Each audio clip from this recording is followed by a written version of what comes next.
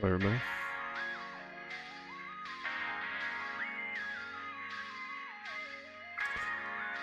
Screamer launch day. Sure, most of you forgot about this game. I didn't.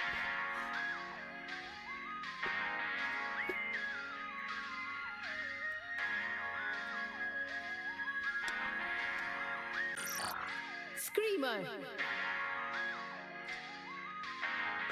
And then every day we get a drifting-oriented arcade racer. Let's turn it down a little bit.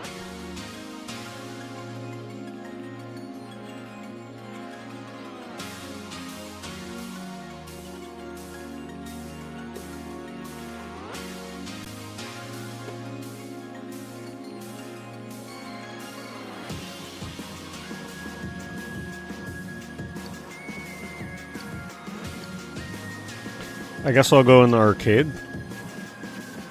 I'm not sure if the tournament is like the story mode or something.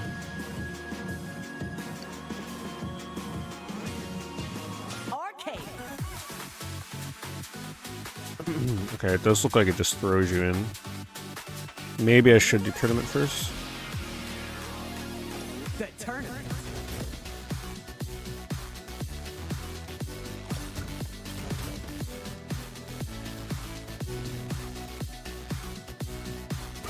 So there is a full-fledged story in this and everything. The controls are said to be something that takes getting used to.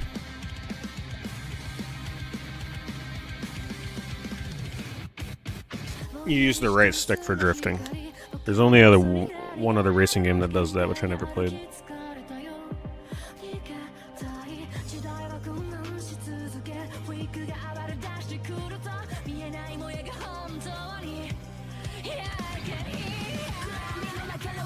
You'd never imagine you're about to play a racing game.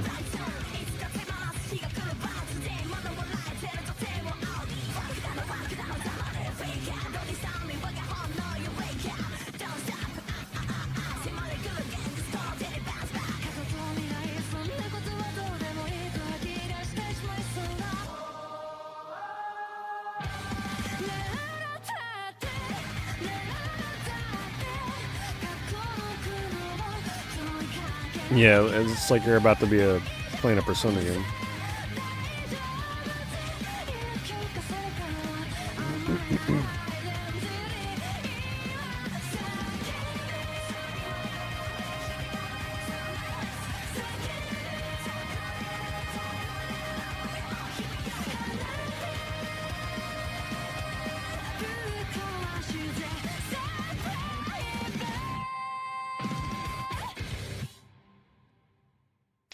Alright, you could all put away your anime glow sticks. Put them back in your drawers. Why would Anaconda care about winning some racing tournament anyway? Sure, a cash prize is nothing to them. 100 milliards de dollars, c'est rien pour eux. Besides, Caterpillar said. Guy's just out here speaking French when everybody else is speaking English. Terrible tastes and aliases texted you. If Quinn could see us now. Roisin. The lore that I'm gonna give is that he thinks they can understand him, but they just look at him and have no idea what he's saying.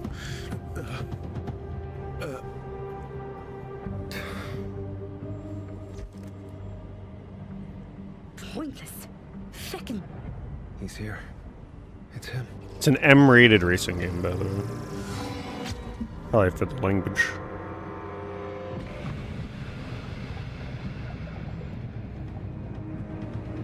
It's Gabrielle.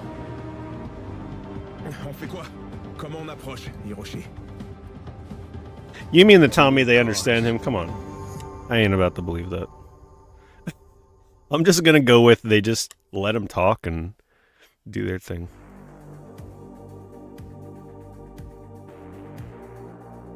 Robbed. Oh, they go full on visual novel, huh? A decade working. Story better be good, otherwise I skip the visual novel stuff. Just to flush it down the toilet. I know, but we need a way of getting to Gabrielle, right? Tout à fait. Gabriel est pire qu'un putois. If we don't enter this tournament, who knows when we'll see him again? And Caterpillar seems to think this is our only chance. Jesus Christ, Caterpillar again. Hiroshi. I don't a think they're in stranger who texts you from an Canada. untraceable number and refers to themselves as an insect is not a reliable source of information. It's a lead. It's something. Ugh. En tout cas, si on allait faire un petit tour à... We're wasting time. Ah. Un screamer, il lève la mort dans une soirée. Il la ramène dans sa piole et il laisse la lumière allumée. Il la chauffe bien à fond. We get the picture. Thanks, Frederick. See, I told you. Sure. Yeah. Let's see what these things can do. Top.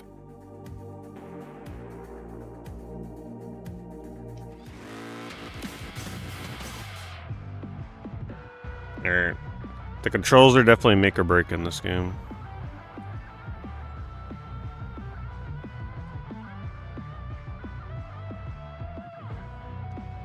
I hear it takes hours to get used to the driving. Actually, days to get used to the driving in this. Because I'm drifting with the right stick. So you, like, turn the right joystick to drift.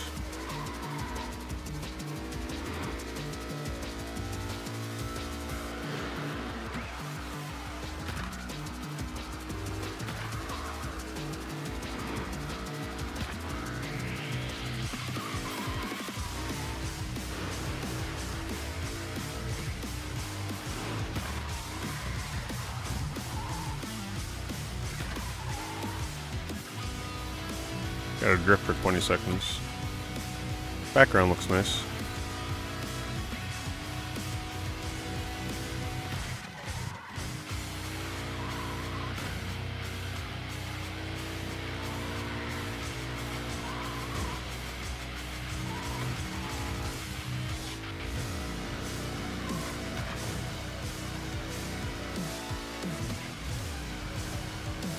Definitely, like, not used to having to use a joystick to drift. It's very weird.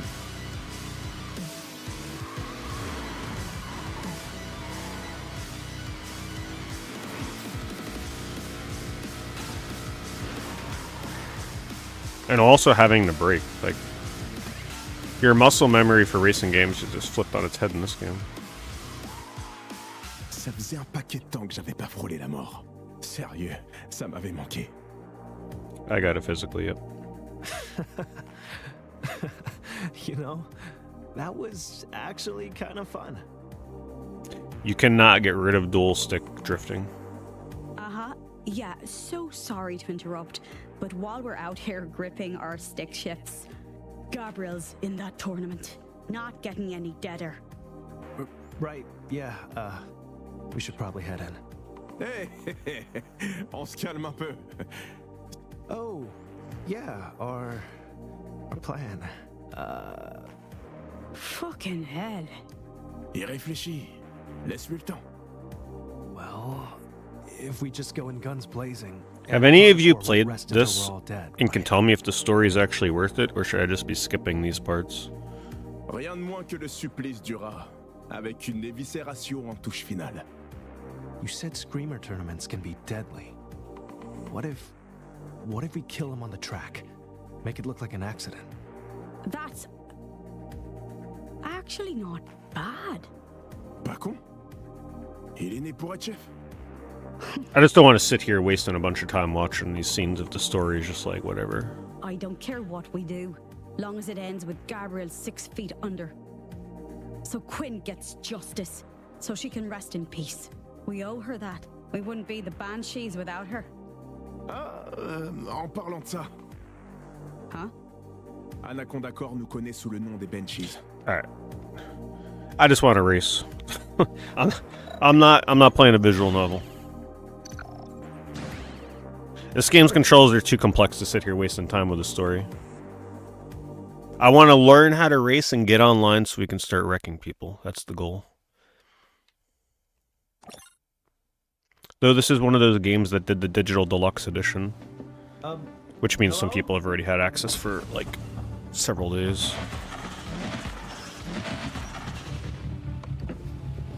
We're here for the tournament. I'll watch these scenes, but I'm not doing the visual novel crap.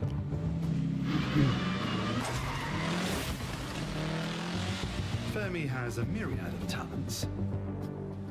Introductions aren't one of them. The name's Gage. First things first, your weapons. Excuse you? You're here for the Screamer tournament, yes? Well, so, unless you want to forfeit your chance at $100 billion... Ok, et si on dit que c'est notre arsenal de... Yes, very droll. But no. Okay, here you go. Oh! No, I'm not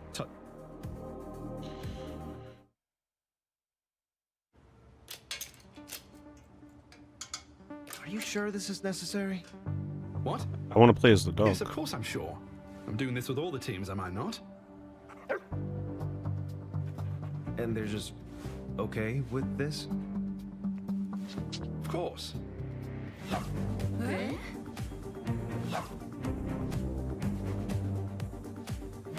Ma cosa stai? Che diavolo stai? それ以上エンジンに指一本でも触れてみろそのレンチでお前の In a manner of speaking.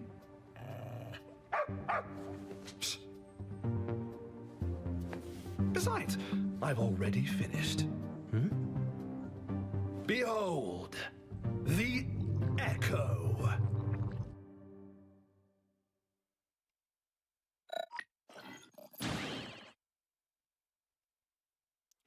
Do you unlock anything for doing the story mode?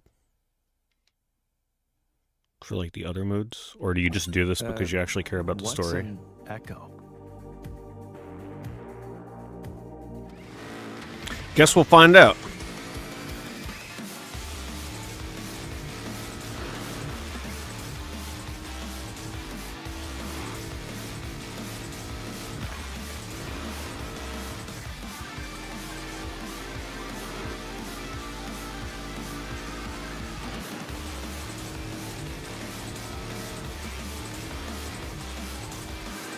So without drifting, the controls are very tight on the left stick.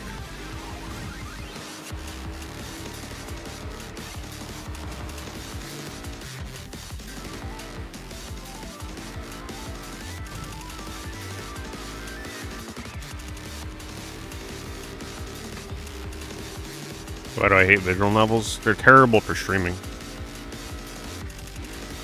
If the story is drab and generic, like, I just want to get into the gameplay. People don't want to sit here watching that. We're here for this.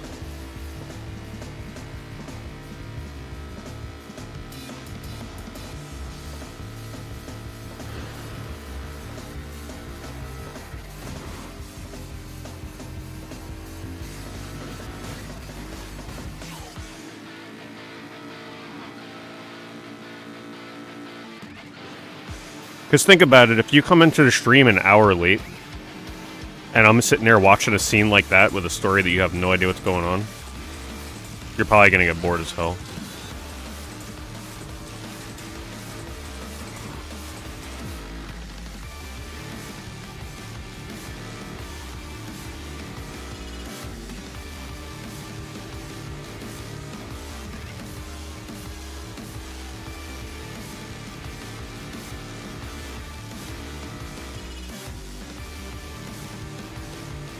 So just to be clear, I have to use the right joystick. Whenever you see me drifting, I'm moving the right joystick. So like when I drift to the right, I'm pushing my right joystick to the right.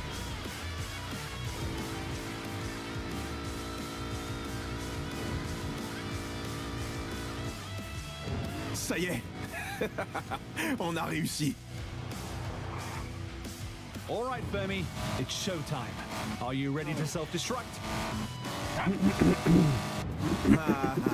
Très amusant. Initiate self-destruct now. Mon Dieu. Jesus Christ! The dog was in that car. Aw, someone's earned themselves a treat, haven't they? What's that? 2 treats. Win a race, then we'll see.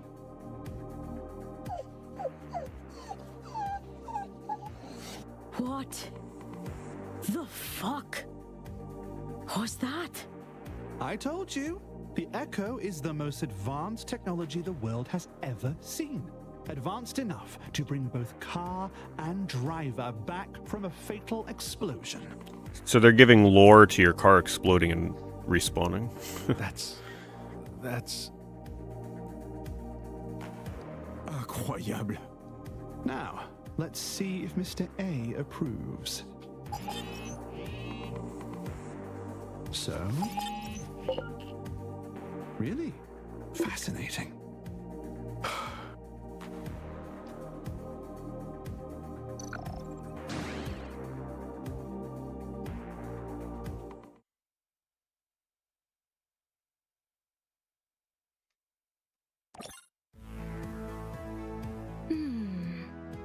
Ho riorganizzato I vinili per colore.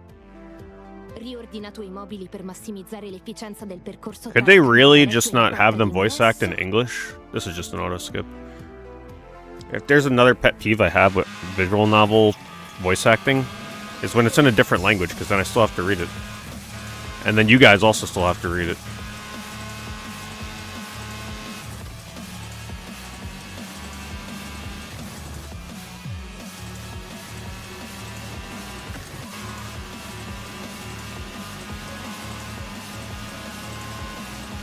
It's a really tight roadways for a drifting game.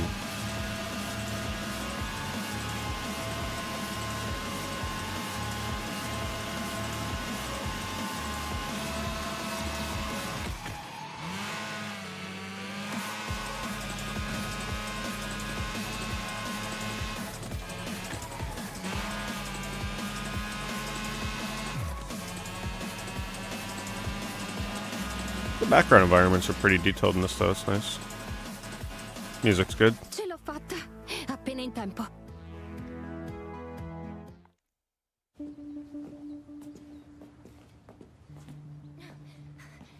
Ehi, aspettatemi! Sind wir hier wirklich richtig? Irgendwie zu sauber für einen Mechaniker. तुम देखो तो सही. Hold your horsepower, I'm coming. मैं इस आवाज को कहीं से भी पहचान सकती हूँ. Well, the game is feature rich, so it's got a lot of different modes. The reason this had to be a day one for me is because it has 16-player online multiplayer. Hello, Gage. You give a game like this even 2 weeks, You made it. and you're gonna struggle to compete online because the controls are so complex. You have to get in on this from the start. There's a huge learning curve in this game. You always did cut it close. I got mine through Amazon. And also thank you to the people that use my Amazon affiliate link. I didn't have to pay for this game. If I didn't have the credit on there for Amazon, I'm not sure I would have bought this day one. So that made it a little easier. Because it is 60 bucks. But we don't get arcade racers too often. Especially with robust online modes. So I'm willing to try it.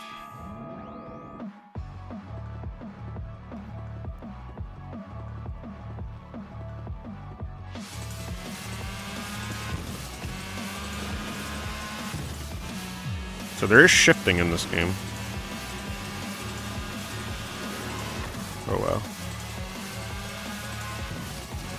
I gotta pay attention to when like, how do I know when I'm gonna be able to shift?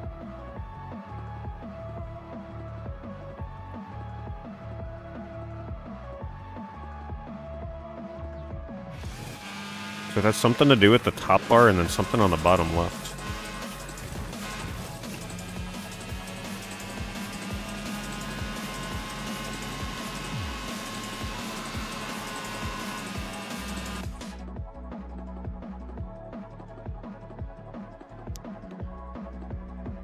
Boost is an instantaneous boost of speed. As sync builds up, boost becomes available. Sync being the bar on the top, I believe.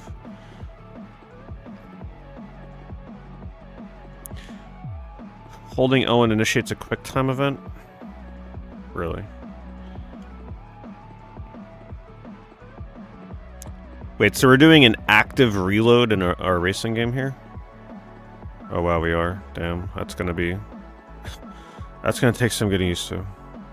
Reaching L1 in the yellow area results in a longer lasting boost. Oh my god.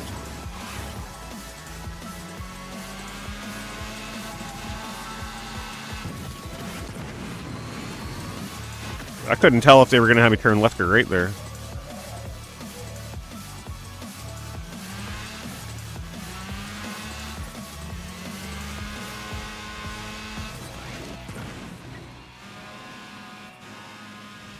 All right, Fermi. Join Lavinia.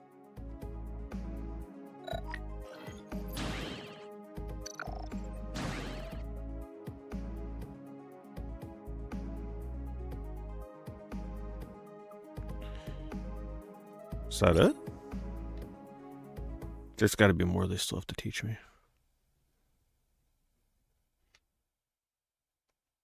The Green Reapers.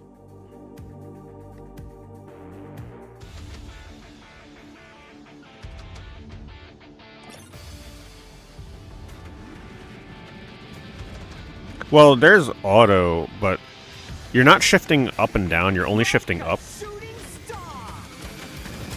Think of it more like breaking a speed barrier kind of thing, I would imagine.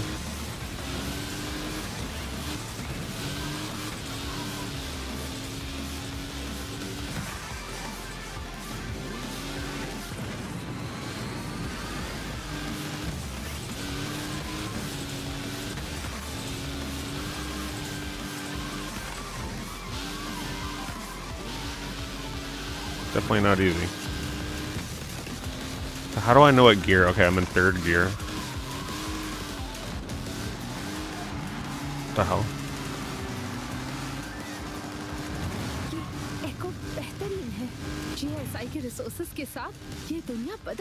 I'm not sure how I'm gonna feel about cutscenes in the middle of my races.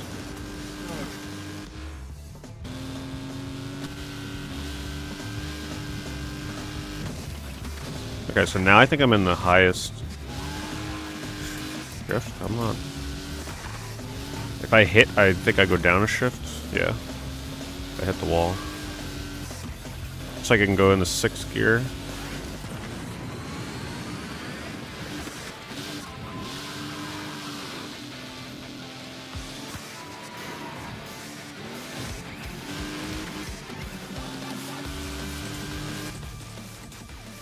That's getting kind of annoying.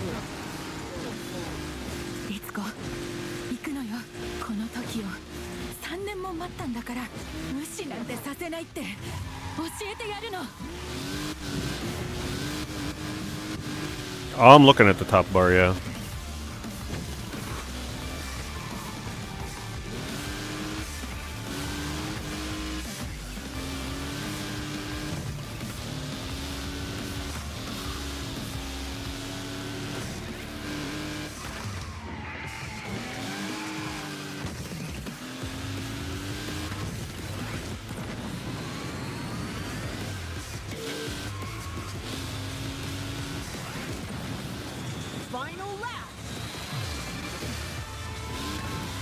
The hardest part, honestly, the like right stick drift thing is not too bad for me. It's getting it in your head that you also need to be braking at the same time. That's the hard part, honestly. Because then you're, I don't know, you're just doing things with your brain that you don't typically do in a racing game.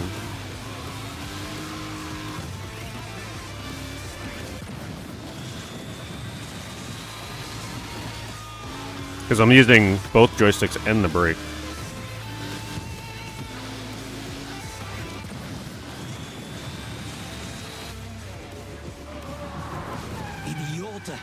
Ze onderschatten me en hebben geen idee waartoe ik in staat ben.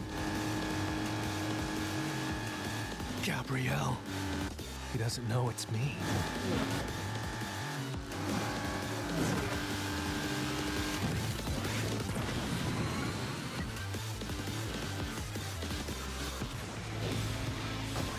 Pretty stylish, though, at least. Even if I don't really care about the story. Christ.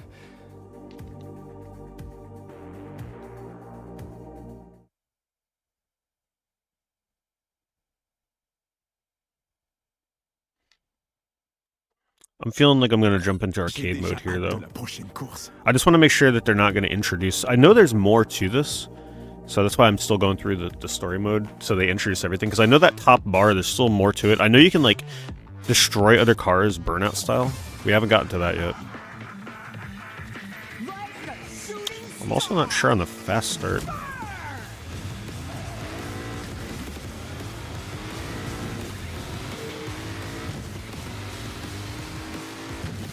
Okay, I'm seeing the thing in the bottom left.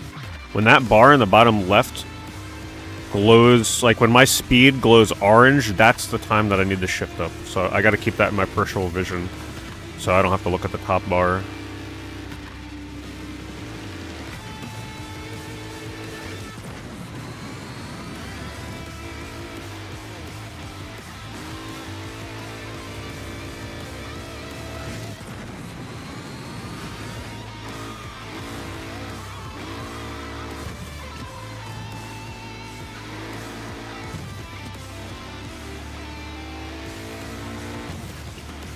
Yes, you are manually shifting in this game. So if you don't like racing games where you're expected to be shifting, I don't know how you're going to feel about this. They do some auto shifting for the first few gears, but you do have to manual shift to increase your speed.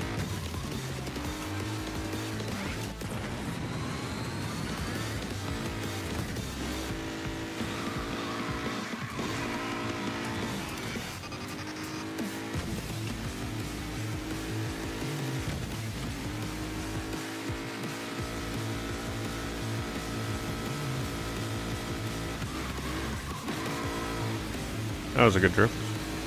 It's gonna take some getting used to. It's not an easy game.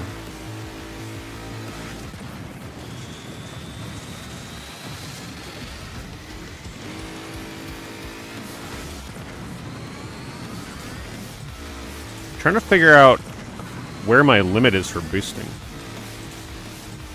Like, sometimes I feel like I could boost a lot more than I think I can.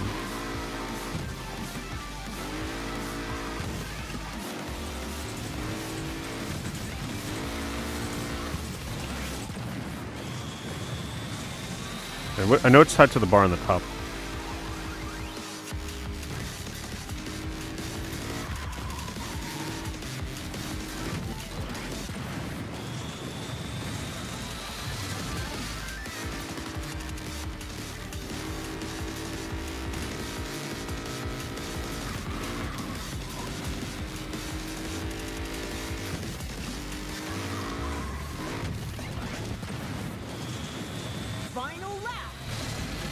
AI is definitely no joke in this game.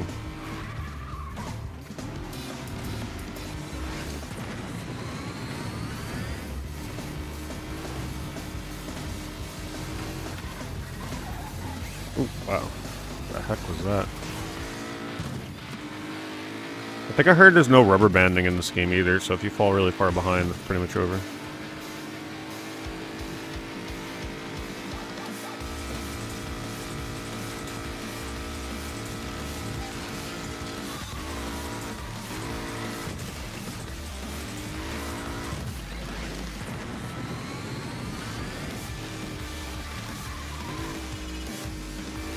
Cool thing about a game like this is, though, you'll be able to see the evolution of learning how to play the game. I'm sure as you get better at it, it becomes really cool to do these tracks drifting the entire time. What lap am I on? 3.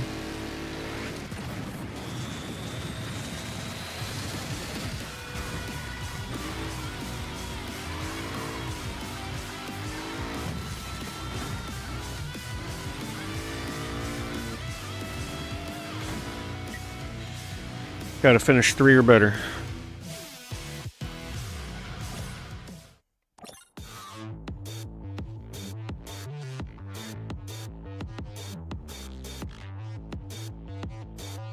I'll let you know if I'm enjoying it once I feel like I'm more in tune with the controls. Right now it's too hard to say.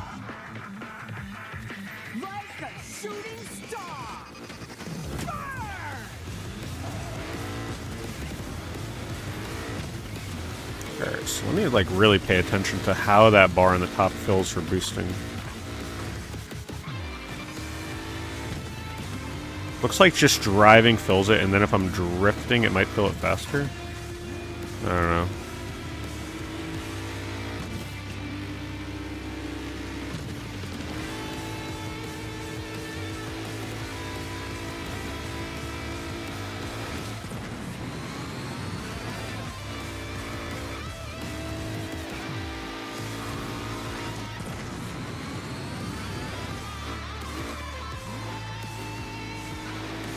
Getting better at that turn.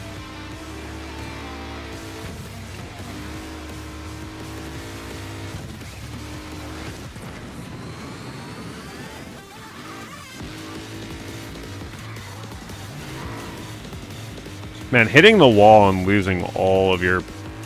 Like, having to reshift up is pretty brutal. If you're used to playing automatic racers, it just feels so bad.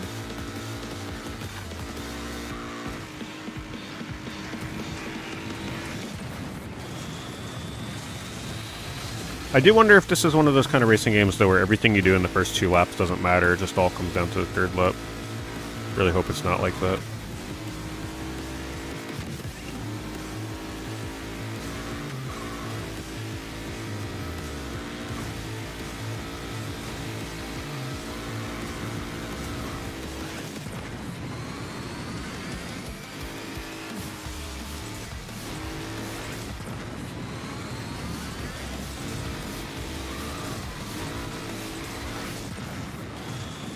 I find this turn's easier to do when I'm boosting.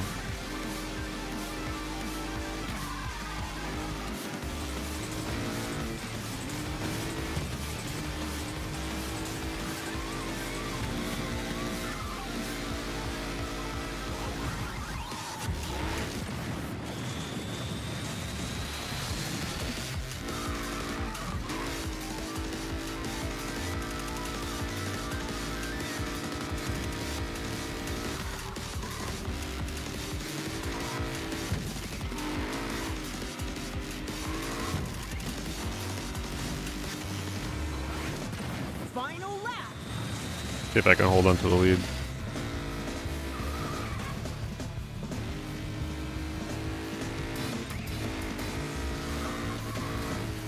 The AI is just ruthless, though.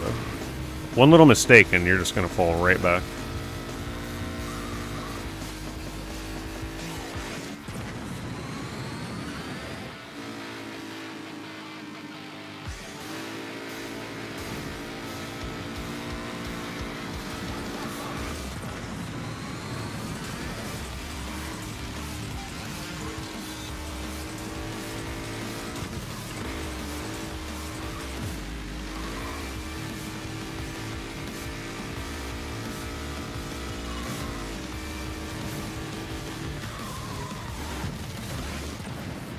I think that was the last hard turn.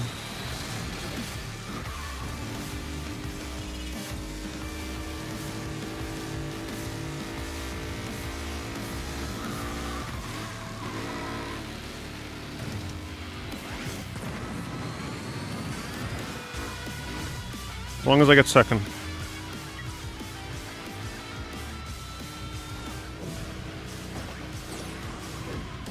Yeah, I'm playing on the default difficulty. They have an easier difficulty and they have a harder difficulty.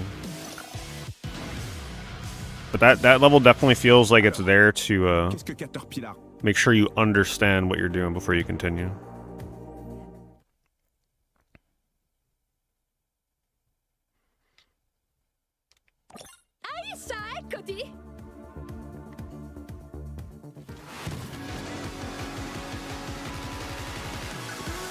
Perform perfect boosts. Okay.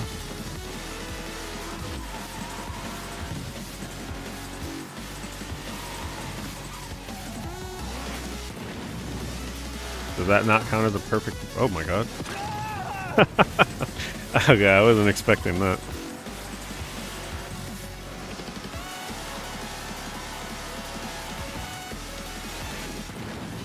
So that's not a perfect boost? Okay. What the hell is the timing on it?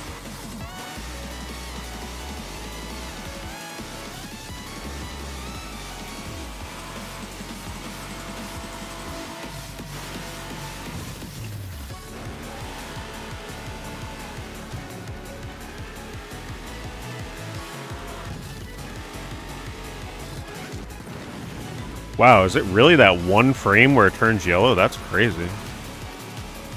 Damn.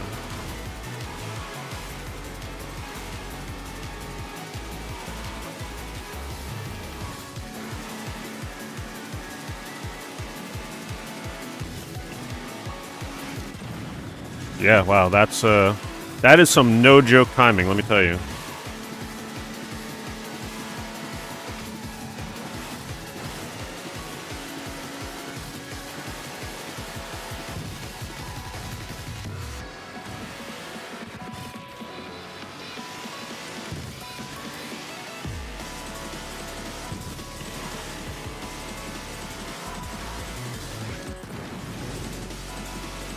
That is hard.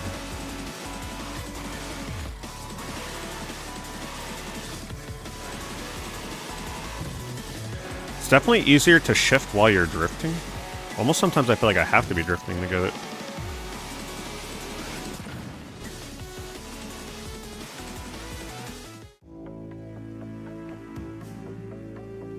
Meanwhile, it's a good cutscene.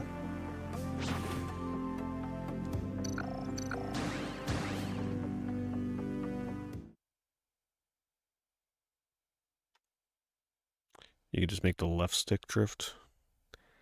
I don't know. I feel like that's gonna be a bad thing to try and fall back on. So in other words, you're steering and drifting with the left stick. That feels like you don't want to get in the habit of doing that if you want to be competitive with this game.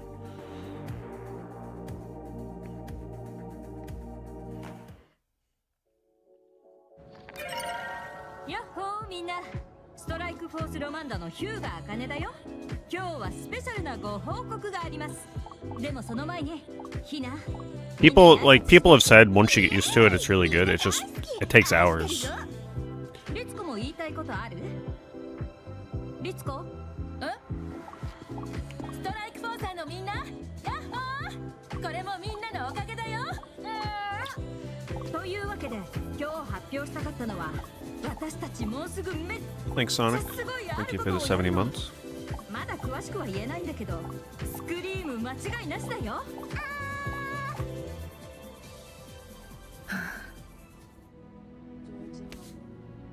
大丈夫？多分。リツコさんなら絶対大丈夫。行こっか。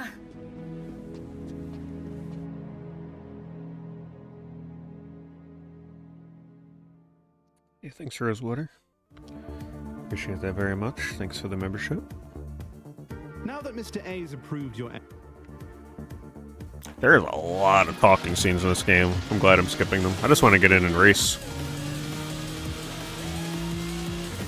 Perhaps the best way to play this game is to do arcade mode first. That way you're not, like, desperate to just race and then do story mode. That way you can enjoy the story. But, like, I just want to learn the game. I don't want to be reading right now.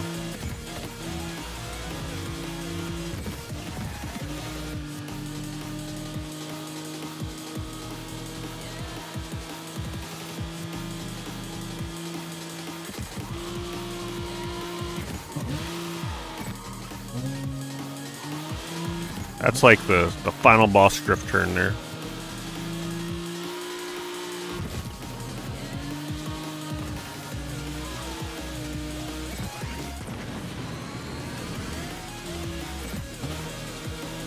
Yeah, there's still more that they have not introduced, because the top of the screen there, their right side, will also introduce other mechanics.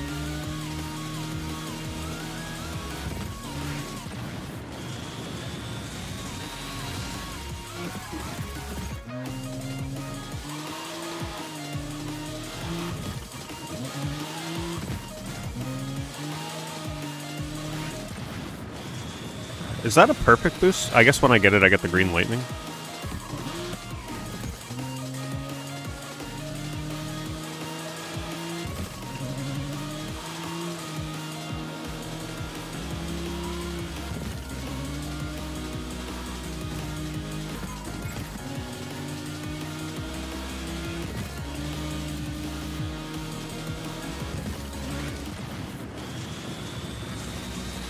Looks like I might be getting the timing down for perfect.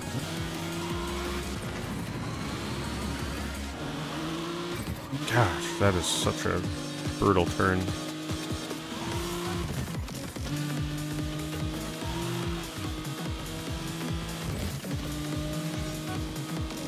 Honestly, all the cars feel the same to me. I haven't noticed anything. The controls are too complex to even be thinking about how the different cars feel different from one another. I'm just struggling right now to drift.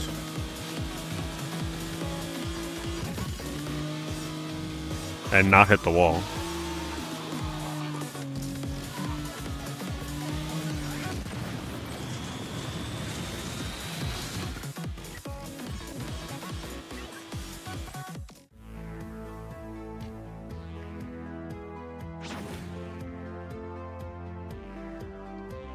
When you say it gets crazy, do you mean like difficulty crazy?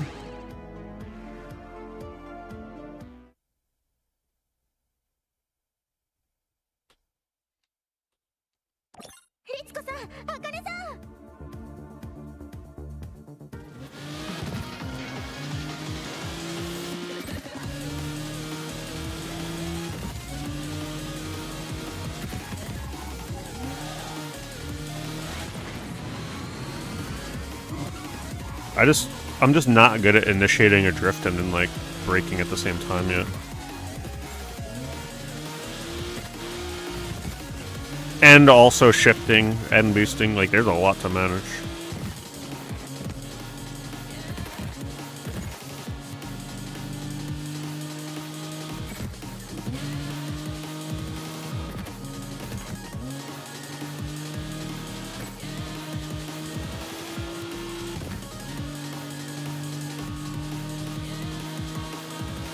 I'm scared to boost because I know the second I do it, I'm going to slam a wall.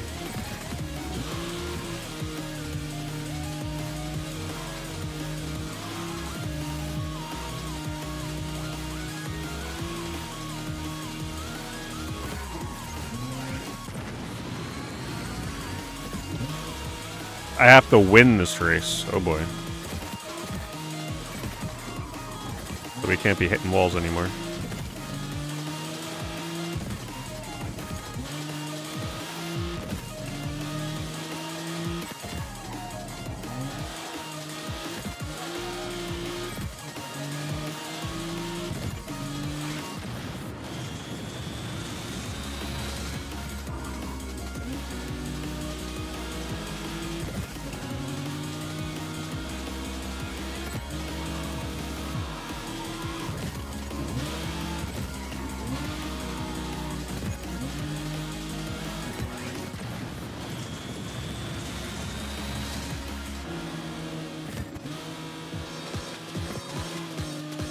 Like I'm getting one more boost.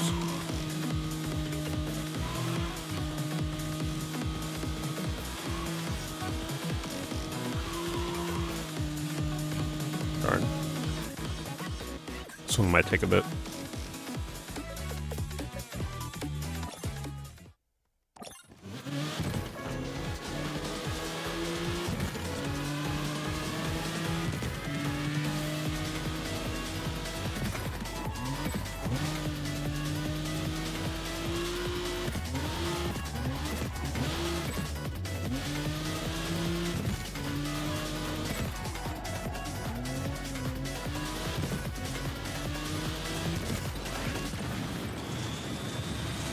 It is a very complex course to have to get used to drifting, but I'd rather have them do this to me now than later. Like, get good now.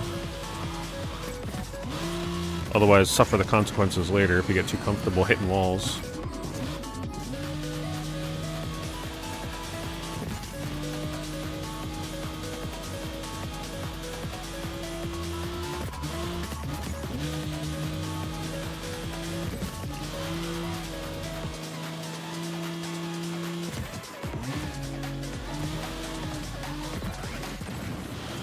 At least I'm keeping pace this time.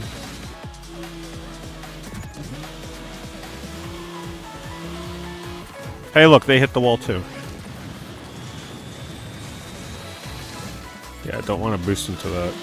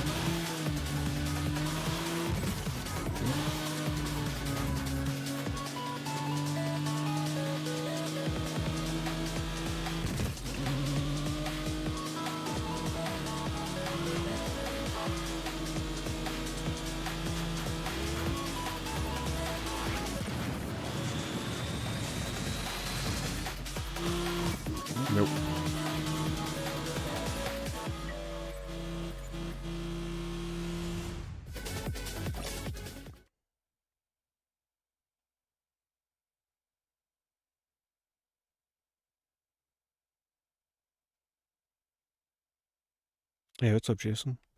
Oh, I started skipping dialogue between races immediately. I noped out of that real quick. I was like, man, I'm here to play a racing game, not a visual novel. The game became a lot better once I just started insta-skipping all the dialogue.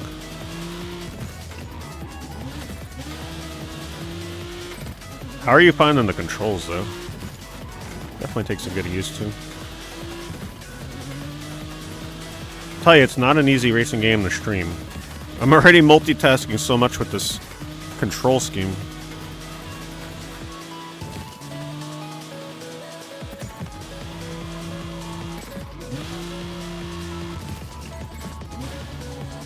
God.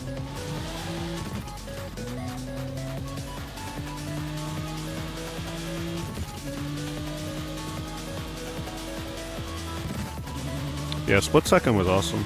I wish I played that game back in the day. I waited a while to play that. Yeah, that was pretty clean.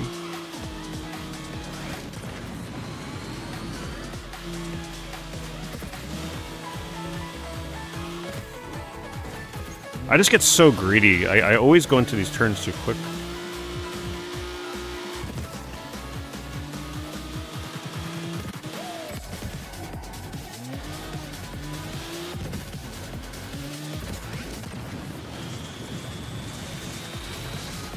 When you get the perfect boost, though, it feels good. Your controller vibrates like crazy.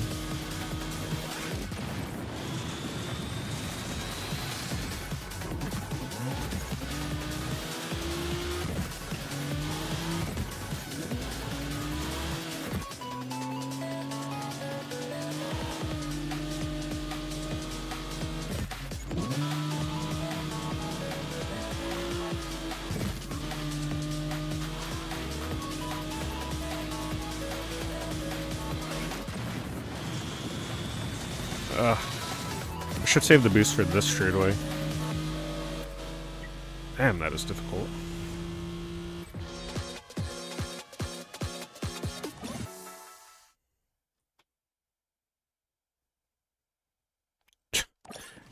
I think everybody bangs into the wall in this game when you first start playing it. Every time I've looked at somebody like playing the gameplay of this, when they first start playing, all they're doing is just hitting the wall.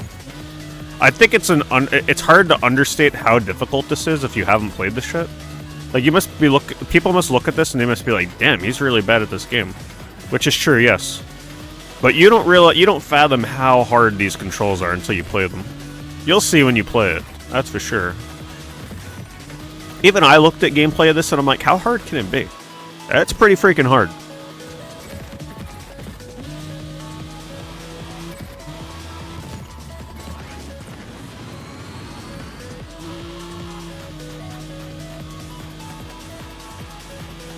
But it's the kind of game where practice will make perfect, and I'll be able to feel the satisfaction as I start getting better at the game, because I'm sure this is an awesome game once you get good at it.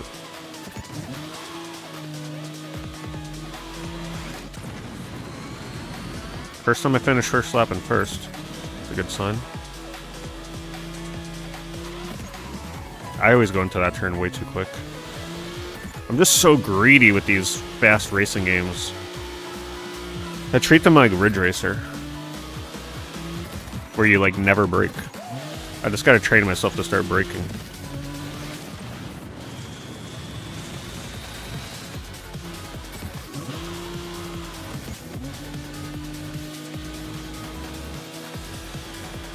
Why do I feel like they eased up on the difficulty? Maybe they didn't. Maybe I actually just got better. It doesn't seem like the kind of game that would ease up on the difficulty.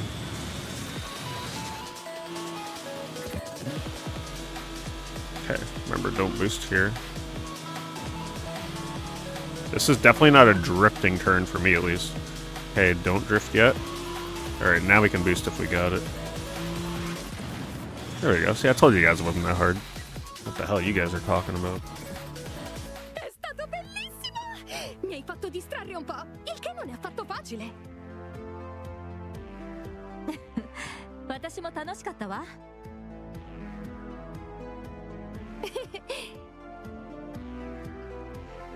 And skip. I ain't here to learn French. I'm here to play a racing game. Setting off an explosion that annihilates the entire city. Chaos.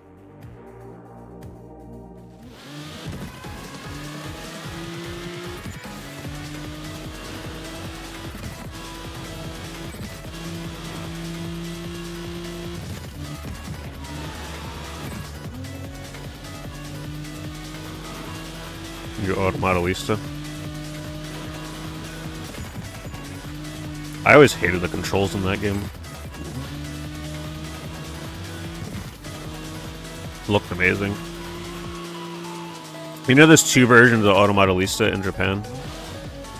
There's a original Japanese version, and then there's the USA version. USA version has the terrible controls like what we got, but the Japanese version has way less slippery controls. So if you really like Automodelista but you hate the controls, you track down the alternative version from Japan.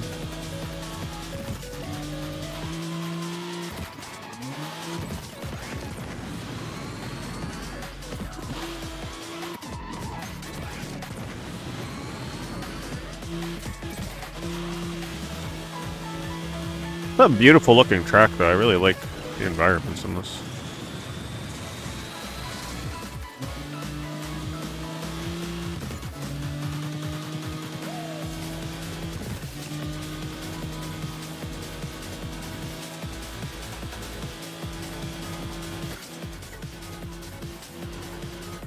This game has a story, yes. But you'll have to figure it out for yourselves when you play it, because I don't got the patience for that right now. The only thing I'll let play are these scenes. Not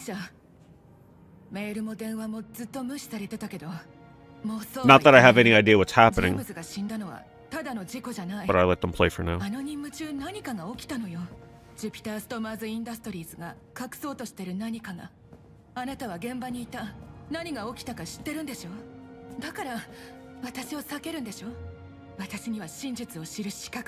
Something better start happening to earn that M rating though. क्या कहा? यही तो हम सब करने की कोशिश कर रहे हैं। सिर्फ तुमने ही जेम्स को नहीं खोया है। अगर तुम उसके फ्यूनरल में आई होती तो तुम्हें पता होता। Racing to win $100 billion. कि हम सब इसके लिए किसी को जिम्मेदार ठहराना चाहते हैं। Yeah, good enough for me. That's all I need to know to race. क्योंकि कभी-कभी This is rated M, yes. करने के बजाय किसी पर इल्जाम See what it's rated M for. Violence, blood, and strong language. I hate to report it is not rated M for any sort of nudity. So, for those of you that were here for that, you can just pack up your bags now. We'll eventually get a racer that goes there. Just take it all away with that M rating.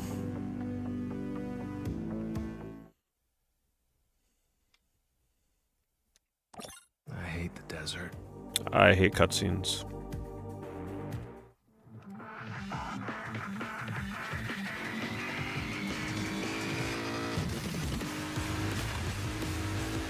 Cool looking track here.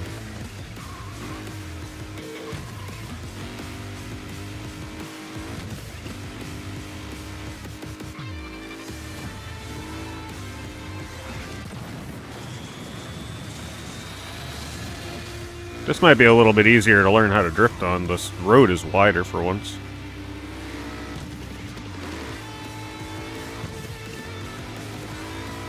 I'm finding that whenever I initiate even just a small drift, it lights up the ability to shift. I don't know why that is. I guess maybe because I'm always downshifting while drifting.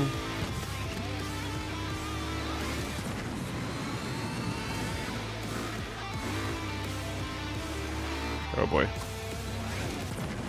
The greed was real on that one. Spend time in Slipstream? Oh. Didn't realize we were doing an objective.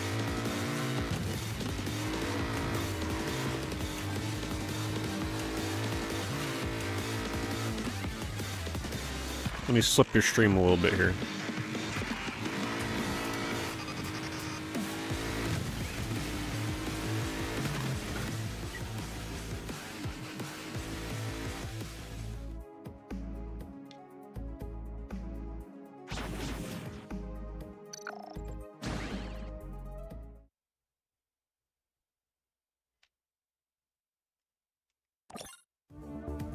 I just want them to introduce the other mechanics for that bar on the top of the screen so I can go into arcade mode. I'm not sure why it's taking so long. Like a shooting star.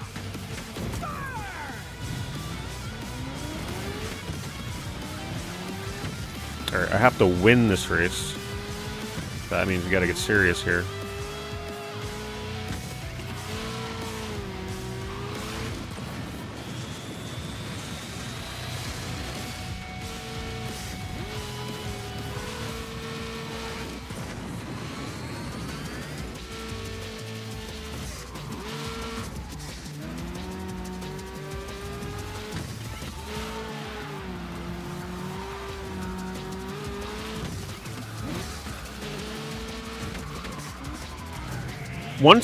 Once I get better at braking. Braking is my nemesis right now.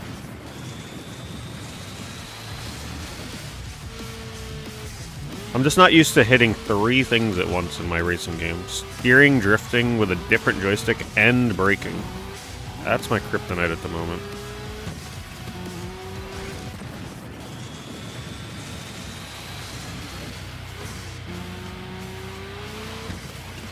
People that played that inertial drift game or whatever, they have a huge advantage playing this game. Because they already got the muscle memory for dual stick drifting.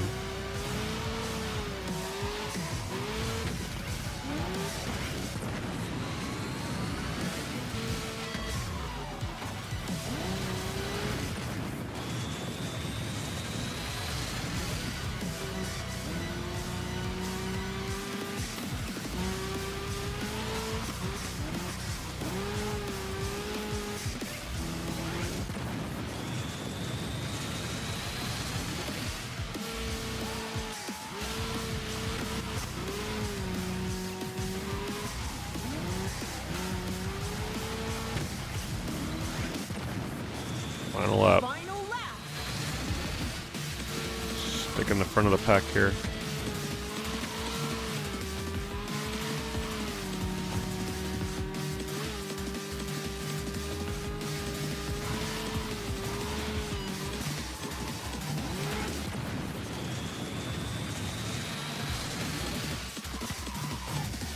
I get that wall every time.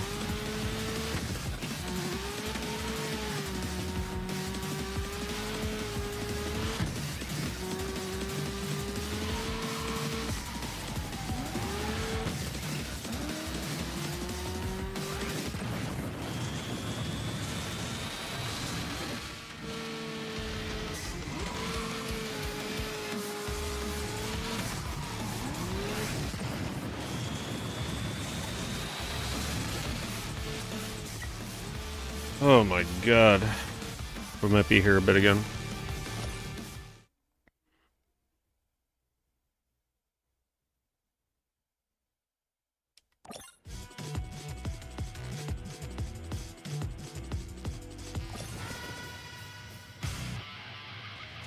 Like a shooting star. Yeah, it is something to think about how games take so darn long to come out now. That you just get fewer of them over time, right? Think about 3D Mario games. We used to get them all the time. And now we gotta wait 7-8 years between releases. It's crazy. And then if you don't like the game, you're kind of screwed. It's like, well, enjoy the next 10-year wait.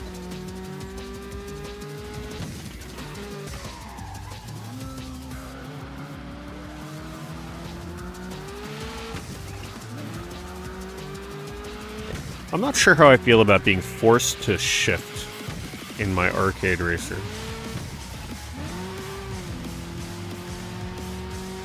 I feel like I'm trying to be brainwashed into enjoying manual shifting in my racing game with this.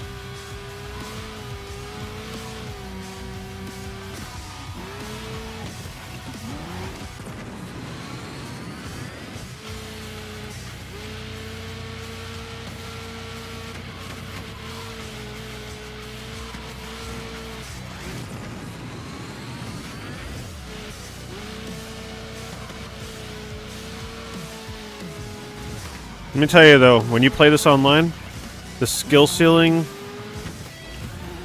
it's going to be really apparent who's been playing this game for a long time and who hasn't. Like, if you go to play this game a year from now, you might as well not even bother playing online. Don't even bother.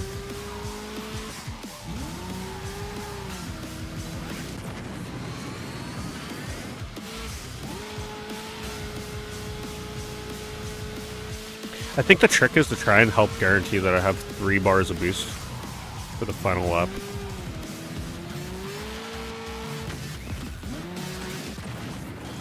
Final lap.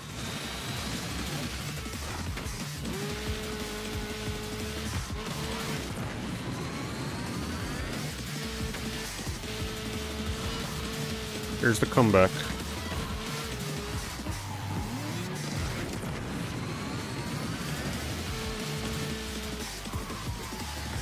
Yeah, always hit that wall.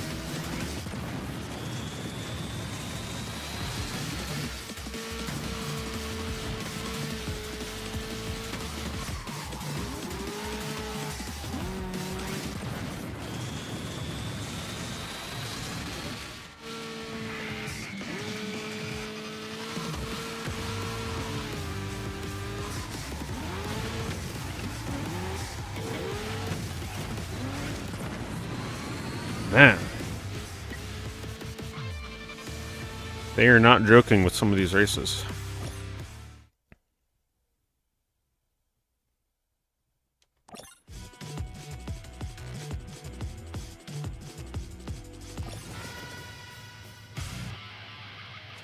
Like a shooting star. Burn!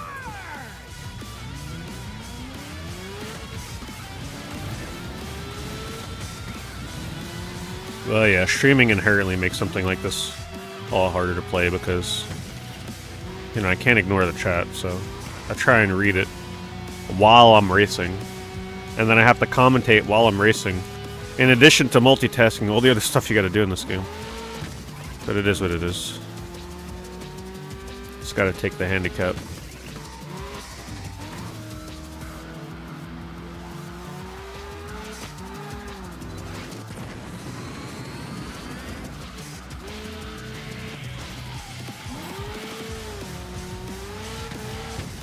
I don't understand the shift mechanic. Sometimes it shifts me up automatically, but then other times it wants me to manual shift. So what is manual shifting actually doing for me?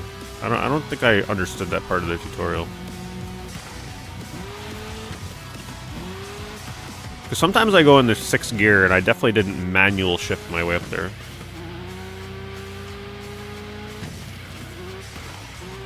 Maybe it's because I boosted? Maybe boost like automatically puts your gears up? Looks like it, yep, that's what it is. So boosting will auto shift you up.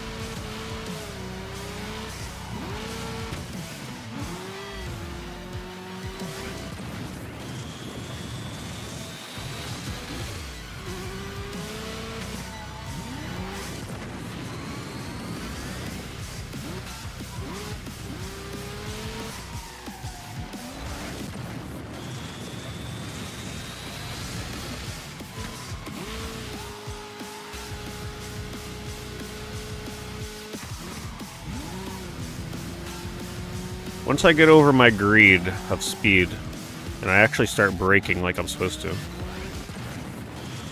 it's become a lot easier.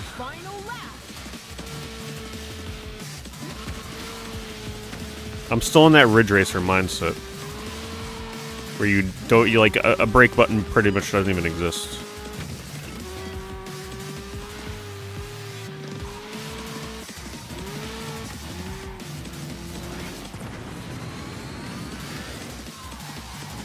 I have a bad habit of hitting that wall or like boosting into it.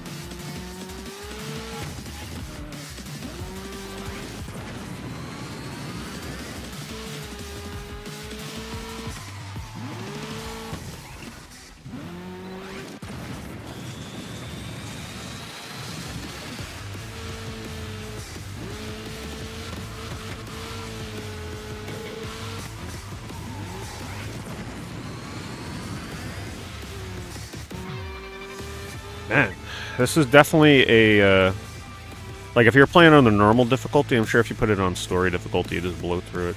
But this is definitely a you have to get good at this shit before you're allowed to continue kind of level. Like a shooting star. It's auto boost always. But when shifting and R, you do a small boost to the boost gauge. Okay. Let me see. Oh yeah, I see what you mean. So it will shift up regardless. So at the end of the day, I mean, I definitely should get better at shifting when it's orange. Because that's a core mechanic of the game. I'd rather not ignore it, you know? I feel like I'd regret it.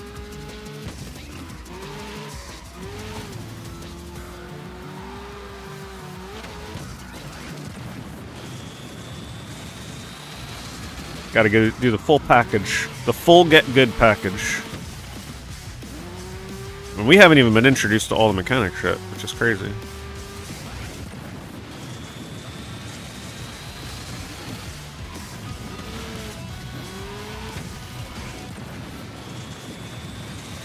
Ooh, that was almost really good. Now, come on, let's come out of that turn like that on the final lap.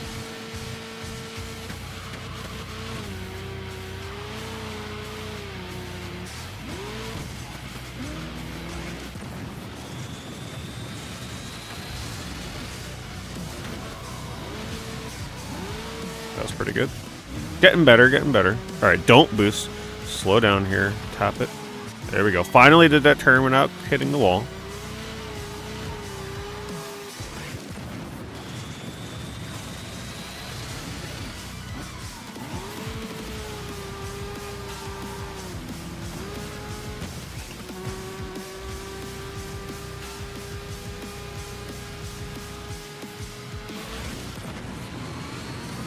I don't know why I can do these turns here easier when I'm boosting. Final lap. Alright. First place.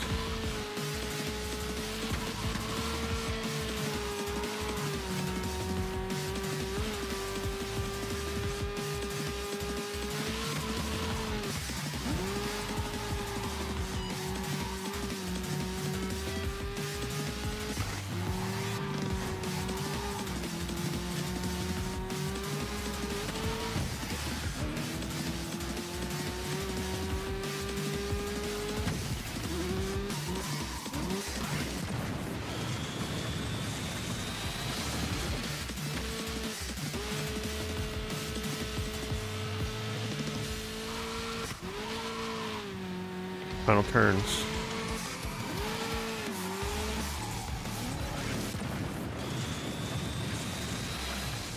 There we go. Well, at least you feel accomplished winning races in this game. You definitely gotta work for it. Roshin Garrity. Alright, give me the... Do any of you know how long it takes until they unlock the other side of the boost gauge on top? Those mechanics?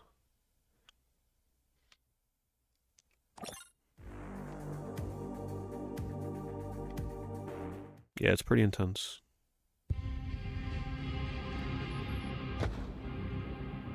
Dit is 7. Zoals altijd, de reactie van een kind. Niet die van een man. Geen stratege en al helemaal geen leider. I still give these scenes a chance, like something's gonna happen. But I wouldn't be surprised if nothing ever happens. Buiten. Allebei. Waarom zouden ze naar je luisteren? Waarom zou iemand respect voor je hebben dat je niet hebt verdiend? Oké, ja.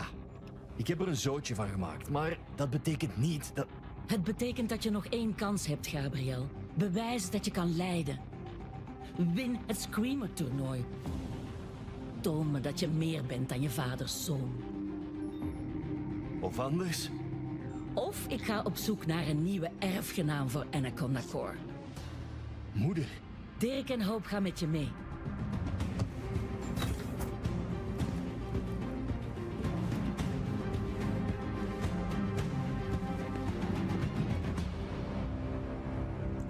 So dramatic.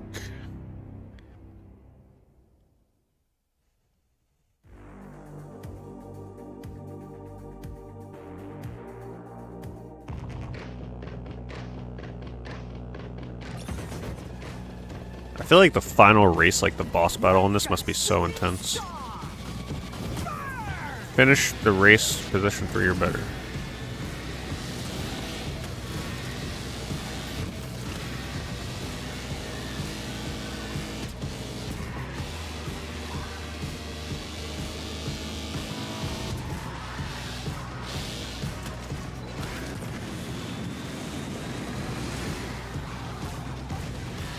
This is a very tough track.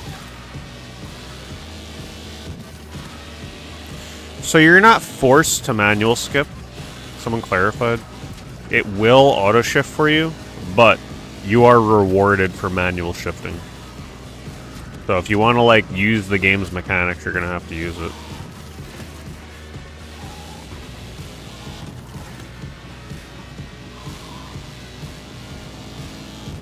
And they make you feel really bad for not doing it too, because the visuals are super over the top for it, and the controller rumble is also like incredibly over the top for it.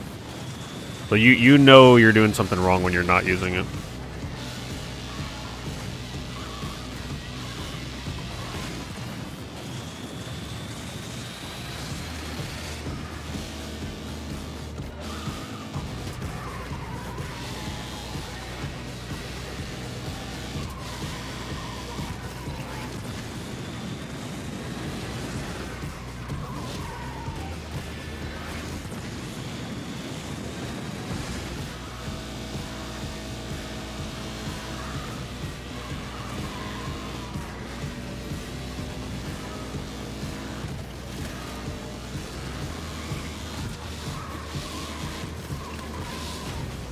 Because every time you manual boost, you get like a little bit of a increase in your boost gauge and speed, apparently. I guess because it would make sense. You're increasing your shift faster than the game would normally give it to you. So you can reach a faster top speed.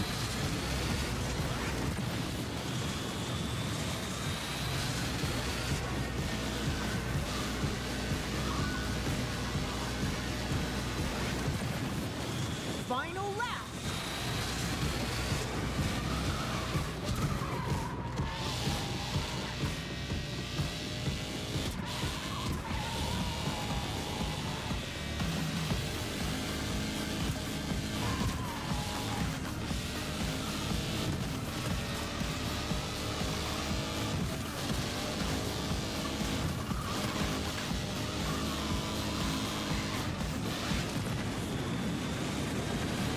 Yeah, when I actually get the drifting right, it looks really cool. That's why this is one of those games where, like, the full satisfaction of playing it won't come initially. But once I actually get good at this, imagine beating other players online with these drift mechanics, right? Like, it'll be super satisfying.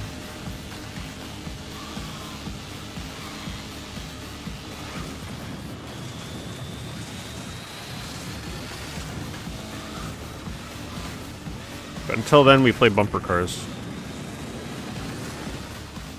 Another hard as hell race. God damn. But I'd rather them do this to me now to prepare me, rather than make me feel like I'm good at the game. Like a shooting star.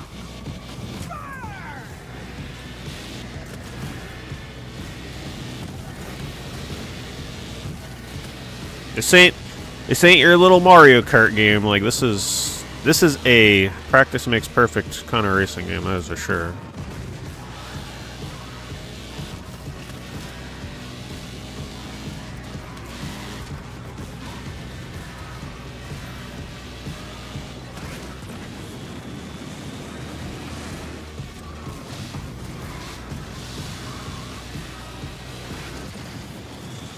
Not only that, but you have perfect boosting. So you're literally doing like Gears of War active reloads as you're racing as well. So in case you needed more to juggle in your list of things in this game,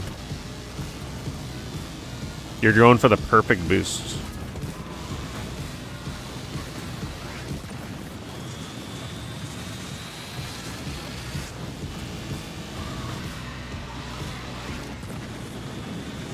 You know when I get it? When I get green electricity around me?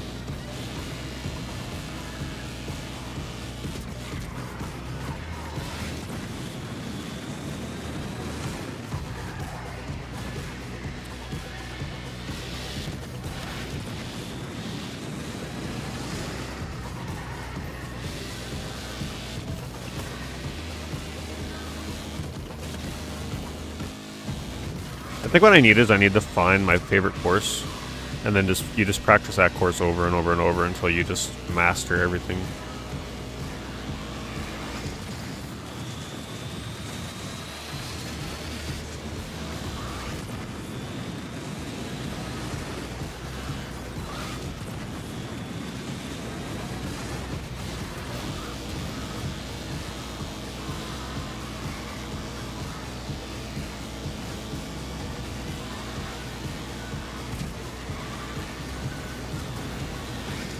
Final lap.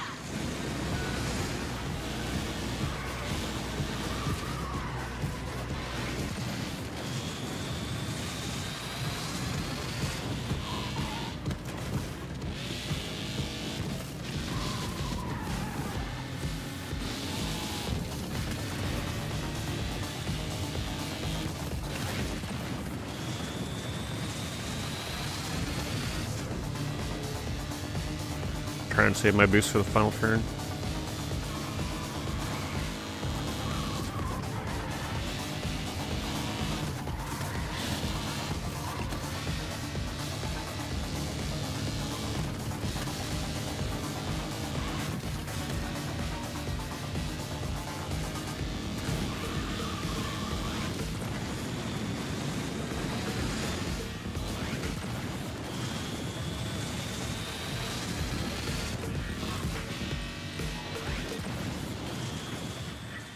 Gosh.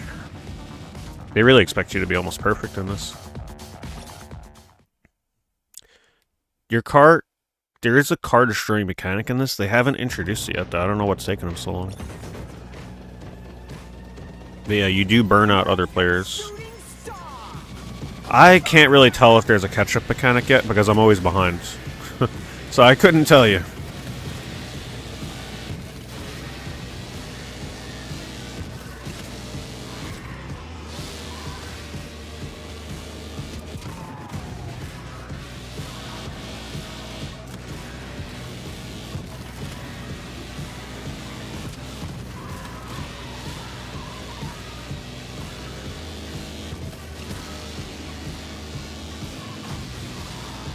This one took you a few tries.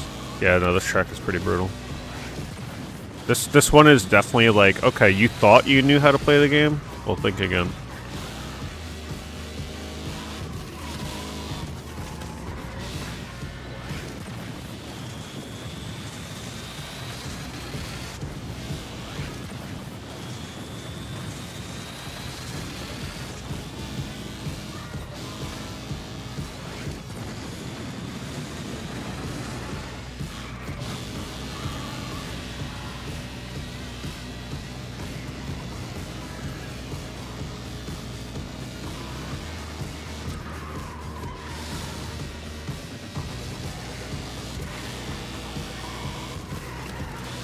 Okay, that was pretty clean. That turn there always gets me.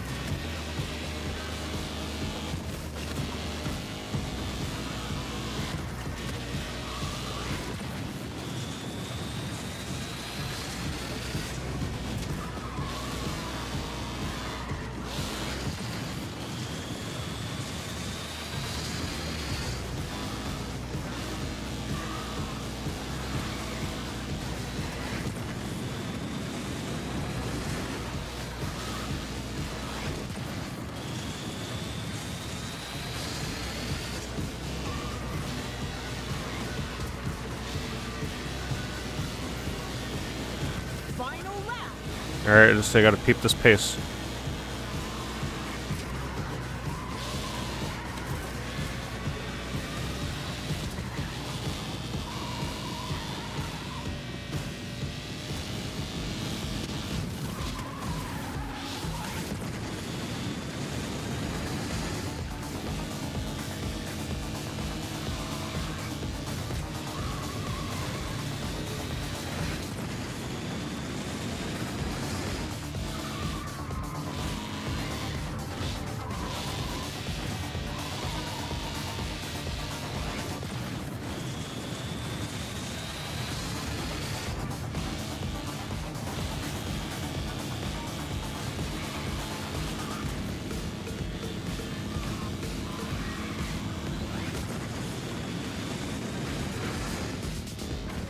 Damn it.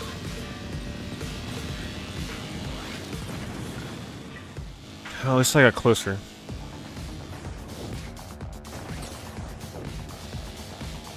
So crazy they require you to come in first. What happened to the days that just come in the top 3?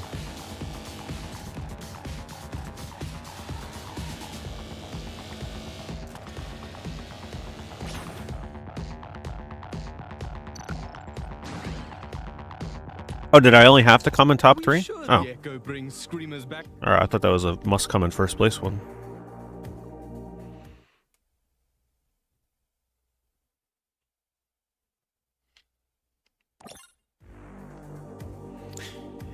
Yeah, I'm sorry. There's just way too much story in this. Execute KOs. Finally. Alright. We finally got the mechanic.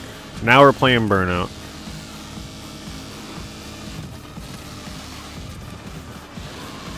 Not that we needed yet another thing to do, because now it's using the R1 trigger. Yet another button I've got to manage. Oh, wow.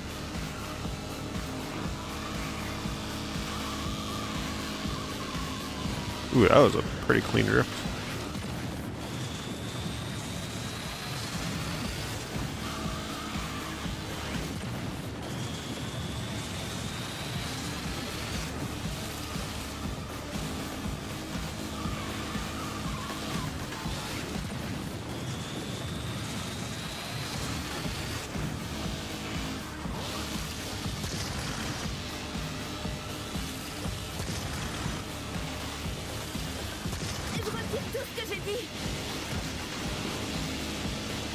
It looks like I get a huge boost after I do it.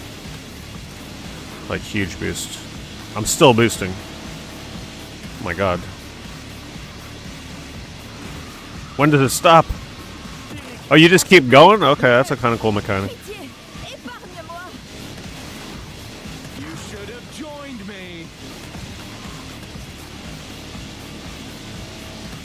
That was pretty crazy. That is super fast. Your controller's just like thumping the whole time too. I don't understand why they waited so long to introduce this mechanic.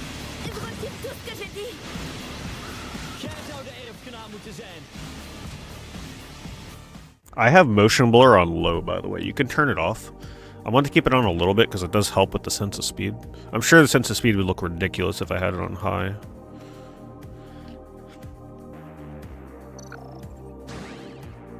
Yeah, I'm wondering what stops it. Maybe that was just for the tutorial. Find out.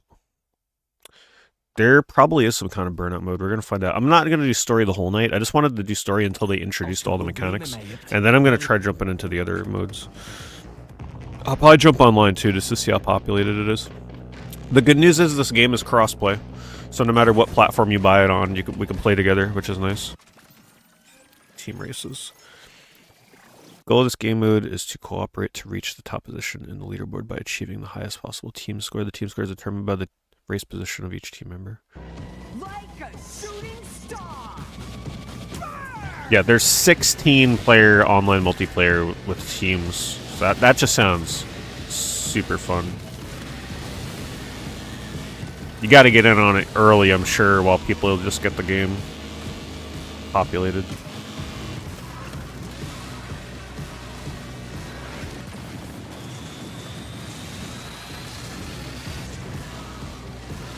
If this game didn't have online, I wouldn't have bothered probably getting it day one. But I knew the learning curve on this was pretty insane, so I needed to get in on this early. Otherwise, you'll be left in the dust in online. Or the servers could just straight up be dead, too.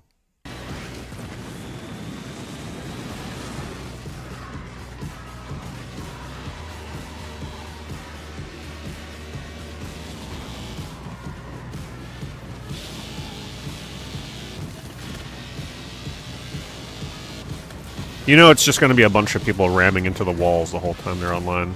Except for those people that are from Japan that are just going to be winning every single race they do. Like they've been playing this for 5 years.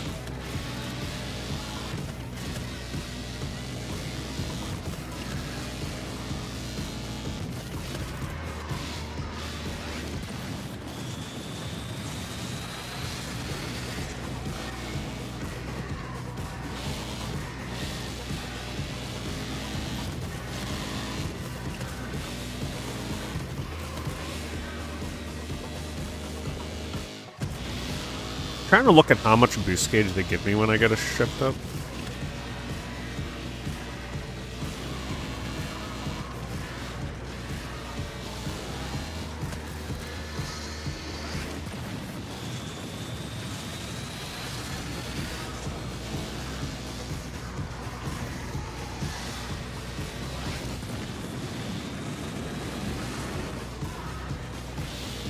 It looks maybe like 10-15% of the bar.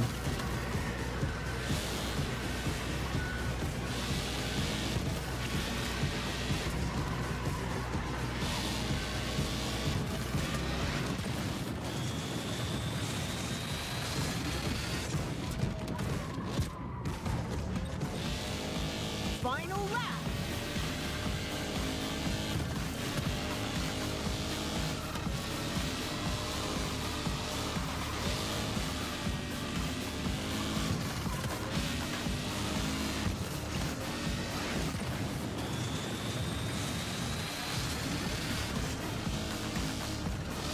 Give me one moment, Duncan.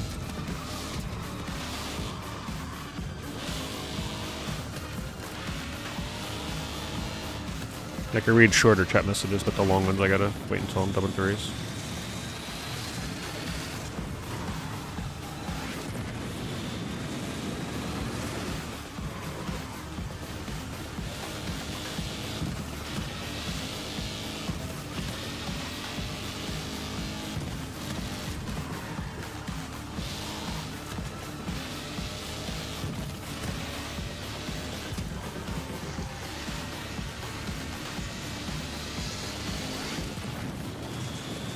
Nah, I didn't do nothing for my team.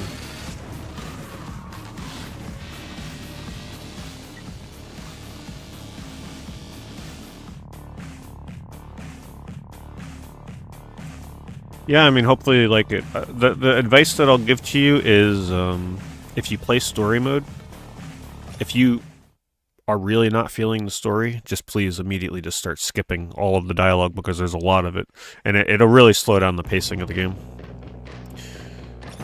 Just skip cutscenes, especially the talking scenes if you're not feeling them. Other than that, good luck. It's definitely a lot to take in. Seems really rewarding once you can get it down though. But I can already tell this will take several days before it fully clicks for me.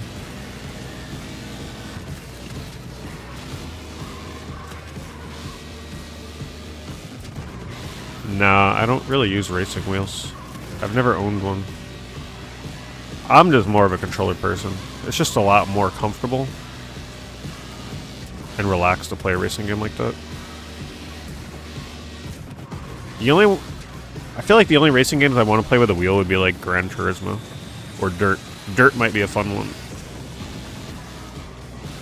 Or a VR racing game.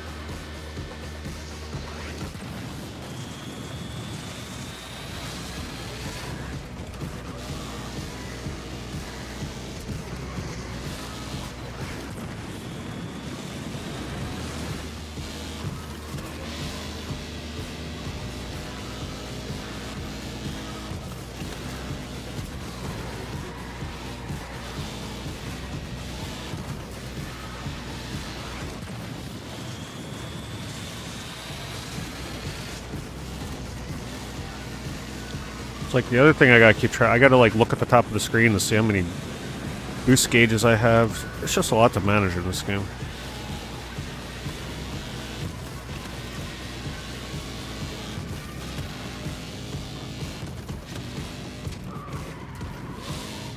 Maybe if I come in third, that'll be enough to win.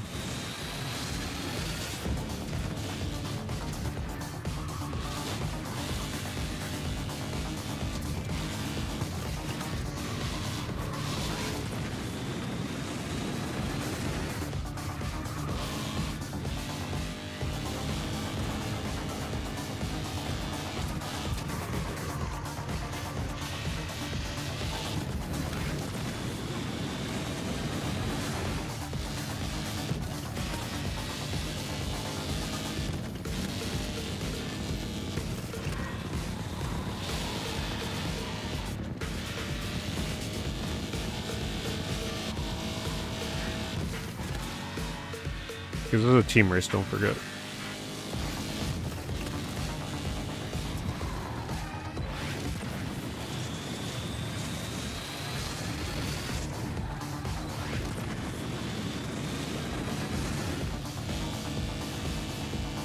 Fifth place again. They're definitely not going to let me win for my team coming in fifth.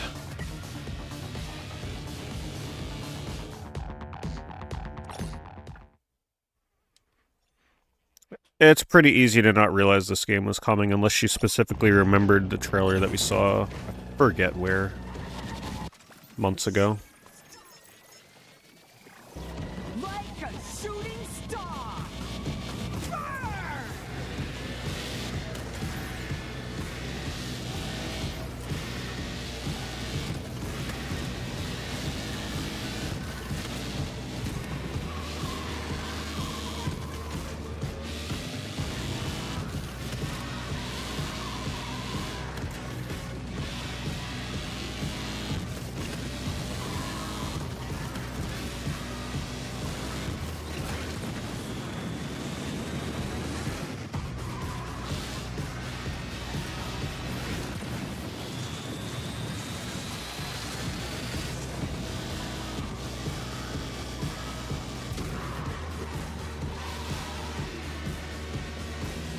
Maybe I just gotta get better at letting off the acceleration during drifts. Like, just entirely, and just, like, let it carry me through with momentum.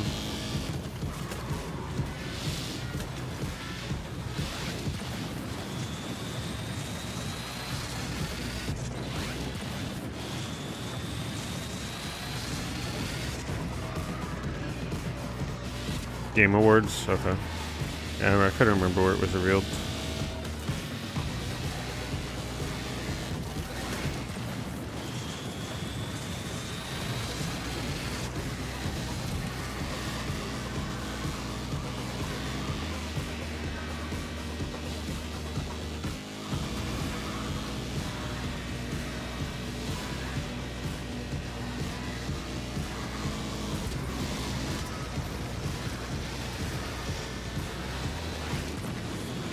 As long as I can stay in the top 3, that should probably be enough.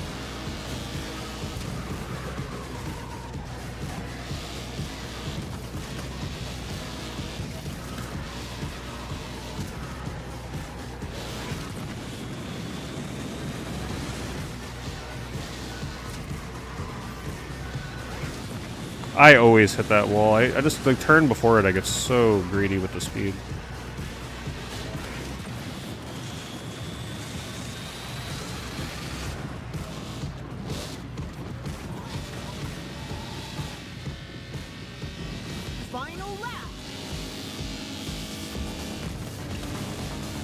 This track needs rain and thunder.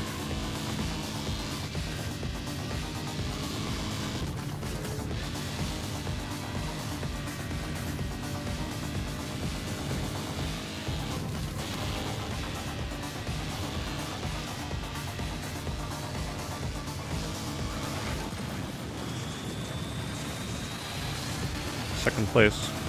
Not botch this turn. Okay, not terrible.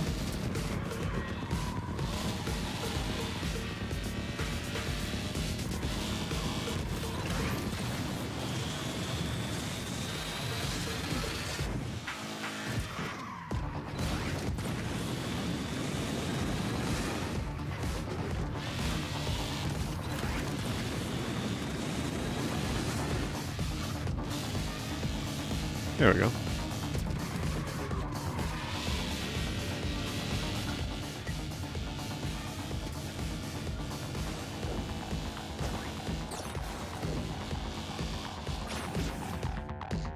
Six characters chatting? No, we're out of here.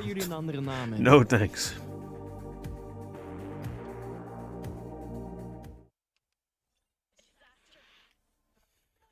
You see what I mean? Skip the cutscenes. Your life will be a lot better. All right, here we're we got the lightning. We just needed the rain. Win the race, all right.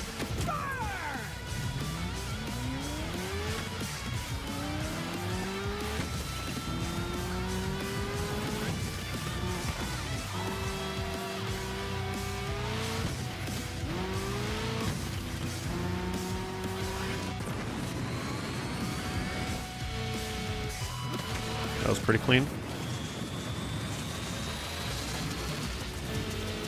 I feel like anytime I get a clean drift, especially while boosting, I'll take that as a win in this game.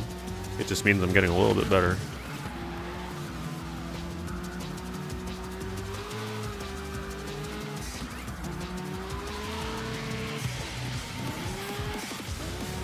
Have you had a chance to play this shit, Fellow Marsh?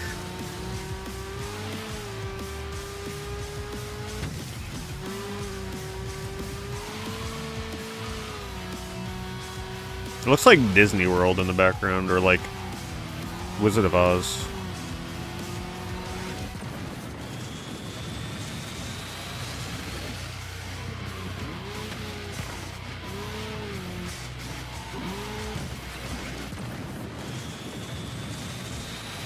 This feels like a good level to practice, though.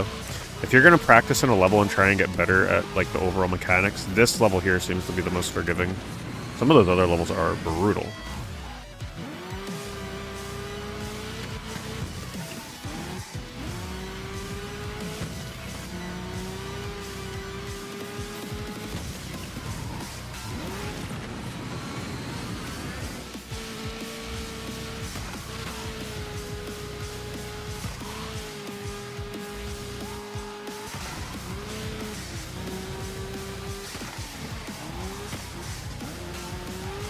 This is going to be a close race. But you know, I'll give this game credit for something.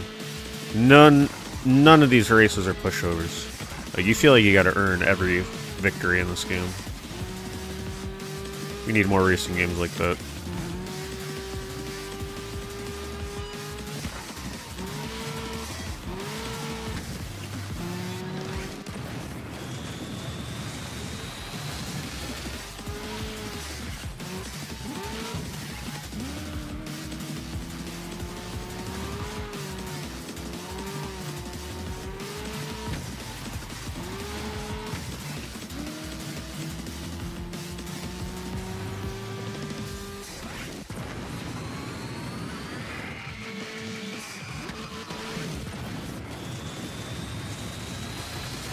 Ooh.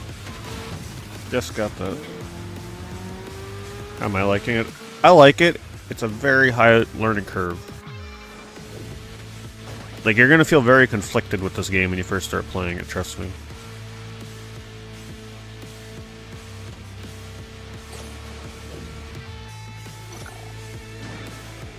You see that? I'm playing on PS5. Yep.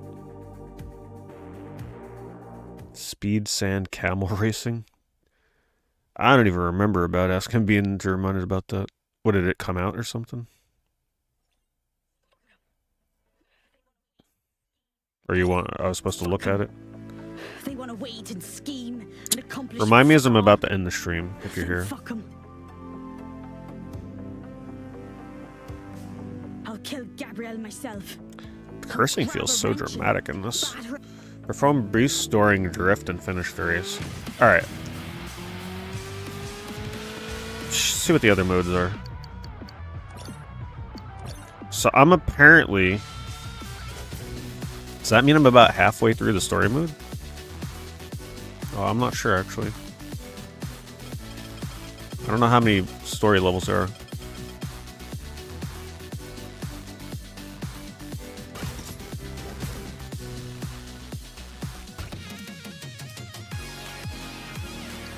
please just be all cosmetic stuff. I think it is. Good. I just don't like my racing games to have tuning. Alright. Do I go online and see how bad everybody is before everybody has a chance to get good? You know I'm just gonna get matched up with people from Japan. Or people that have been playing the digital deluxe edition for the past 4 days. Wait, coming soon? What's coming soon? You mean that, hold up, you mean to tell me you launched your game and the main online mode is missing? Come on now. That's some bullshit right there.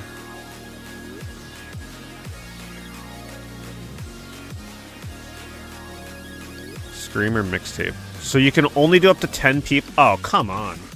The 16-player mode isn't in the game yet? No. Now you get this shit back in early access. I'm tired of that. You release a full game or nothing. I was excited for 16-player racing. My god. By the time it comes out, everybody's gonna move on already.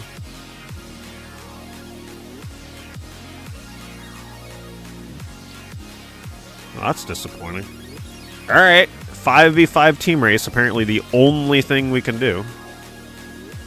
That's, I'm not happy about that.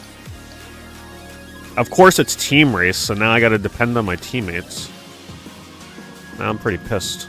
Because I bought this game mostly just for the online.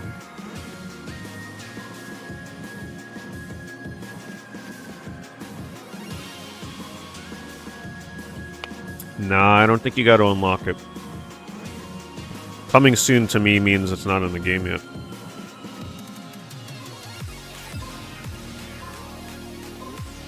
Oh, you're right. Yeah, you're right. It's race and team race. Yep. But the 16-player mode, is it?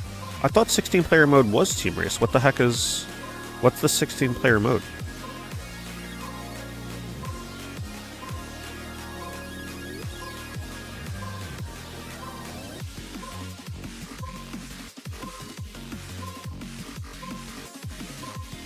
Hello?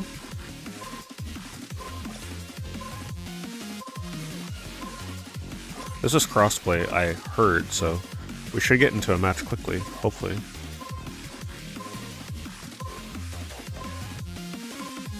Everybody's too busy with the story mode right now with those freaking cutscenes. Everybody's too scared to jump on online with this game at launch because, like I said, the learning curve is pretty drastic, so a lot of people don't want to be embarrassed. I'm okay with being embarrassed. I can come in last place, I don't care. I still want to play online.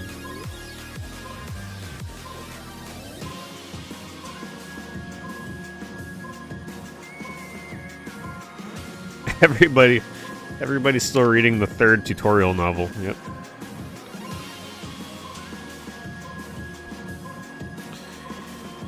Yeah, it says right on the back of the box, 2 to 16 network players. In-game purchases. It does have 4-player split screen, apparently.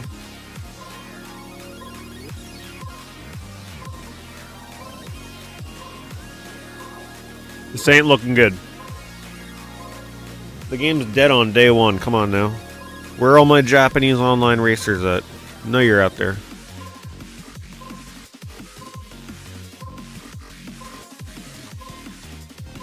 See, this is why you need a game that has a lobby system.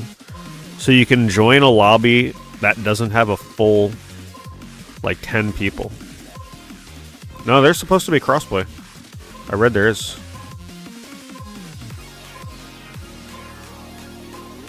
I think what it is, everybody's too scared to go online because everybody is still trying to learn how to play the game. Like I said, this is no joke. Set crossplay on, let's say. Keeps the throttle at the maximum output for the entire race, allowing you to manage the car by only applying the brake. No, I don't like that. Neutral throttle brake.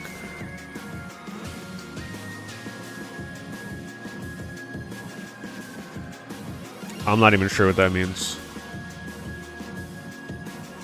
Neural steer drift. I don't think I want any assists. I feel like I gotta get good without that stuff. one-handed controls. Man, how would you play this game with one hand? That's got to be challenging.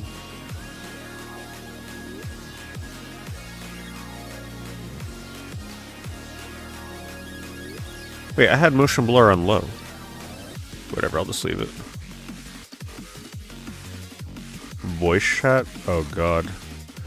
Off, please. Callouts from other players, wow.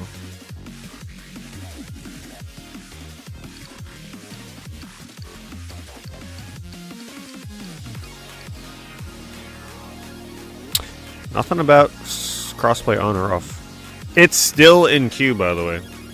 What?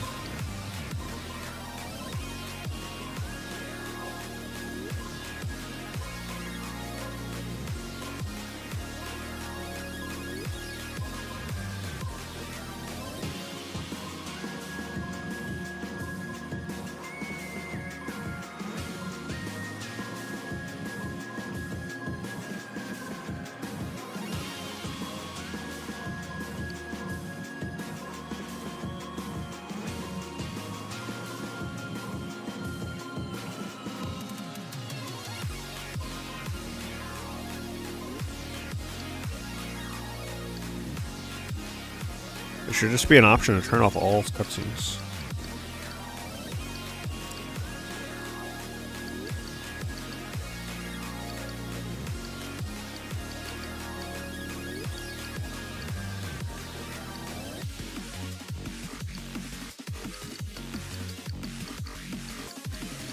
All out on the D-pad. Oh man, there's a shield too. There's still an overdrive coming. Man, there's still so much more I have to unlock in this game.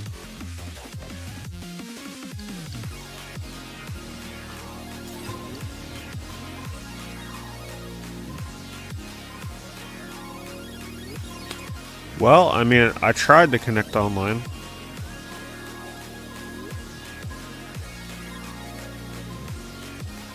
Prime time on launch night here.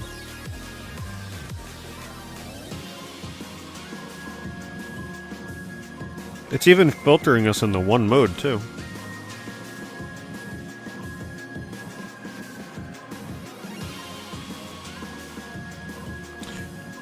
How do I exit the queue? I don't even think I could exit. Wait, I can't exit. I'm trapped.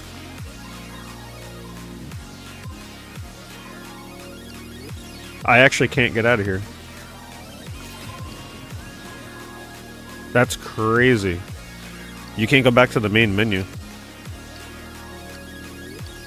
I don't think they thought this one through.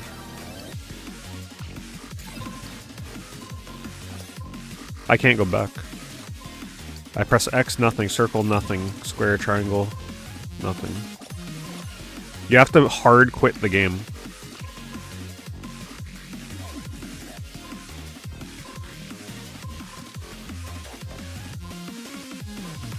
Yep.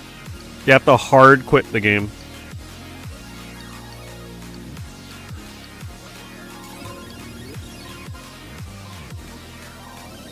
Well, that's lovely.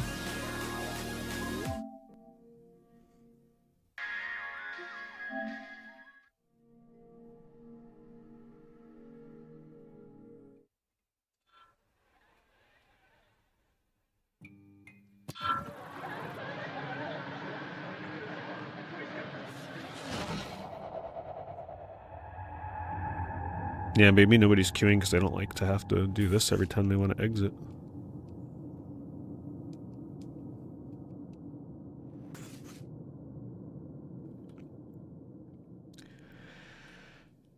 Well, arcade mode it is, I guess.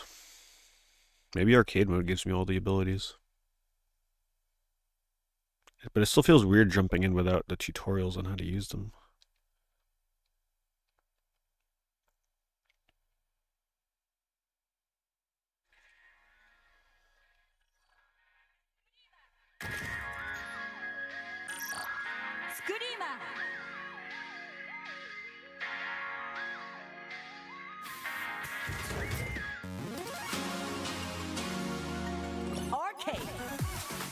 Time attack? Are there leaderboards?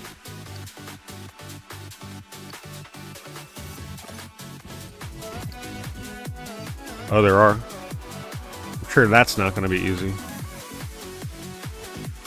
Top member 228. Block him. I'm jealous. I can't see anybody else.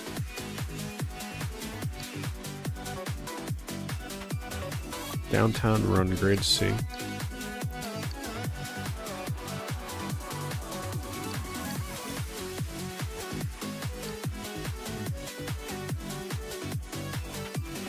Wait, what?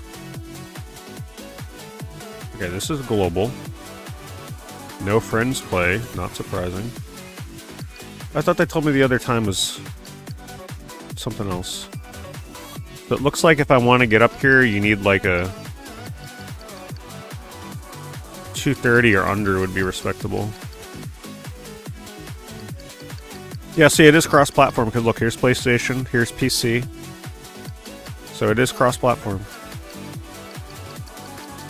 I don't know what a member is. Let's try it.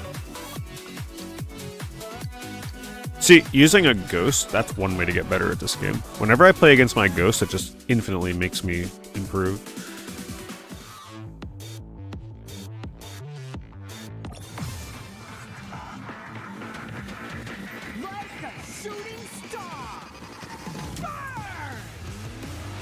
Oh, they do have shield and strike.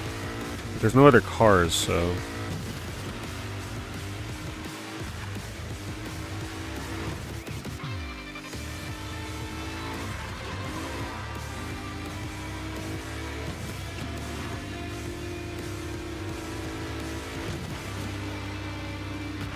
Oh look, they gave me more boost gauges.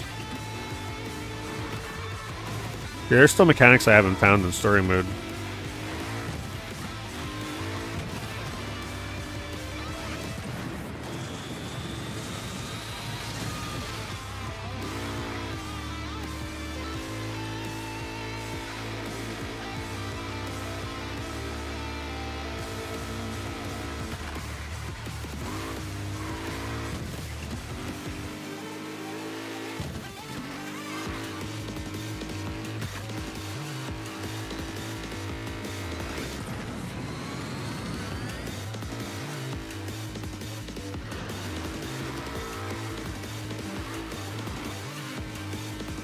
This definitely feels like a good starter track, though. Pretty simple.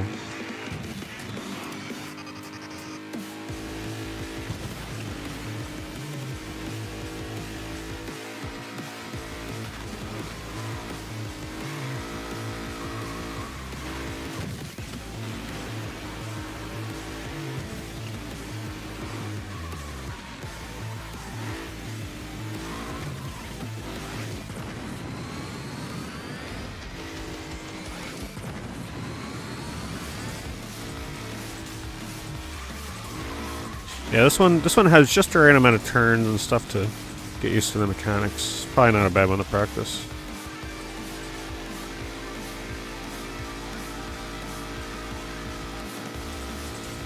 Final lap.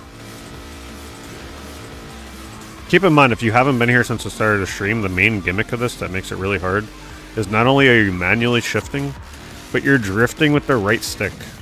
So you're not like letting go of gas and reapplying like Ridge Racer to drift, or even just tapping brake. You're literally using the right stick, so when I'm drifting to the left here, I'm using the left stick and pushing it left. And it definitely messes with your head.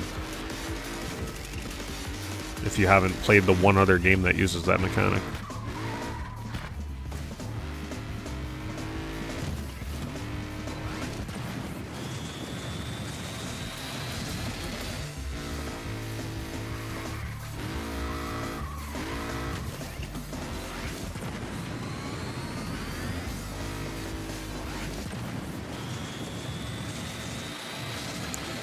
Yeah, so the people that are on the top of the leaderboard obviously know what they're doing already, because the top time I think was like a 2:10.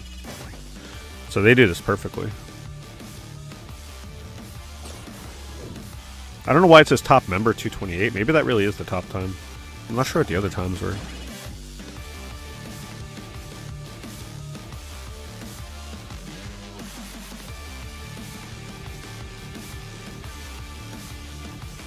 Why do I have no ghosts? So I'm number 446. I guess that really is the top time. 228. What is this? Downtown run 210.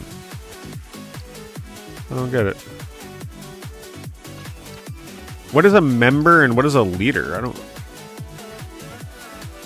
know the difference.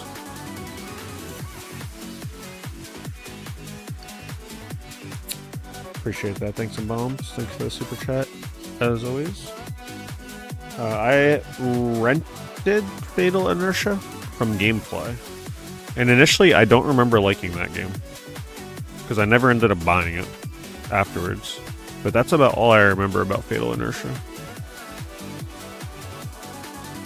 They all seem to have like 3 members on a team in the story. I'm not sure.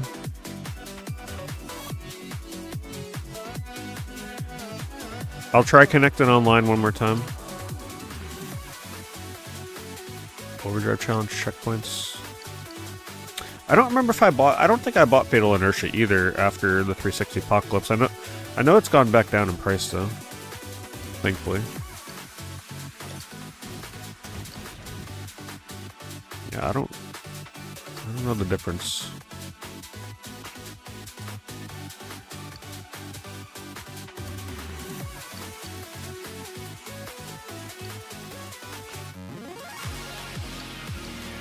Multiplayer.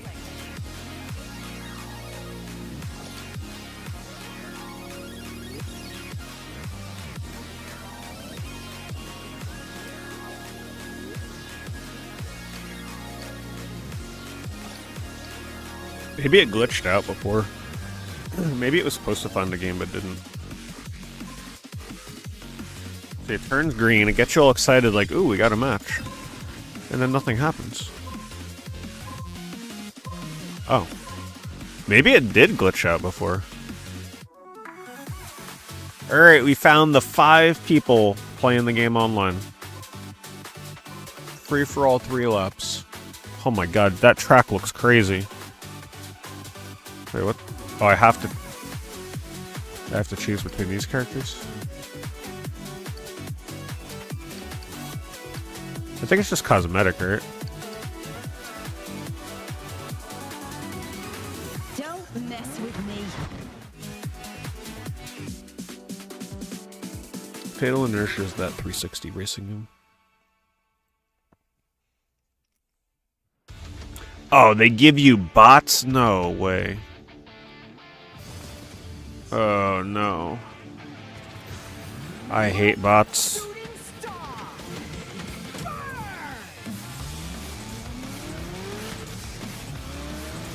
I'm not impressed by the online in this so far.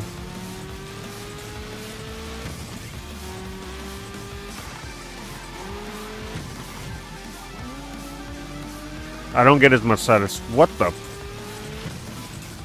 Okay.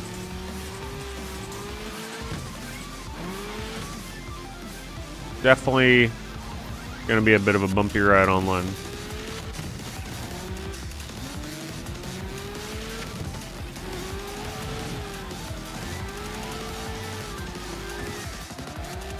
That's my shield, I think.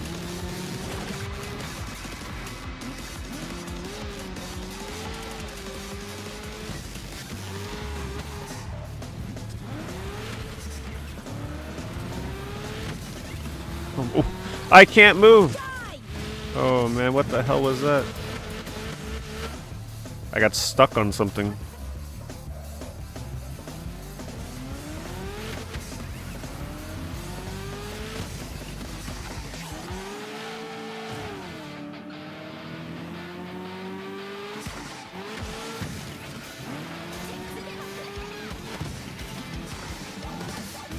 I don't think there's any coming back from that. You never come to a dead stop in this game.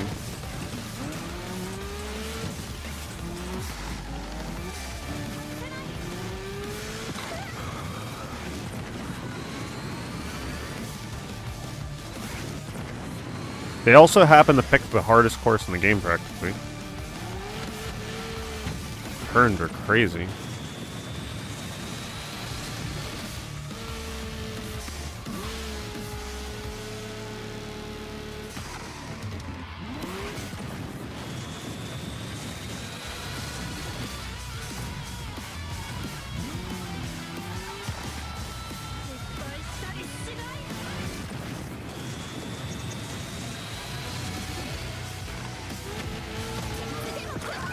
Okay, so someone blew me up.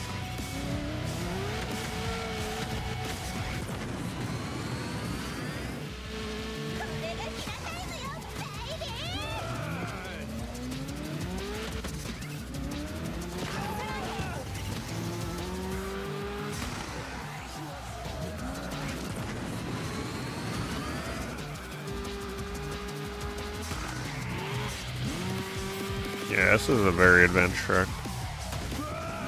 I think I see why no one's playing online yet.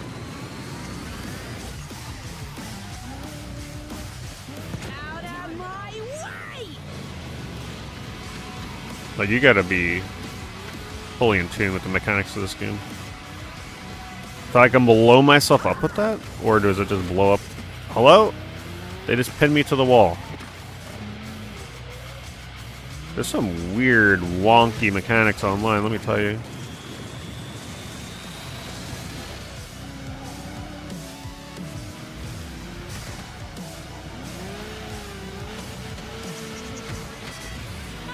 I tried to activate my shield, apparently I hit the wrong button.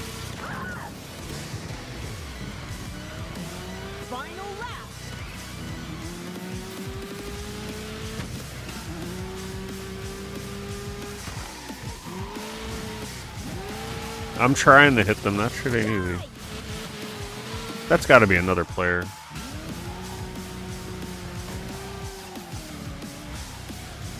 Yeah, he's trying to ram me.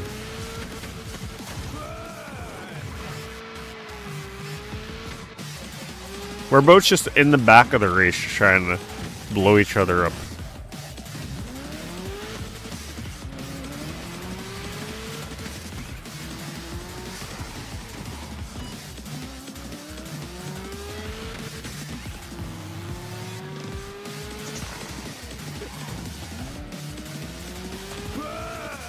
I really want to blow him up.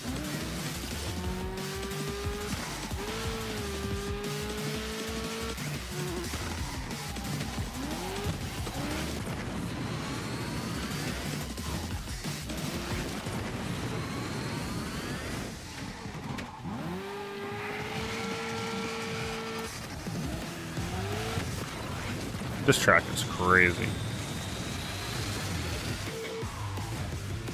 So it's not a one-hit kill. That's kind of unfortunate. We'll see how to shield.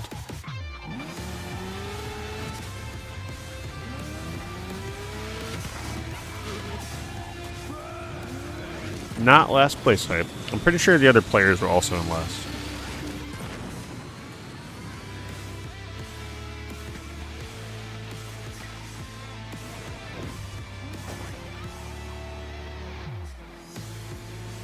That track looks a little more manageable.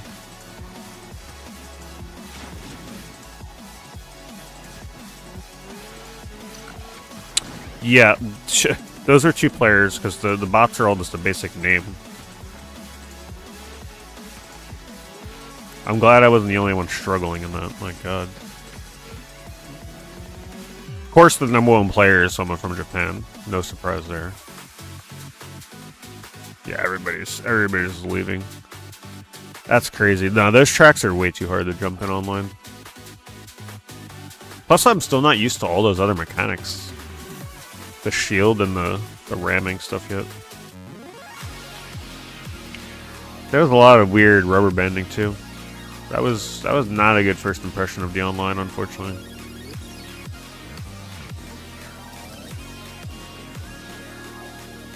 You kind of have to do tournament until you get through all the tutorials. They just take forever.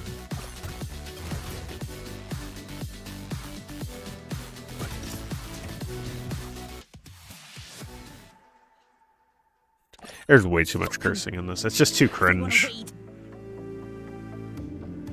Alright, perform boost during a drift.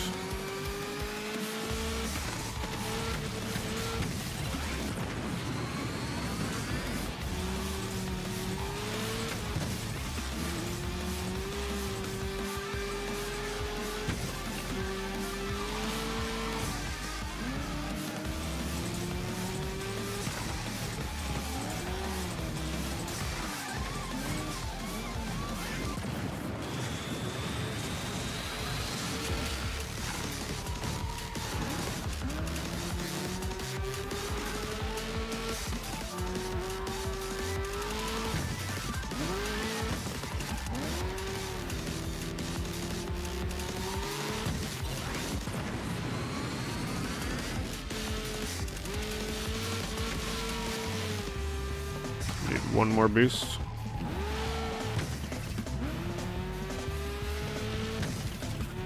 Then it just says finish. Don't gotta come in first.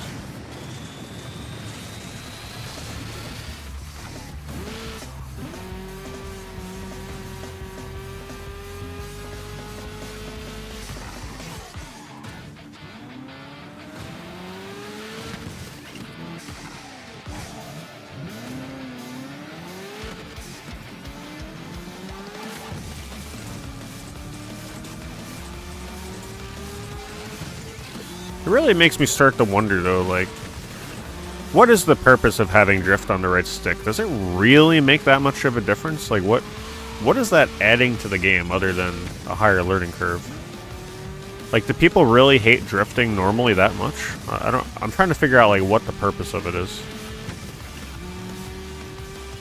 Other than just overcomplicating things.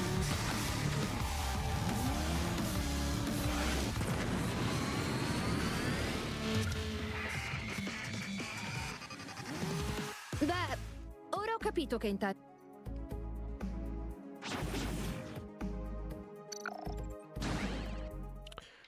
I think I've reached the point where I'm also going to skip the other cutscenes.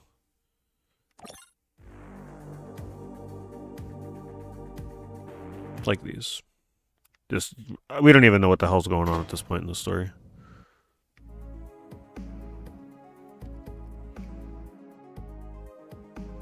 Gotta beat a 210.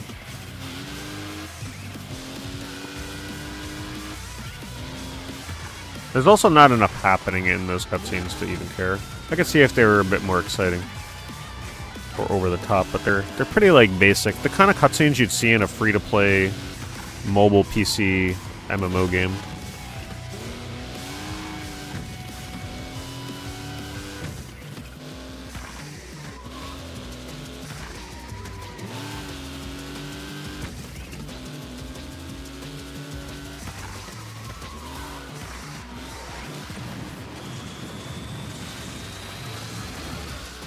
You can see I've definitely gotten a little better at this track. Especially when there's no other racing cars I gotta worry about.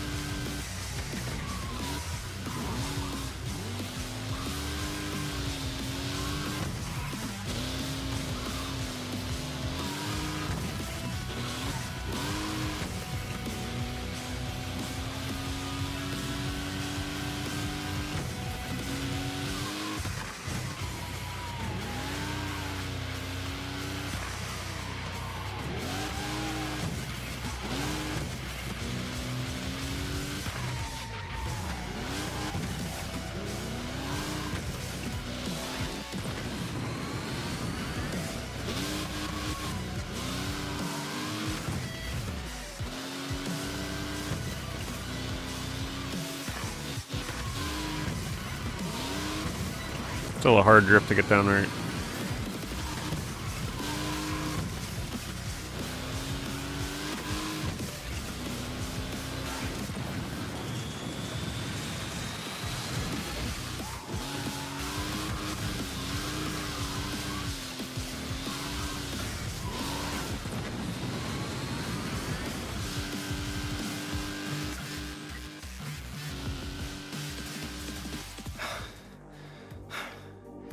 Not bad.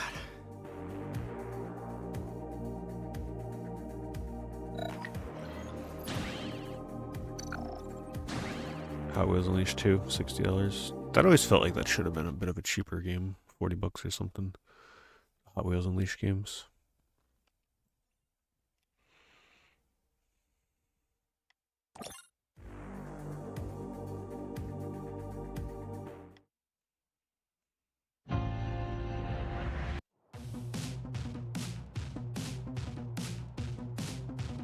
Hello, Drake.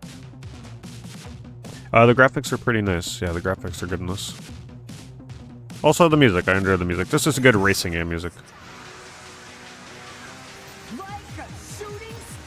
Win the race with my team.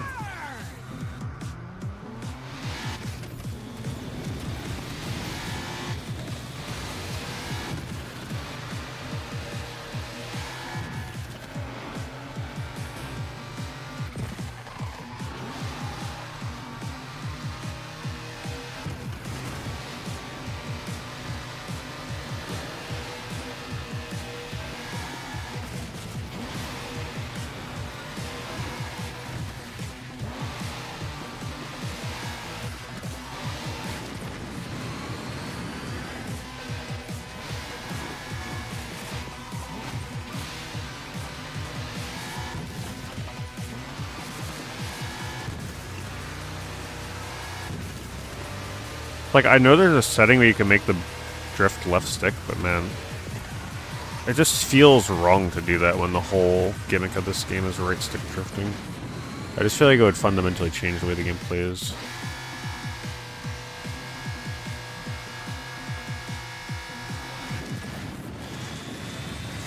I feel like you have to play with right stick drifting if you're looking to play it the way it's intended.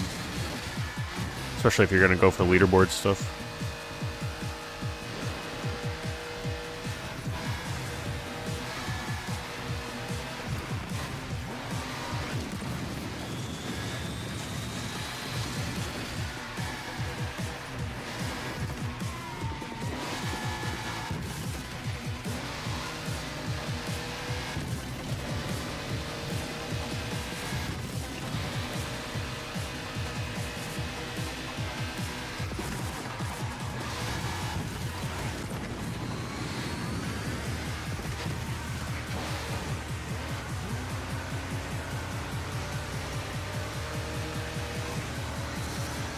I guess I'm on yellow team. Final lap.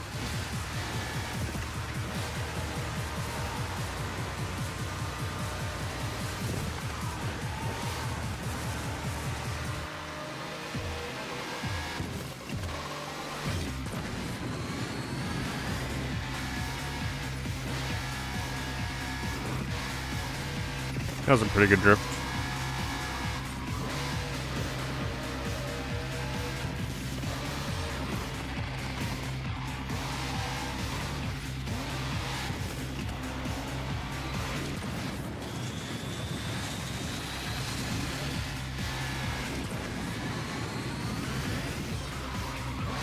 Somehow in 6th place right now.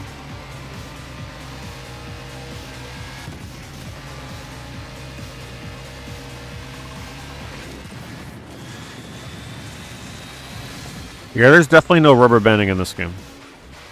Nope, I can confirm it after that.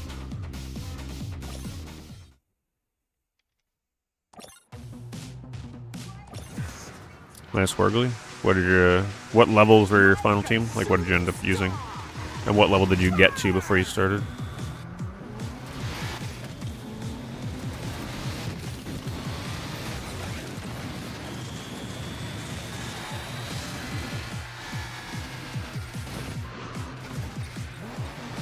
I've been enjoying it, Goat, but like it's hard to fully enjoy this game because you're constantly getting your ass absolutely handed to you because the controls are so crazy. It'll take a while before you're able to fully enjoy this.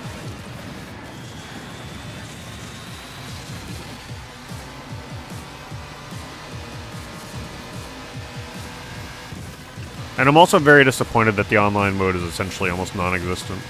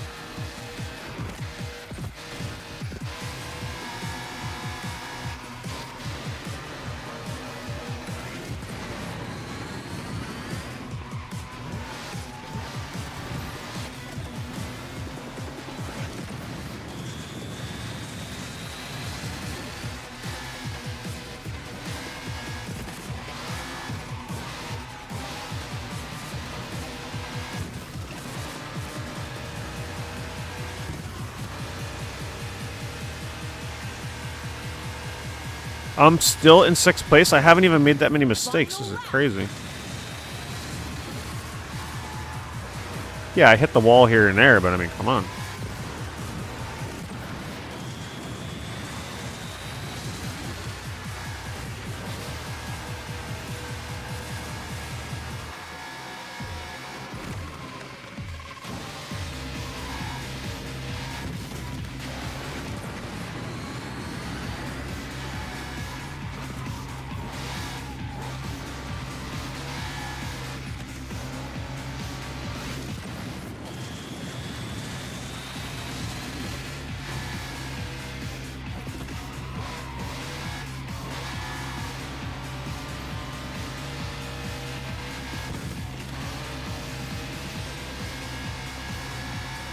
Wow, my team finally won.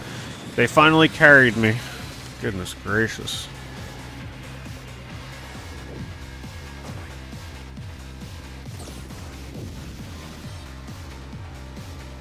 Oh, it was only one other person? Oh, because she came in 2nd.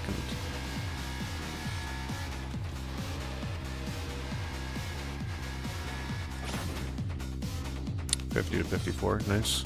Who is the MVP? I take it Marowak, probably put in some work.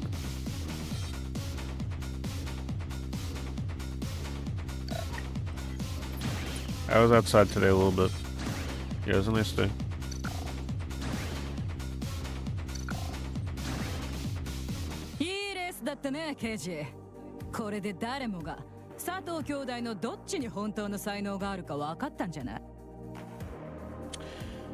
Yeah, $60 is asking a lot for, like, if you're going to support 16 players online, you're going to have to assume this game would have to sell a ton of copies to populate those servers. Even crossplay, it's struggling. Oh yeah, Clefable. Yeah, Clefable, I could see putting in work there too.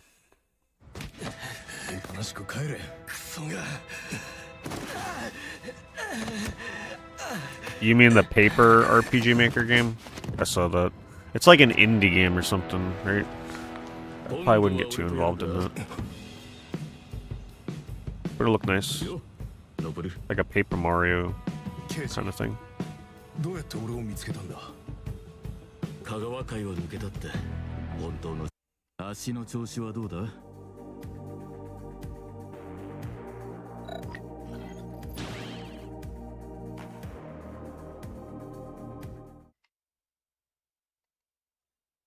Rudolph for $10. It's really not that bad of a platformer.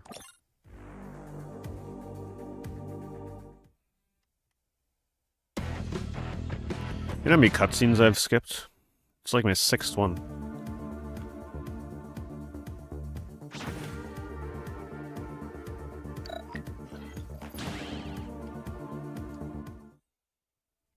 Seven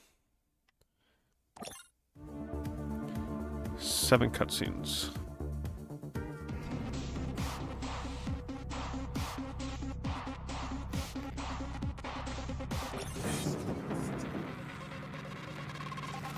Position 3 or better. I wonder what makes them determine when I gotta come in 1st or just gotta finish in 3rd. So it makes a big difference.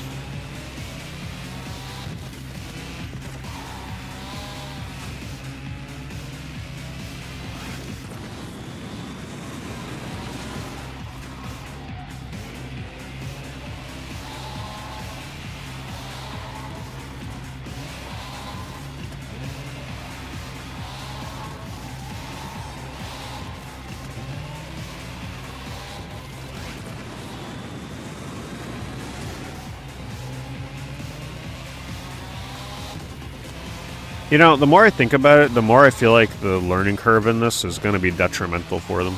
Because most people are going to play this, and they're going to be like, man, I do not like these controls. And then they're going to be done with it. Most people are not going to have the patience to give this game the time it needs to be played correctly.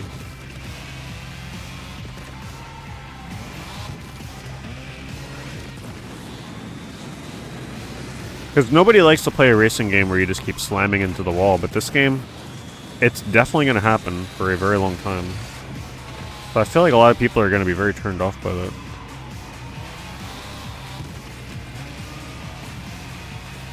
Unless you're dedicated hardcore into arcade racers and you're like, alright, I know what I'm getting into. But if you're a bit more casual about it, I could see it being a bad thing.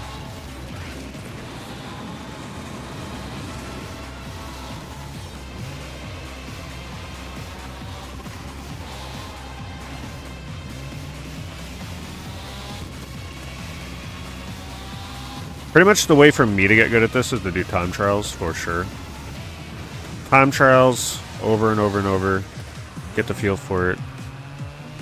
I know those are a little more boring to watch, though, than, like, actual races.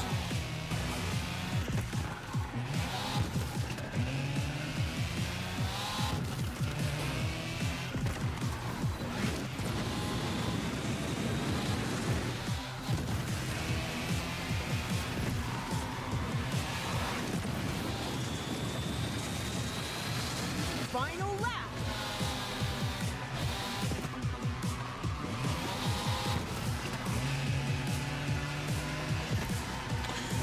See, it's the problem with this game is it's one of those games where it feels like you should always be pedal to the metal, Ridge Racer drifting, but it's more like a Gran Turismo game where you are constantly supposed to be managing braking and accelerating and all this kind of stuff. So like it plays with your head. It takes so long to get used to the fact that you're not supposed to go as fast as you think you are in this game.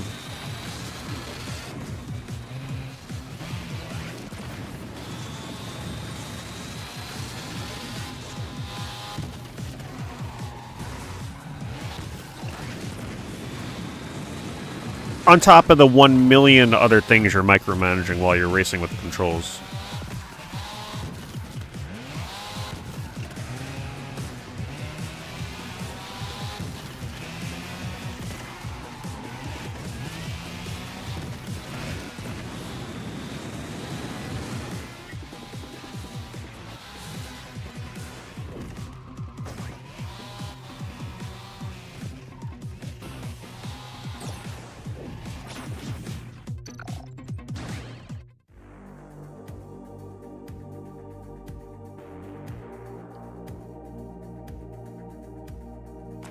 Generic. Well, I mean, it doesn't really do anything other than the anime aesthetic to really try and stand out. Screamers. But it's really hard to stand out in the racing genre. Like, how do you really escape the generic look? It's more so about the gameplay with these kind of games. I think the environments look nice at least.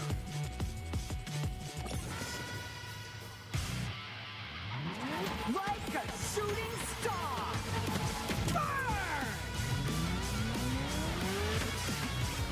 Finish first, win the race with my team. Alright, so they're like, alright, win the race with your team, but you also have to finish first.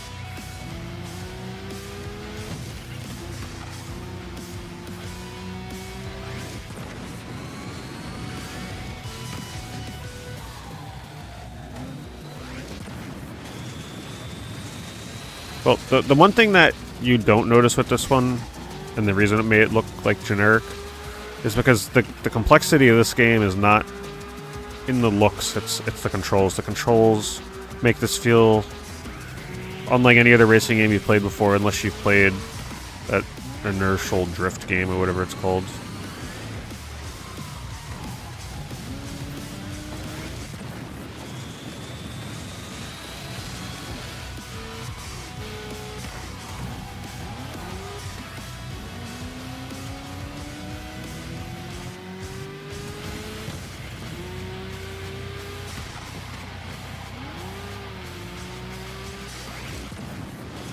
So this is the kind of game where I feel like if you give it the time and you actually get good, it's probably like a 9 out of 10 kind of racing game.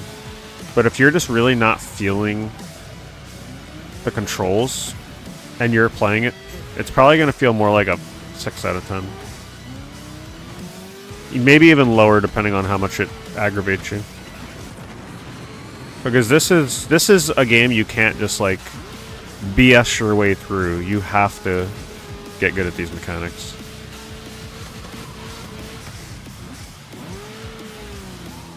Otherwise, you're just gonna slam the wall the whole time.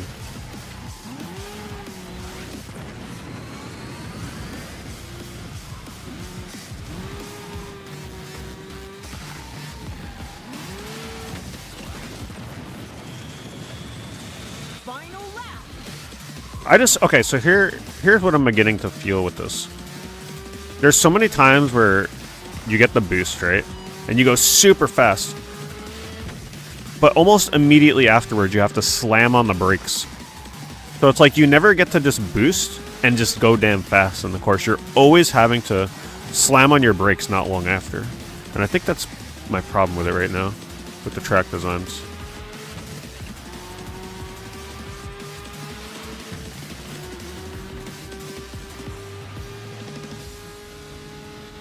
Because the turns are so tight, like there, like you have to brake. So it's hard to just like get in the flow and just like constantly be boost drifting through it. Now, is that possible? I'm sure it is, if you become an expert. I don't know how long that would take.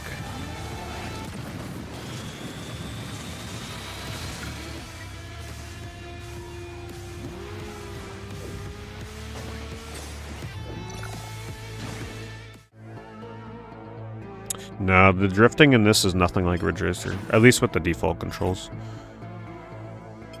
What's next? They're letting me choose for once. Can I just skip that?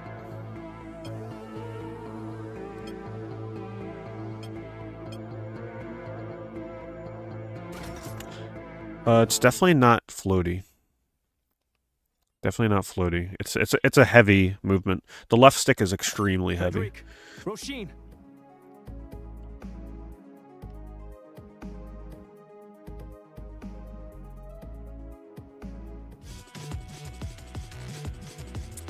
Yeah, I was also really enjoying Rave Racer. Yeah, the controls in that were super fun. I gotta go back and do another stream of that.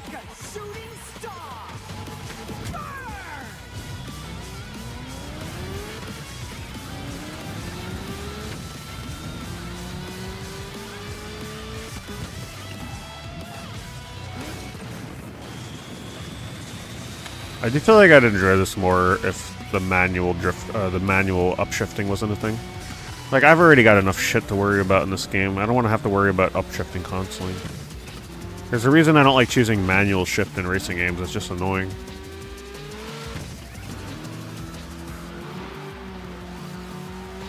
The only game I had to do it in was Outrun 2 for the speedruns.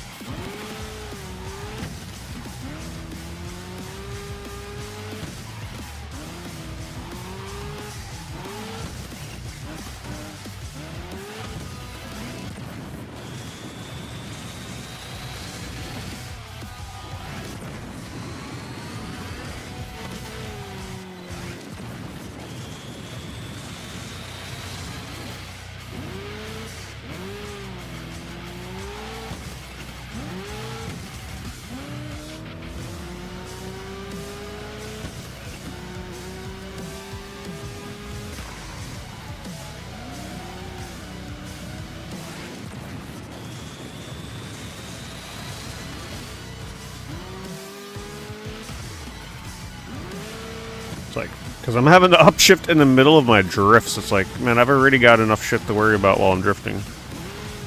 Crazy. This uses every part of your brain, that's for sure.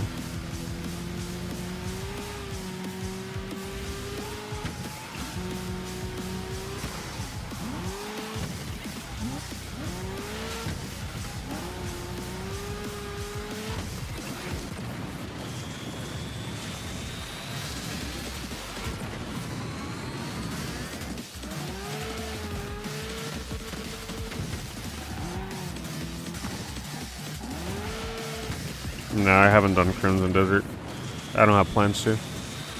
I got plans to move on to playing other games. I don't really want to play a 200-hour action RPG right now. You know that game was originally being developed as an online MMORPG, and then towards the last minute they like transitioned it into a single-player game. Apparently, I can believe it. So it's essentially like you're playing a single-player MMO.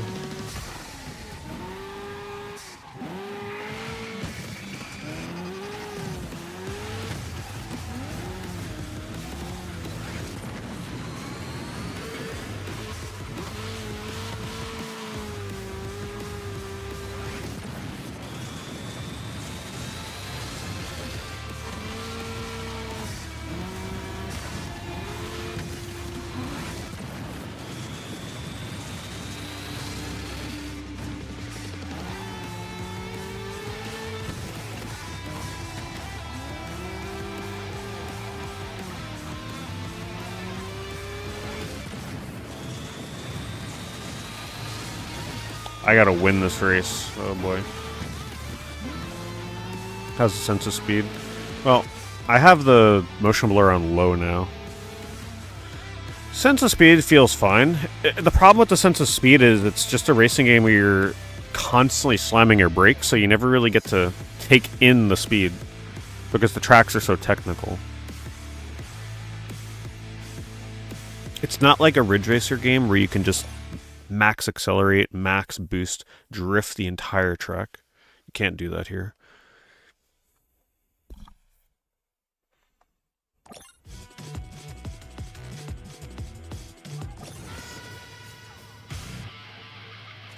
Like a shooting star! Burn!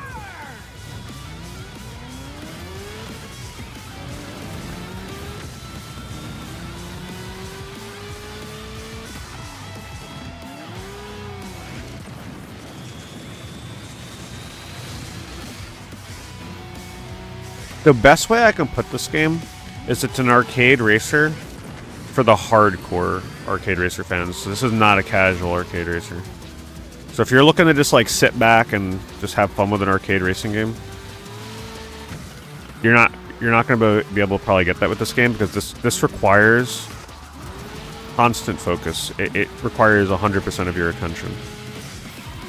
Like, even me just talking and commenting while I'm playing affects my ability to play the game because it's like patting your head and rubbing your stomach at the same time while also like taking your foot and freaking like moving your foot. Like, you're adding a third wheel onto that kind of like combination, if it makes sense.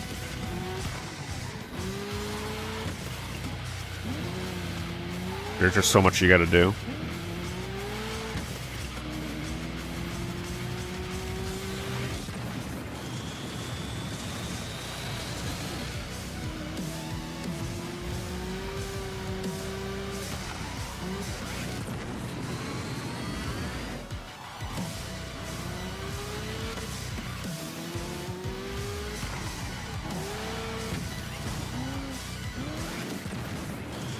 And just a reminder, this story mode here, I still haven't been introduced to all the mechanics.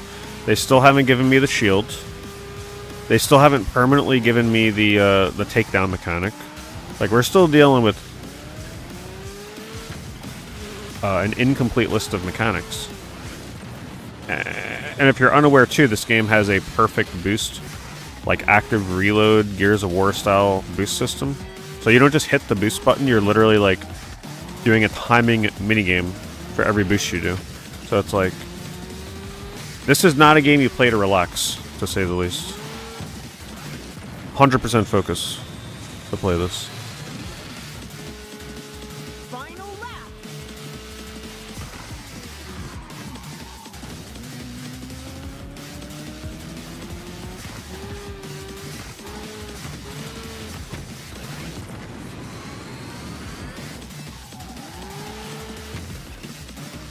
While timing manual gear shifts.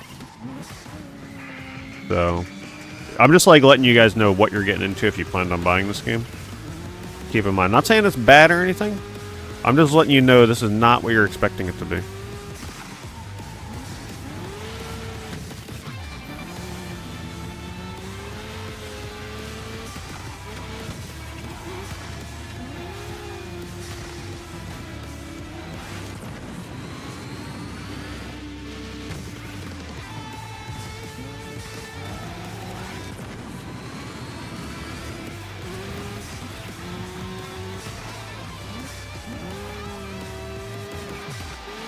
so close. I would have been there a little sooner.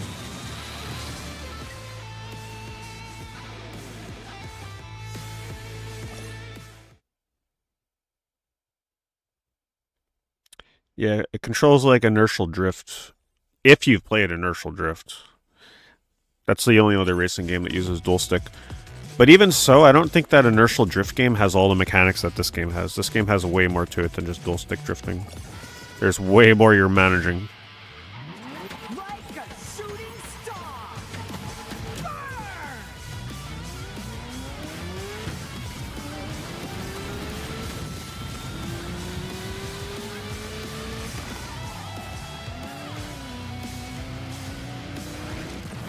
Personally, I think I'd enjoy this game a lot more if it didn't have the dual stick drifting. Like, it's a cool concept. It just feels completely unnecessary, though. It just feels like it's adding complexity for the sake of adding complexity. I don't feel like it's doing anything critical, like, man, this game would not be the same if it didn't have dual stick drifting. It's just there to be harder, essentially. And different. I feel like if this just had more normalized drifting, it would just probably be more fun. Now, there is a setting where you can apparently make just the left stick drift, but that's not the intended way to play the game, and I'm going to play the way that they intend you to play. Because I feel like that's just, like, going to get me into trouble. If the whole game is built around right stick drifting, I can't imagine it would be fair to play this with just the left stick. It doesn't feel like a fair assessment of the game. Hey, what's up, Uli? Yeah, it just came out today. It's just a very complex dual stick racer. But don't get me wrong, I could already tell if you put in the time to practice this game, it'll probably be one of the most rewarding racing games you'll ever have played. Because pulling off chain drifting with these controls, super satisfying if you can do it. So if you're like, I'm up for the challenge, I like the aesthetics, I like the music, I think you'll really enjoy the game. I can't make up my mind on it yet because obviously still the controls have not fully clicked for me. This is probably something I'd have to play off stream to fully use 100% of my brain to play it, because streaming this game is adding more complexity on top of what I'm already trying to learn. Right, because I gotta talk, I gotta commentate, I gotta read chat. Which makes it a lot harder for me to actually get good at learning these controls. Final lap. But if you take the time, I think you'll be rewarded for it. And then you can compete with all the players from Japan online that are going to quickly show you that you still suck at the game.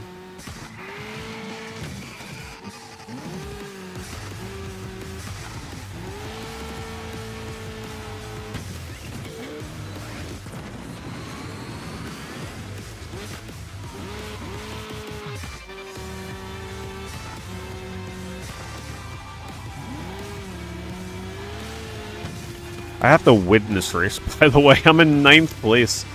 I think next race I gotta just, like, fully focus. No talking, just, like, fully focus on the track. Last race I came in 2nd, I almost had it. Doesn't even make sense to restart it right now. Listen, if I'm gonna represent my nation, I gotta go back to what's it called? Rave Racer. At least I was representing the United States in the online leaderboards for that game.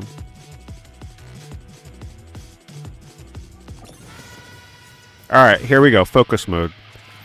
I'm gonna try and give it my all.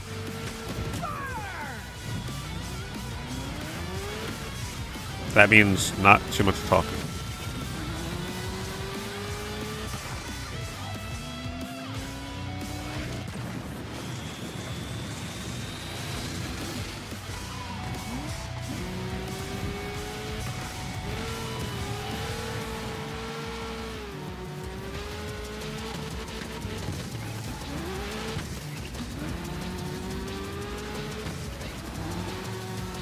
Tell you one thing though, the vibration feels good in this game.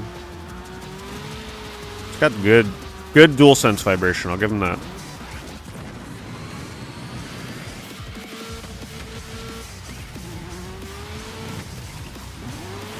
You could already tell I'm doing so much better.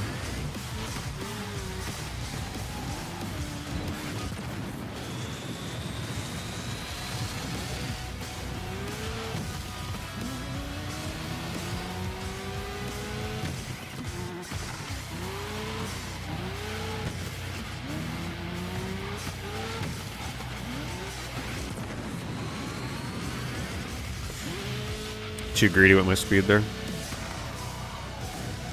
And you get punished hard.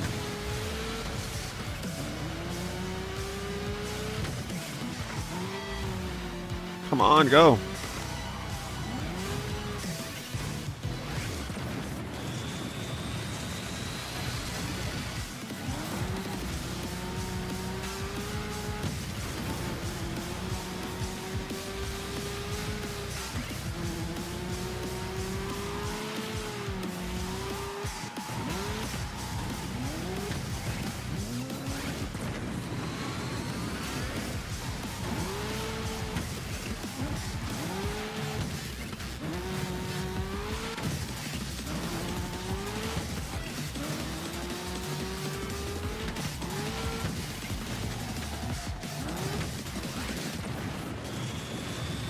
It's like the ultimate multitask racing game.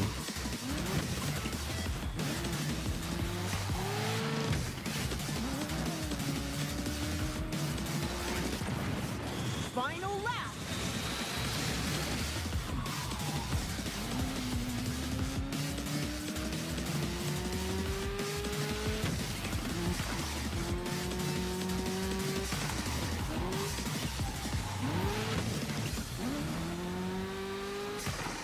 Once I rub the corner of a turn, it's really bad.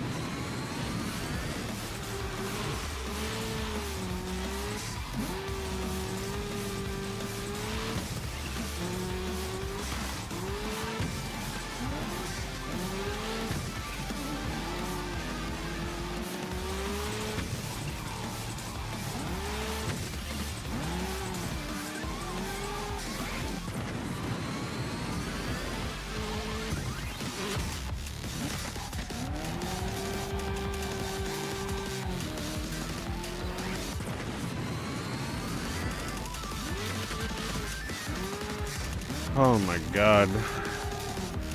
How did I almost win it the other time? It's just a hard-ass track. I'm unbalanced. Well, I say it's manual because, like, the game makes you feel terrible for not manually shifting.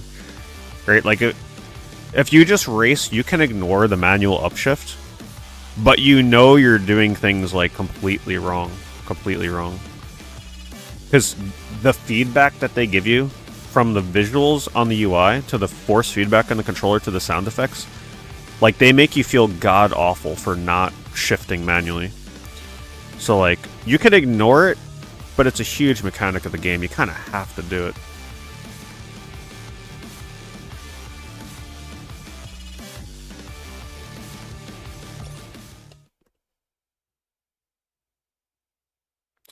Problem is, if you have to upshift on a corner, it just downshifts right away anyway, and it feels slower. Is that why when I turn corners, it just, like, constantly lets me upshift? I can't really pay attention to the number as I'm shifting through the turns.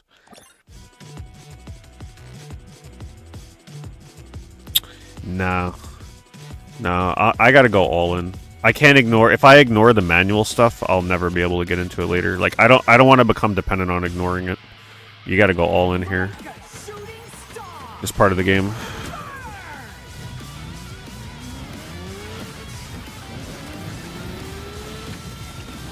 I'm already working it into the muscle memory. The shifting is really not the problem for me. I pretty much nail every manual shift that they want me to do for the most part. It's the combination of right stick drifting and braking and turning. Like, doing 3 things at once to make a turn is what most people struggle with in this. It's just Your brain is not used to doing that in a racing game. It's pretty complex. And then also doing a Gears of War active reload boost at the same time and manual drift, like shifting. Like technically you can be doing 5 different things at the same time on one turn with 5 different buttons. That's how complex it is.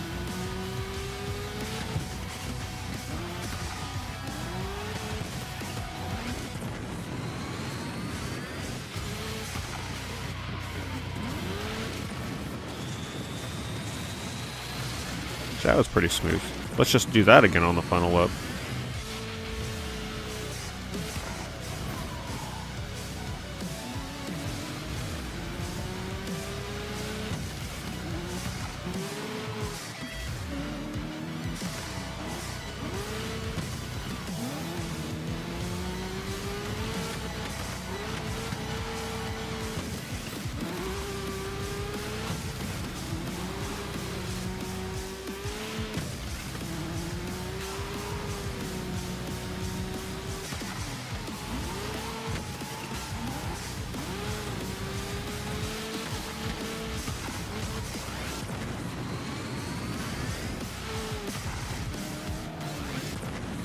I saw a lot of posts on X of people saying that like this game didn't click for them until they had played it already for like 3 days.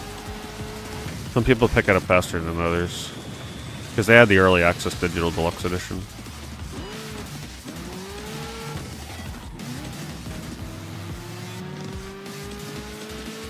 Final lap. Yeah, at least this game will help prevent dementia, that's true. Keep your brain active. Hook up your grandma and grandpa with this Game Boy. Live till they're 110.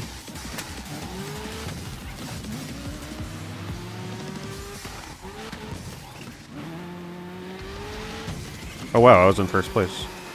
Let's try and keep up with the pack here.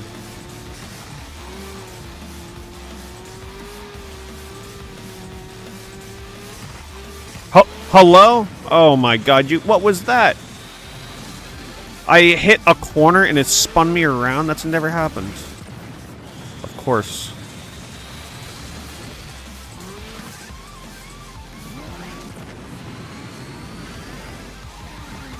Well, there goes that.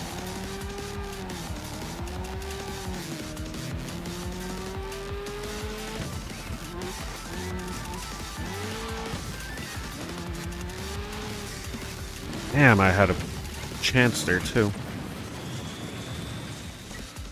Drive stick in real life? Oh, hell no. I would never drive stick. That just feels so unnecessary. Why drive stick when you can just drive automatic? That's the way I look at it. Driving stick to me, that's like if you just want to show off kind of thing.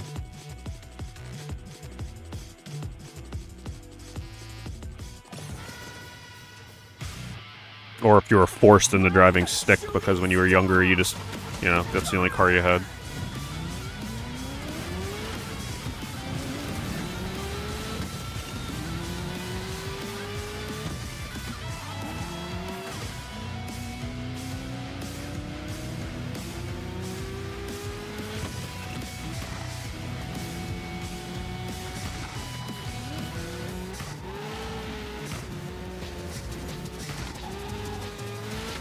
Yeah, honestly, I should probably just go in the time trial.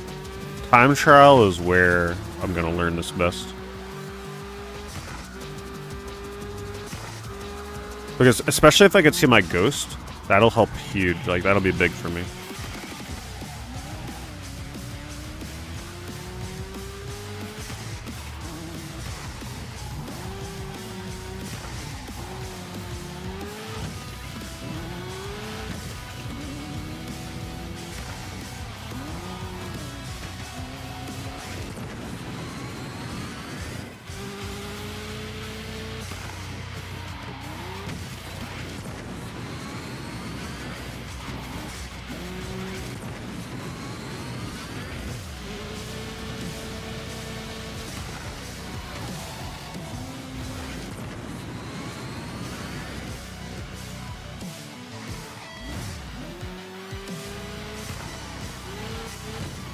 I guess it depends where you're from. I mean, if you're in an area where mostly all you're doing is just driving straight on a highway, I don't see the need for stick.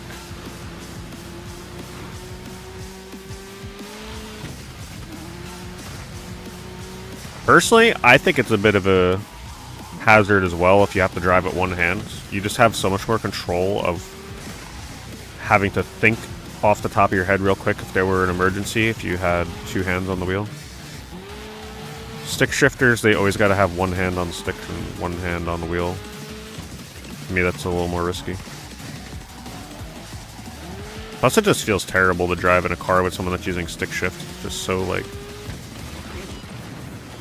jerky.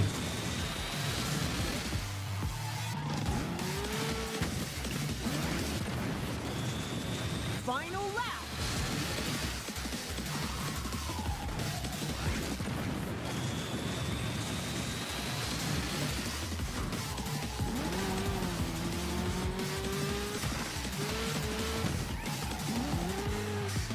This reminds me of Ridge Racer 6 when I had to grind to beat certain tracks in that. Ridge Racer 6's story is no joke.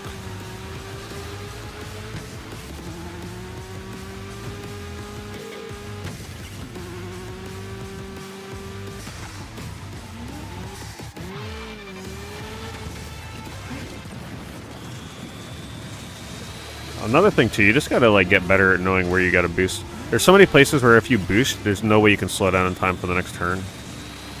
So it's one of those kind of memorization things.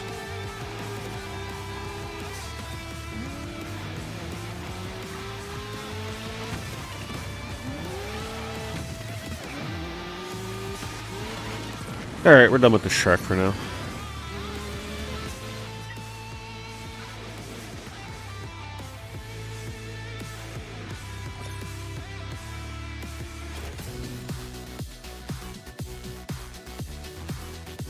Wait, I'm not even halfway done with the story mode? Oh my god. That's way too long. No wonder it's a huge difficulty spike, because it just started the next chapter. I'm only a fourth of the way through the story? Damn. That's way too long for a racing game. That's crazy. And it only gets harder from there.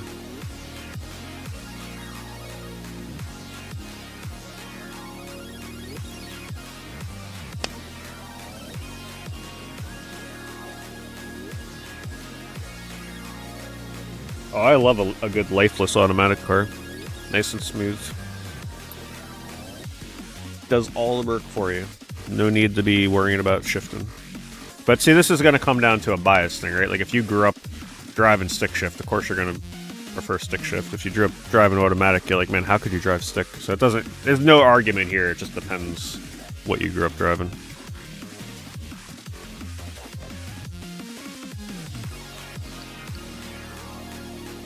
I just don't see why I would drive stick shift when you could just have everything done automatic and have two hands on the wheel and drive safer, not have to worry about shifting, and it just seems super unnecessary.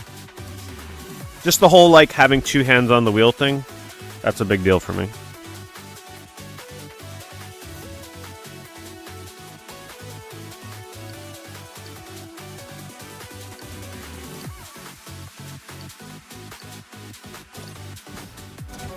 How do I not have a ghost? Oh, I see. You gotta select what triangle. My ghost, yes. Press again.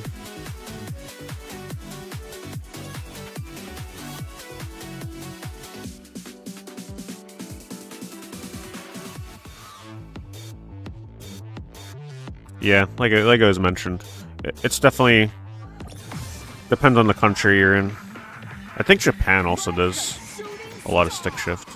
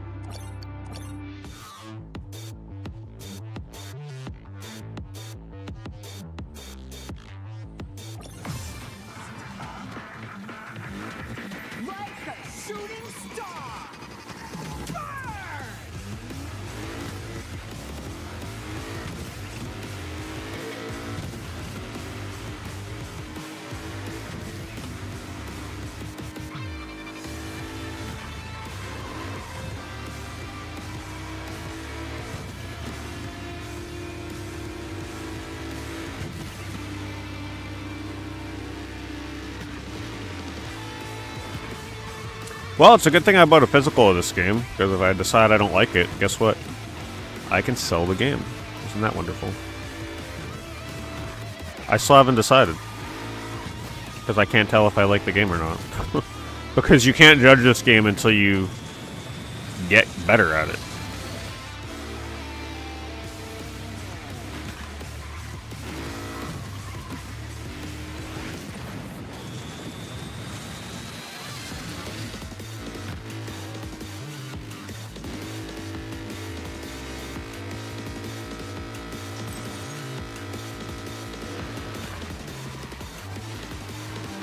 I just gotta do that turn the way it's meant to be done. Way harder to do than it looks. You gotta, like, let go of the acceleration and brake a certain way. But also, optimally, you'd want to be drifting through it, too. Like, I'm trying to get better at drifting through here.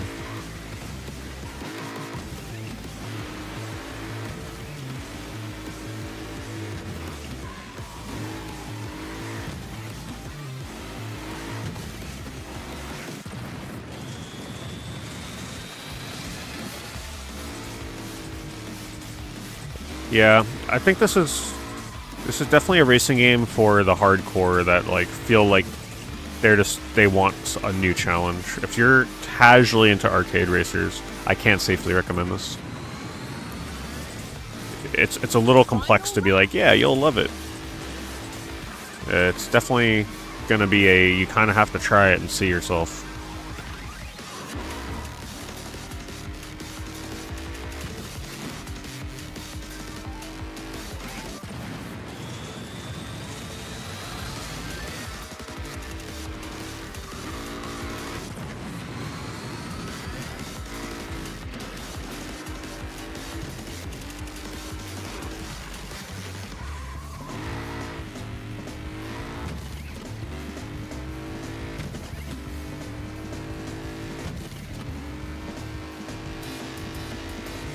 That was good.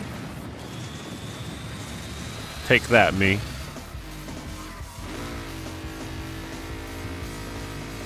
You bastard! Can't believe I did that to myself. Add another boost in the tank, apparently.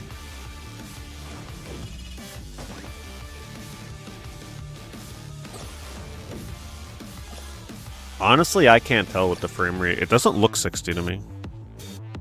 I don't think it is. I think I might be running at 30. I can't. It's hard to tell with this game. Or like 40 or something. It doesn't look 60.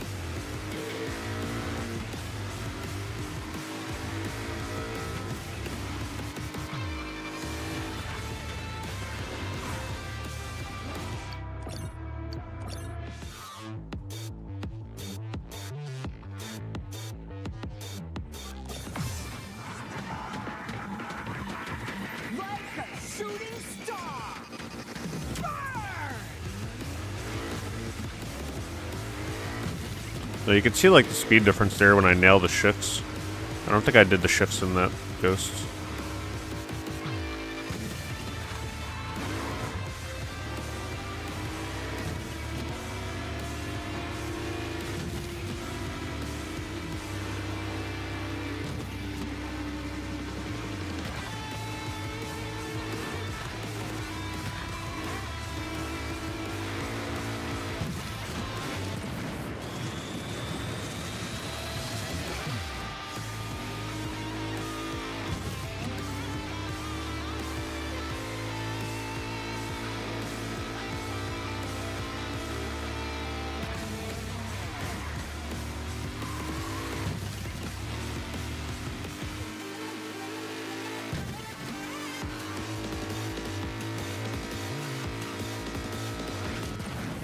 You know what it could be too, because of the motion blur might make it harder to tell.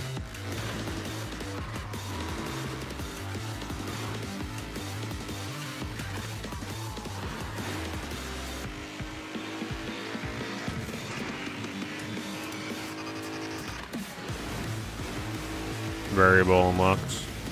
Yeah, that feels about right.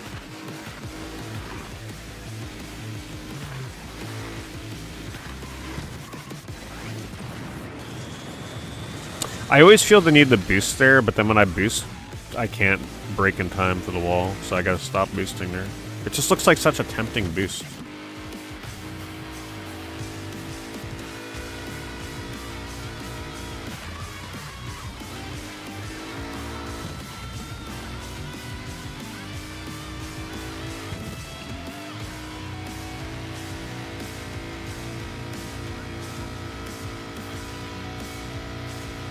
Final lap.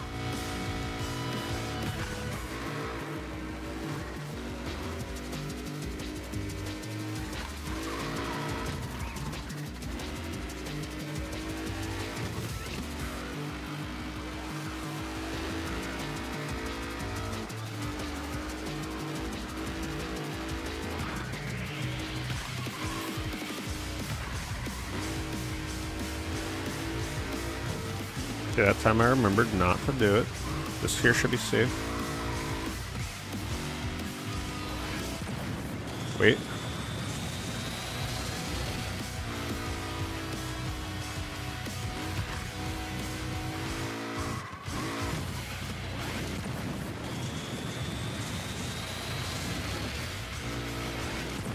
That's a pretty strong finish. A little better that time. Barely.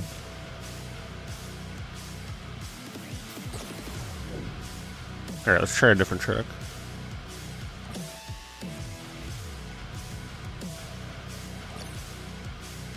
Rainy Retreat. Oh, I want to try that. Oh, look at these new tracks. Where the hell were these tracks during the story mode? I guess I didn't get that far. Those tracks look pretty cool.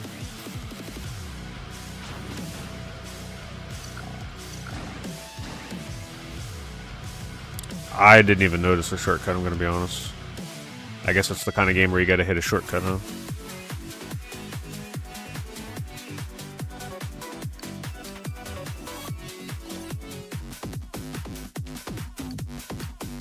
Oh, these are more advanced levels?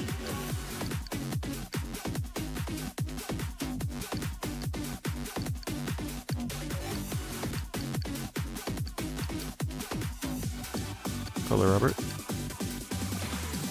Can I change my character?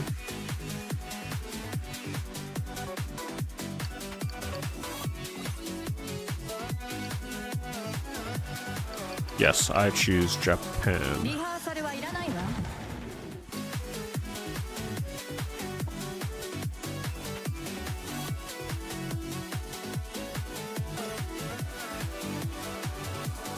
Oh look, a rainy level.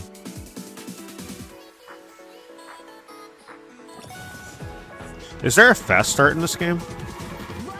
Or do I literally just hold accelerate?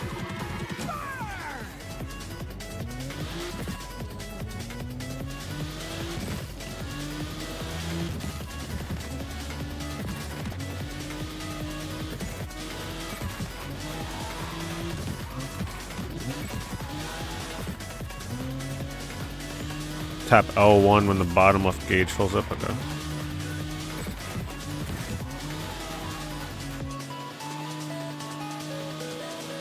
I like this track.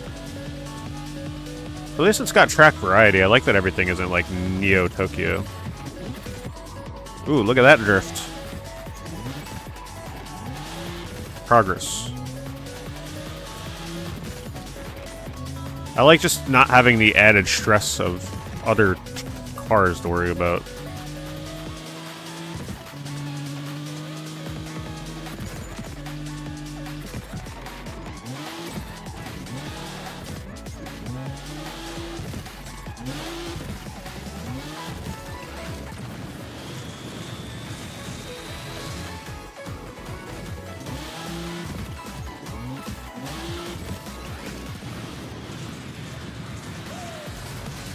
This seems like a good practice track. I like this track. Not overly hard, the road's fairly wide, good drifts. This is a good practice level.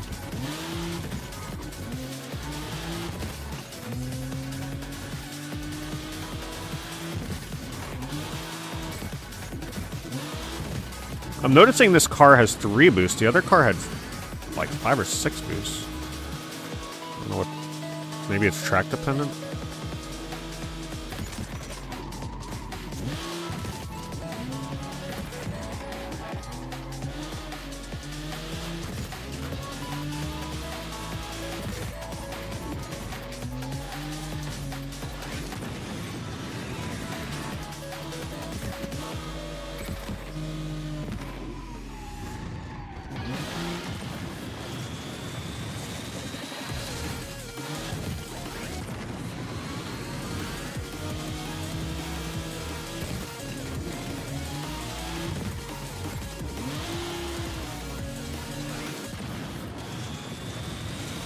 Final lap.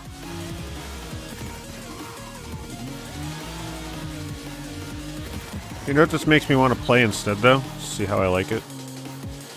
That Tokyo Extreme Drift game.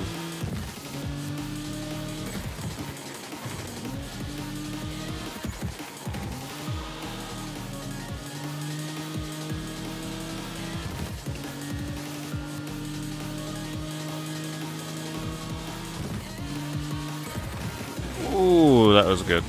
At least I didn't hit the wall. I like that drift. That's my new favorite drift in the game. Because I haven't hit the wall yet.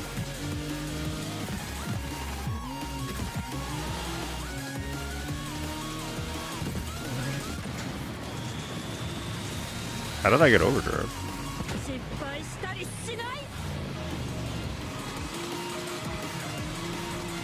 Damn, look at that. The hell? Oh. Alright. Don't overdrive on a hard turn.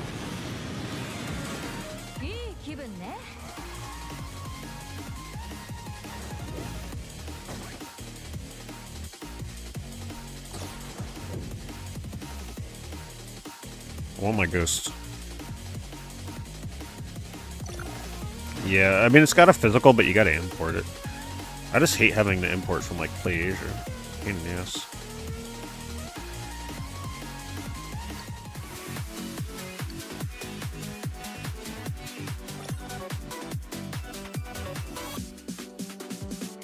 Yeah, it's got one of those, like, Asian copies.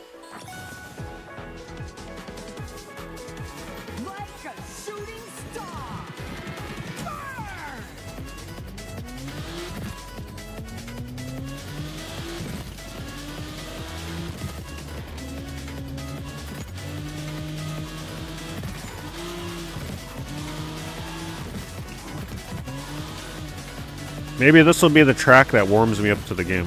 Maybe I just need to find my calling in this game through time trials. Because that story mode was pissing me off.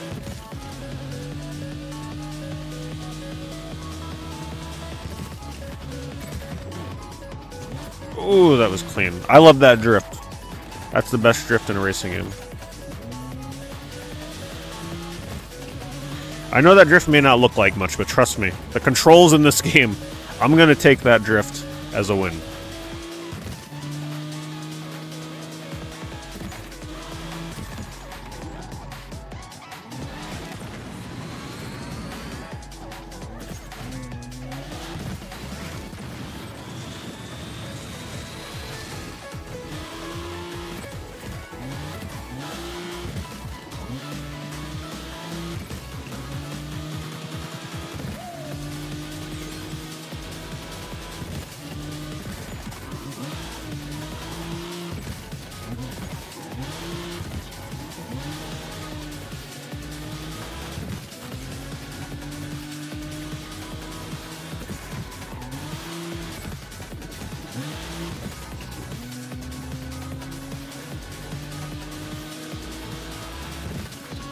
Boost plus 100%. What is... There must be something I'm not understanding about this car. It's under my webcam, you can't see it right now.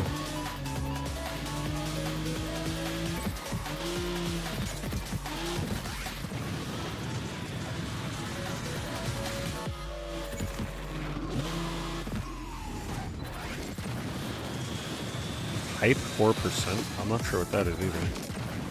I build hype in this car? They haven't gone over that mechanic.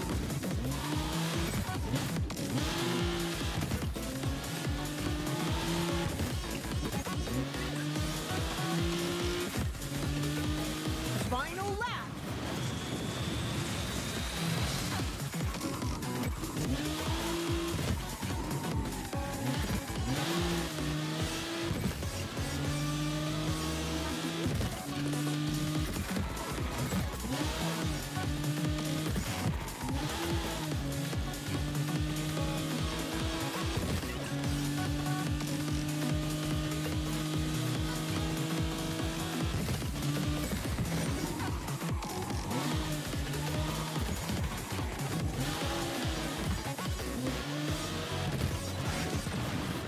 Yeah, I boosted at the wrong spot.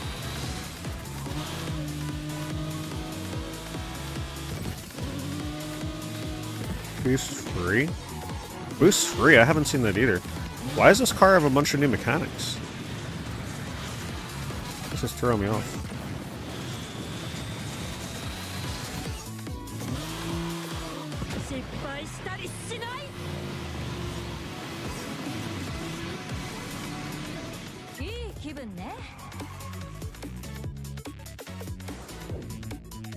Let me try a different car to see if it gives me different mechanics. Each character has individual skills. I don't understand why the story takes, like, ages to try and explain that to you.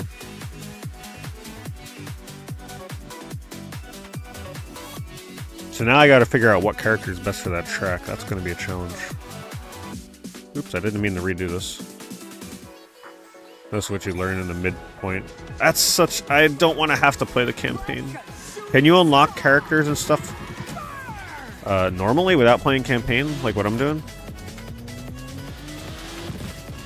Wait, there's no ghosts.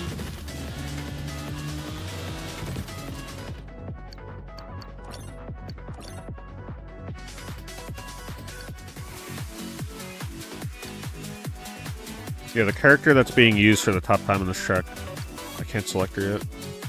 Use them in the tournament to defeat them as a rival and score challenge. I have to do score challenge.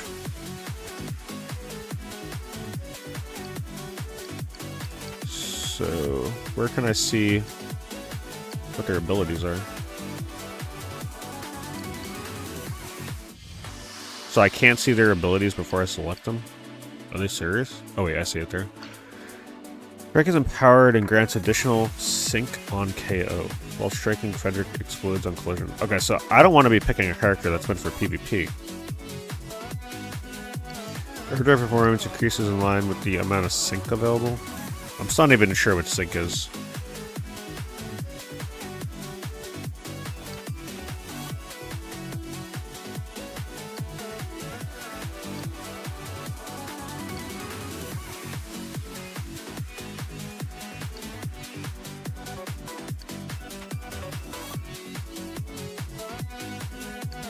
Yeah, we don't want a strict character.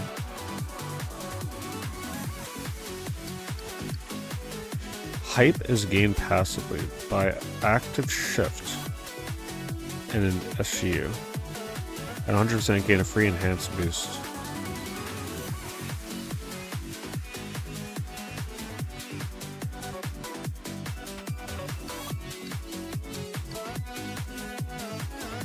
I kind of hate the fact that their abilities are part of the time trial, because now you're kind of forced into using a certain character for each track.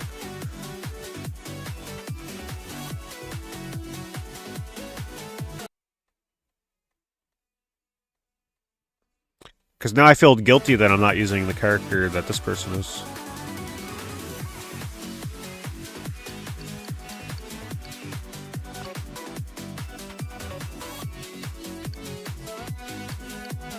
So everybody's using that guy? Isn't he a strike character? Okay, and that boost character.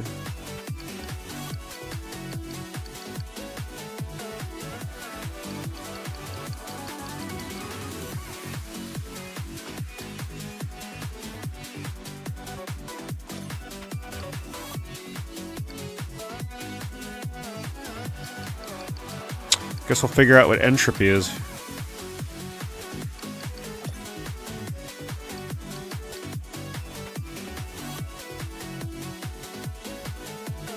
Wait, it reset my time? Is it based on the character I use? Look, my time is gone.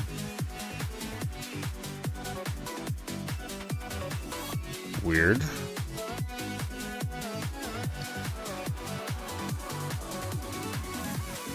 What is a team leader and a member, though? I don't understand the difference.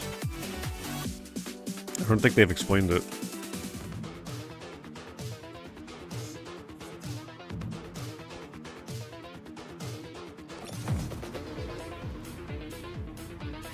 Like a shooting star! Burn!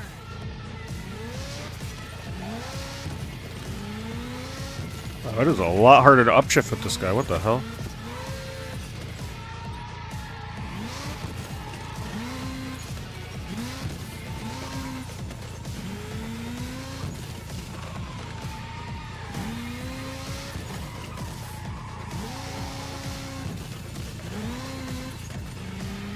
Yeah, I'm definitely feeling the difference between characters now.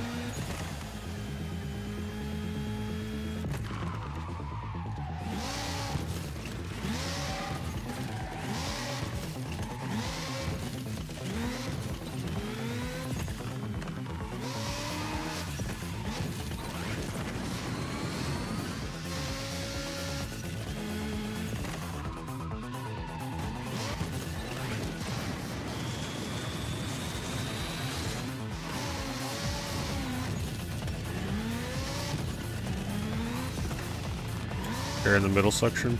Why are they differentiating between a leader and a member, though? Like, why do they have two different leaderboards? Is there some kind of huge difference? Are their skills considered, like, way more powerful or something for a leader?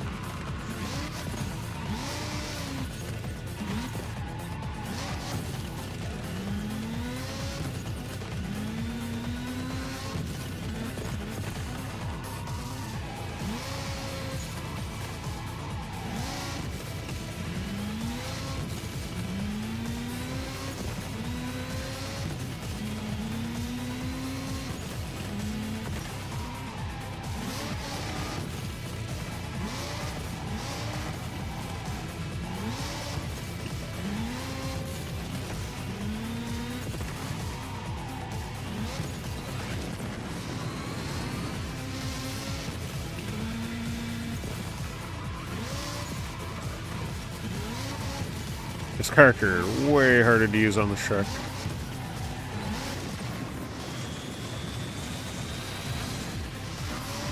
He has to shrift so much more.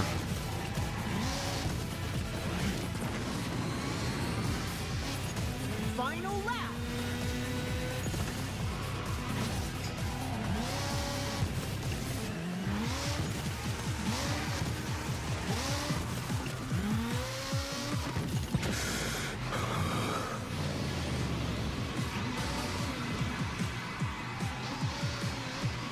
That is so, like, it's good, but man, it's so hard to control.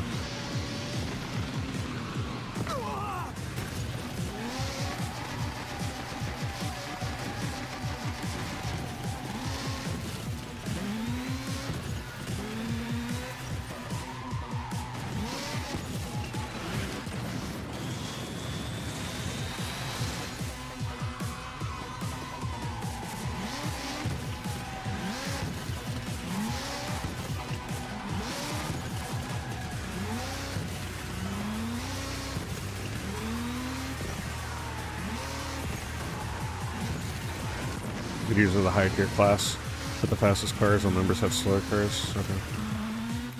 Makes sense. So this guy is a leader, right? Yeah, top leader. Wait, a 251? Oh, a 330. God, some people are just so crazy at this game already.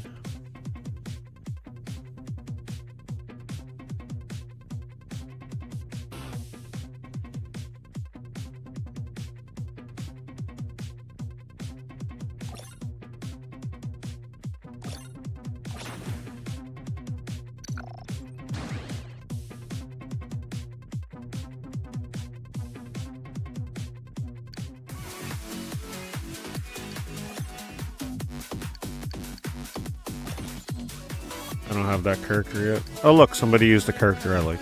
Sort of. We'll try her.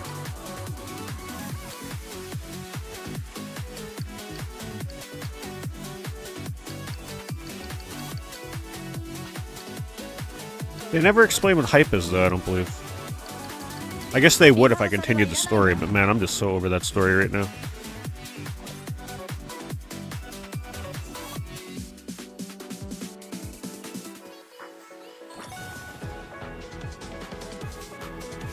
Like a shooting star.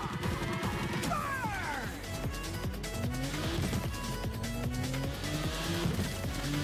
I really like these outdoor levels.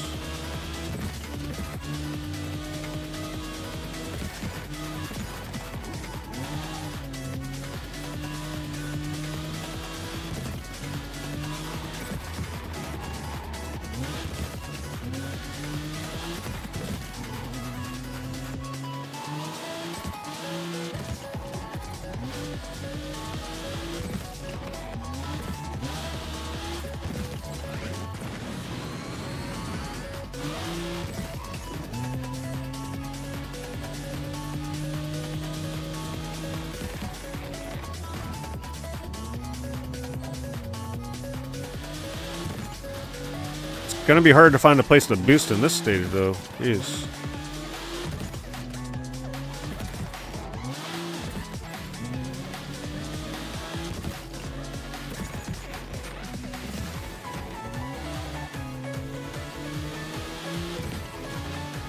I don't know if the free boost stayed forever, so I took it when they offered it.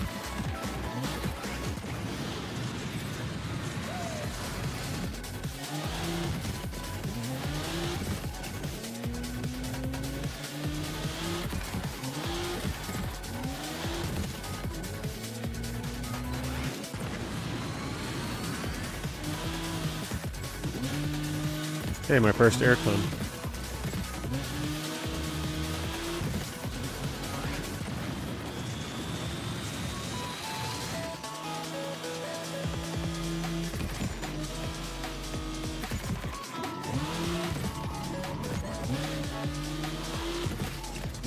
Yeah, the cars look really cool. It's a cool, like, I like the contrast of the cyberpunky looking cars and stuff with the natural environment.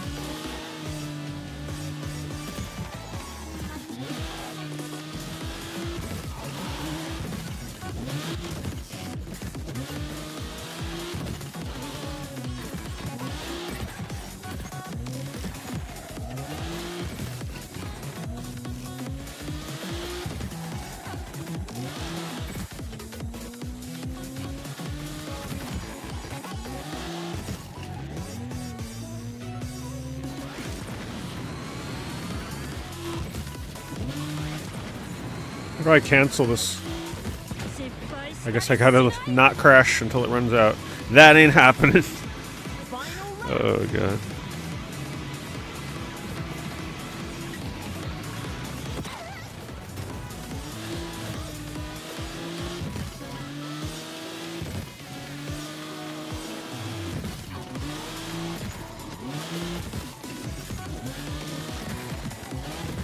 The handling is, I mean, the handling's fine, it's just the controls surrounding the handling is the hard part. You're drifting with the right stick. But it's heavy, like, it's not slippery, it's not too loose, like, it is definitely heavy controls. Because turning with the left stick is extremely heavy. It's extremely weighted on purpose. So that you have to drift with the right stick.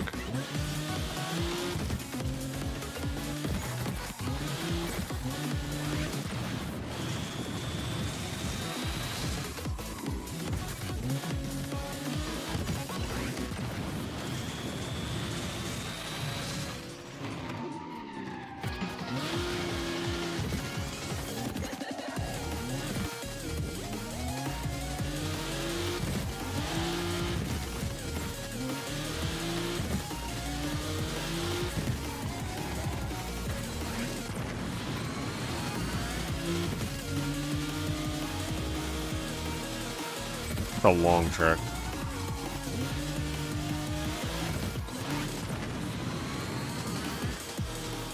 Hey, the top time was a 4:22. I actually wasn't that far off. I mean, I was still pretty far off, but could have been worse.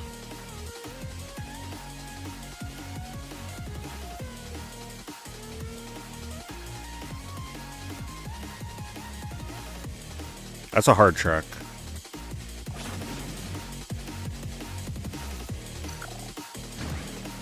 Who did everybody use on that last track? Trail of Giants.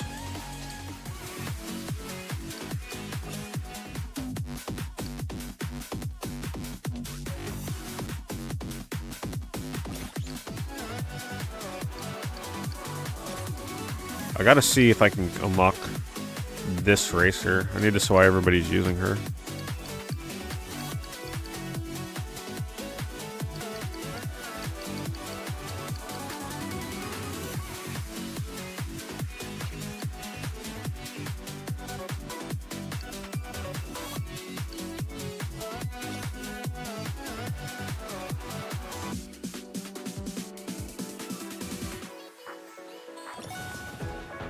I'm trying to go for that L1's fast start. I just can't seem to get the timing.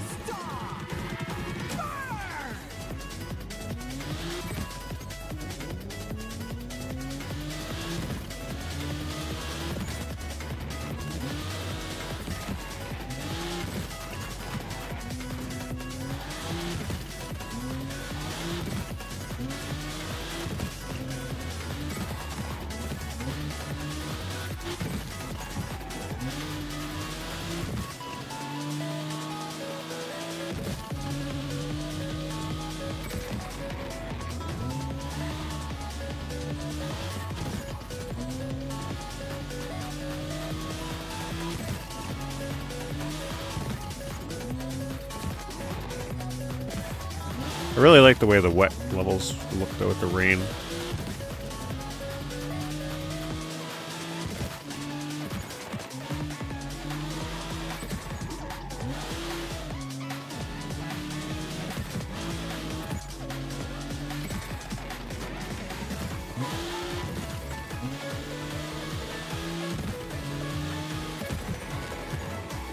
Gonna be at another hard level to find places to boost.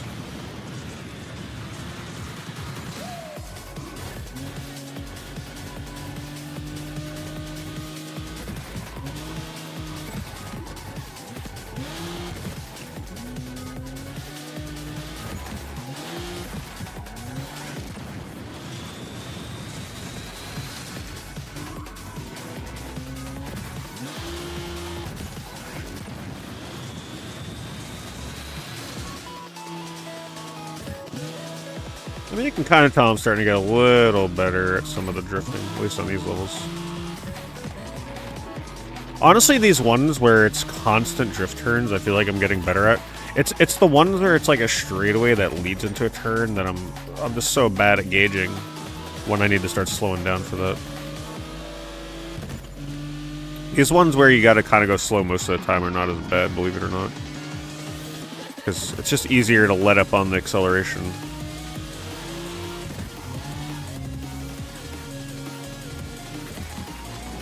Because there's not a lot of areas where you feel like you gotta go max speed. This might be the best drift level yet, though.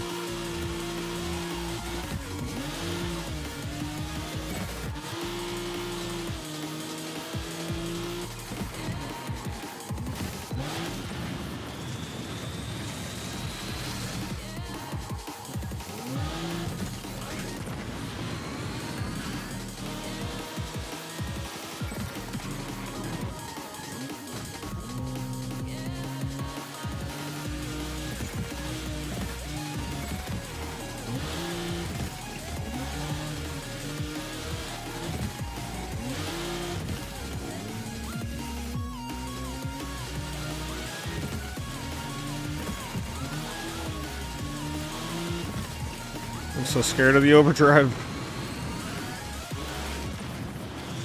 Final lap.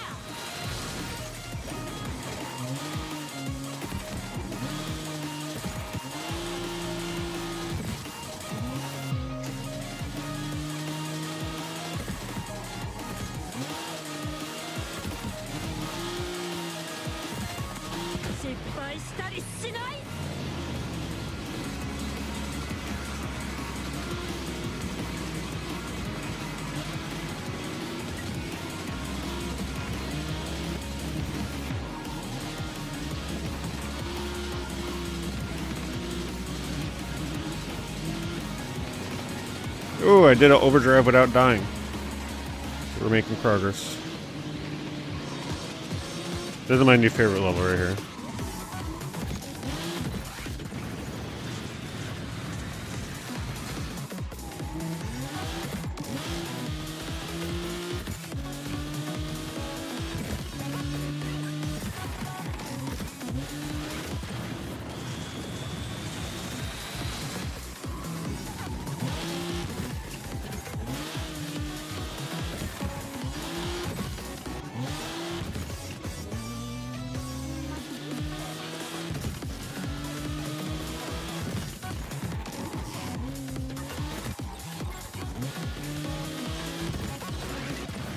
4:52.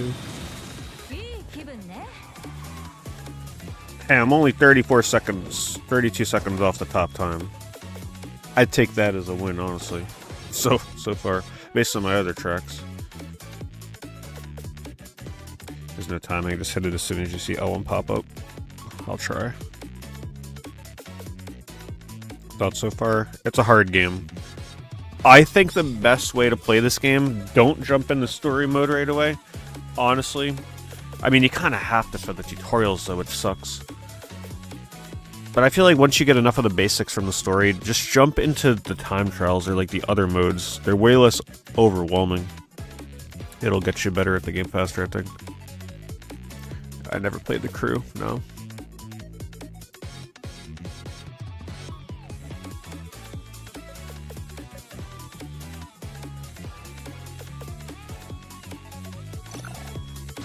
I know people that played it loved it though.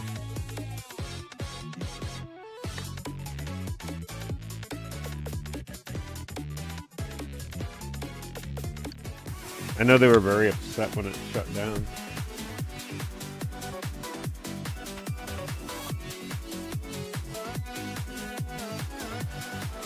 Oh crap, I'm number 27. Not that there's probably a lot of people playing that track.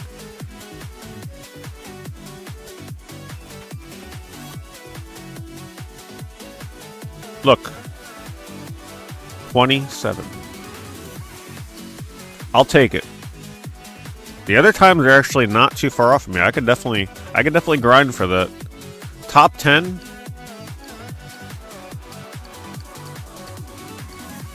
Top 10 might be hard, but like top 15 feels doable right now. Because look at it. To go from 15 to 14, it's a pretty big difference.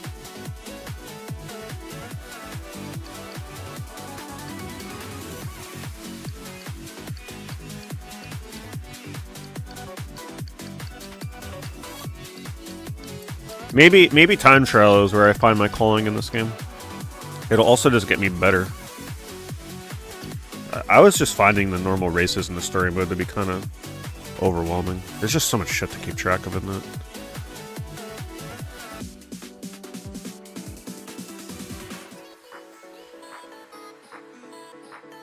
Hold on.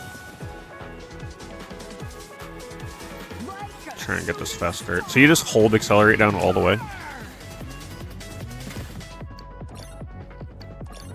Where is the L1 thing that you're seeing? It must be kind of hidden. I used to be a pretty big fan of Super Meat Boy, yeah. I look forward to the new one.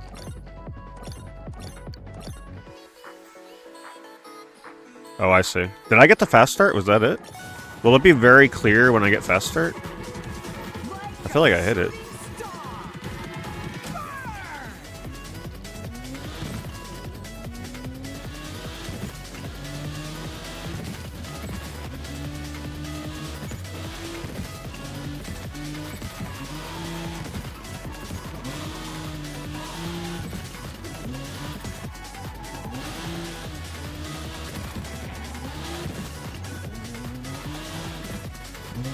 I gotta figure out the best place to boost. I'll launch significantly quicker. I guess I didn't get it then.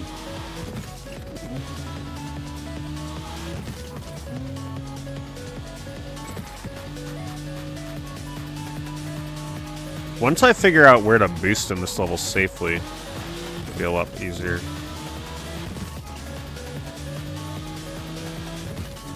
Like where I should be boosting, in other words.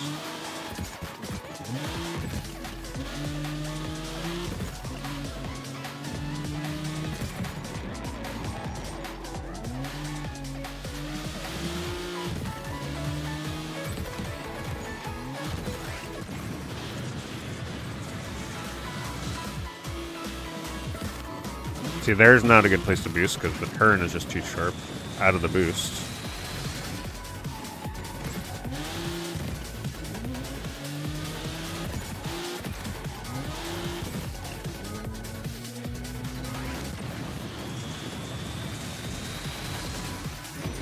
Three seconds ahead, though.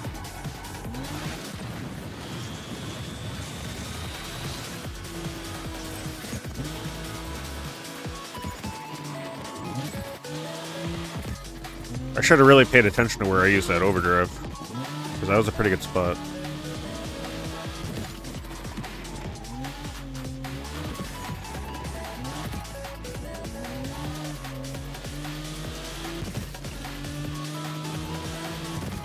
Is it certain music per level? Because I feel like I'm hearing the same song in this track every time. I wonder if I could hear different music.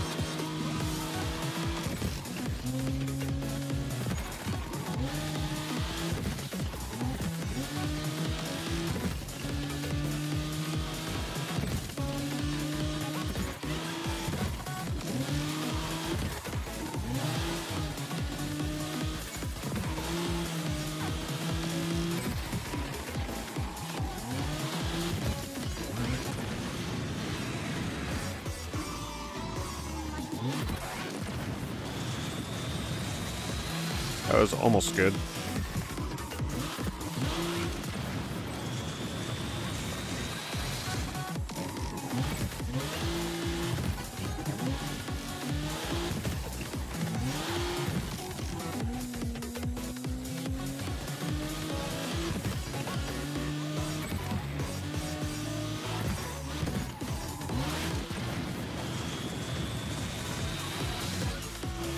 Final lap.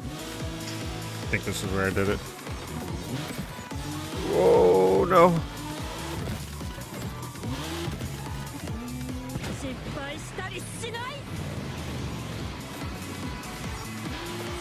Ah, no. Well, there goes the run.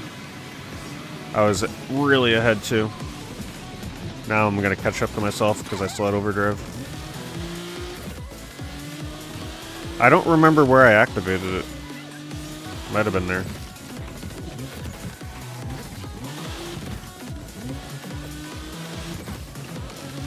Man, I gained so much ground on myself after that.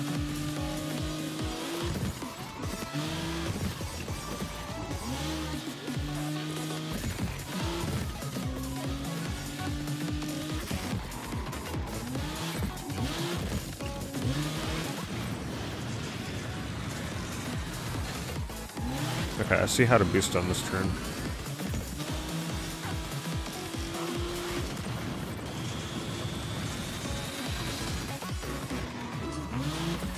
I think this is what I'm going to recommend to everybody if you play this game. Pick a time trial track, especially one of these, like outdoor ones, and just try and stick with grinding one of these until you feel better about the controls of the game. I feel like it would help you a lot.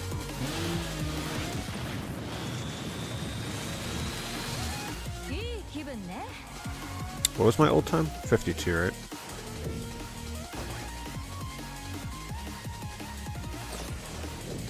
Waterside Misery. I like that I'm unlocking tracks.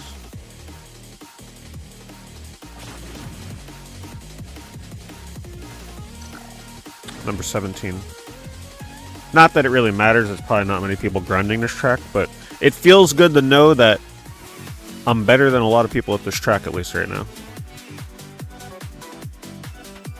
Notification permissions got shut off. Yeah. Yeah, Twitch is weird like that.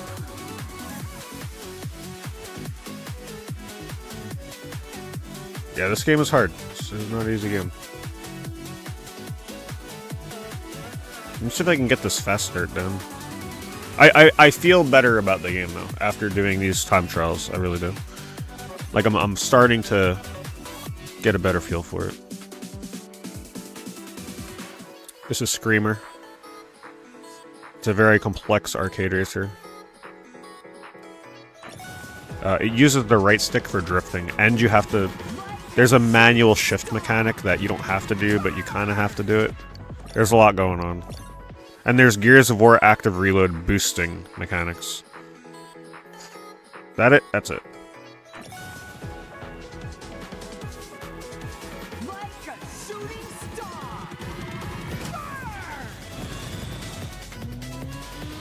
Yeah, there's like a quick time event with like a perfect reload, perfect boost that you gotta nail to get a good boost. So there's a lot going on in this game.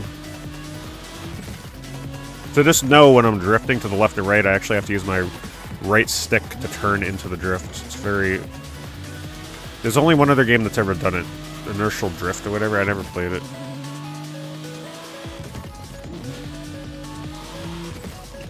It's taken me almost 4 hours to finally start getting the feel for it. But I'm also playing on a track that the roads are a little wider than, like, the city maps. At least I feel like they are.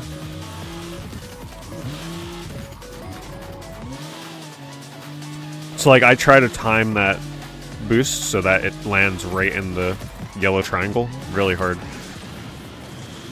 You'll know I get it when I get the green lightning like that.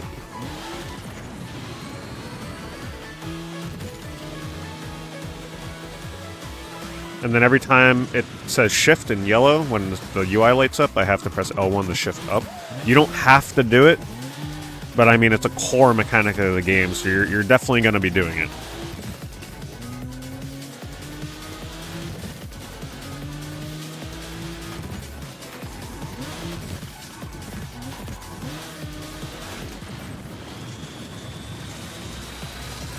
This track is fantastic. If you guys play this, practice this track. I'm telling you, this is like the perfect level to practice drifting. It's just perfect.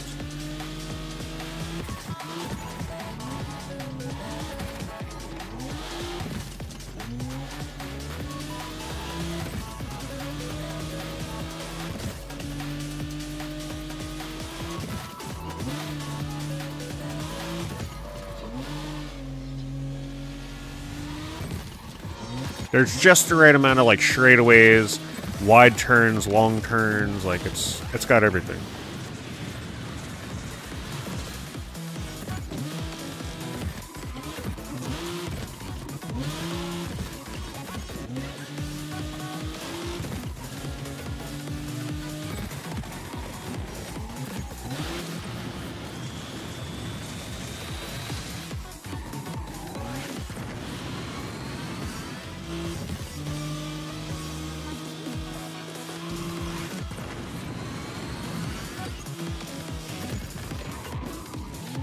I don't think I want to do that here. I'd crash.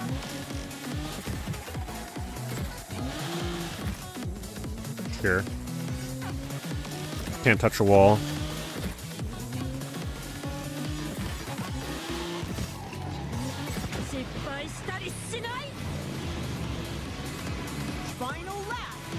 Ah, man, I saw that shit coming. That's so hard.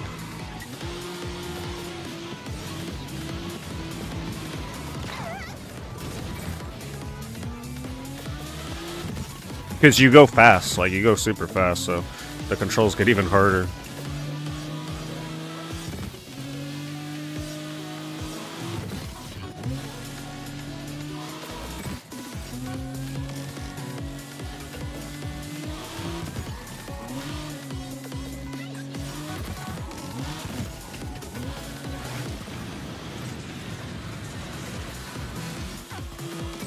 Does anybody know about music, though? Like, is this just the song of this track, or is it my character or something? How can I hear different music?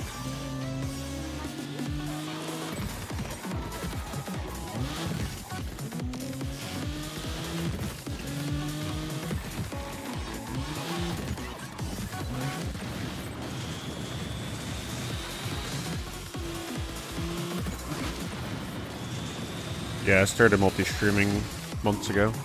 One of the better decisions I've made.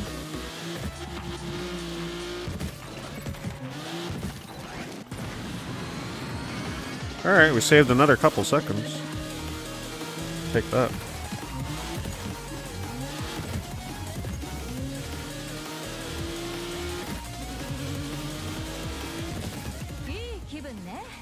We're getting there. I mean, we're moving up.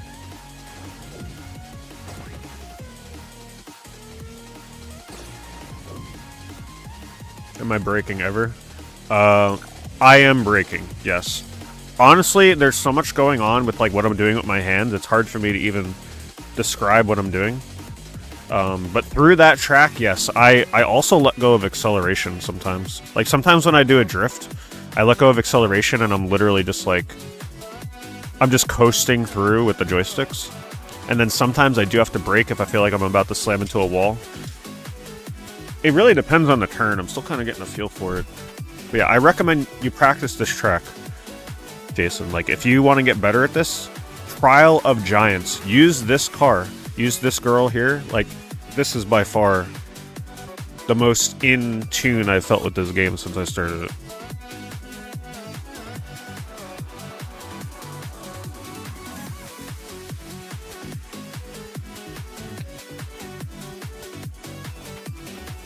Music is per character and team. Interesting. Okay. Give me a moment. Gotta blow my nose here. I am still slightly sick, so I still get congested. Hold on.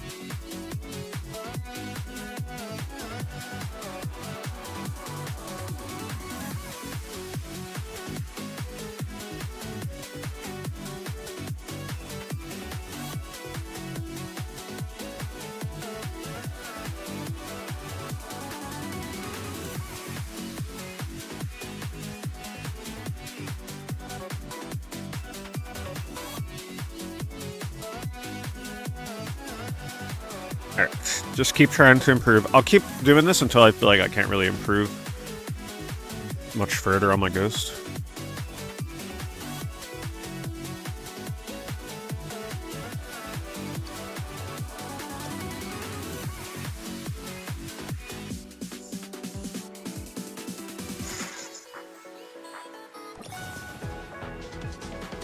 Apparently, you can get a better start than the fast start too, because I pulled ahead of myself there, unless it was a latency thing. Took that much better. I love having my Ghost. I love time trials when you have your Ghost. It just drives me to do better.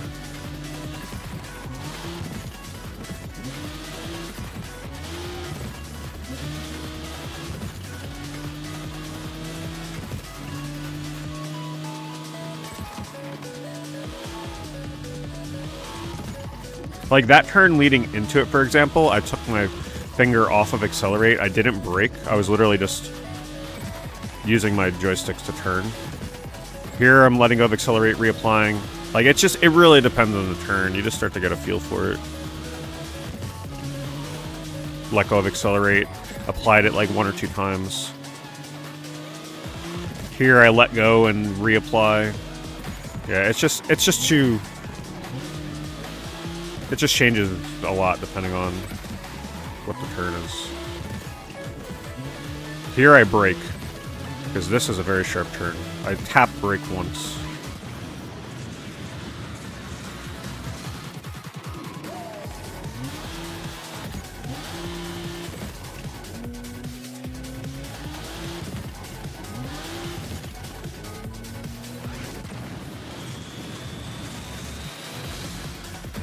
Let's not forget, I still crashed in overdrive, so I could recover a lot of time from that.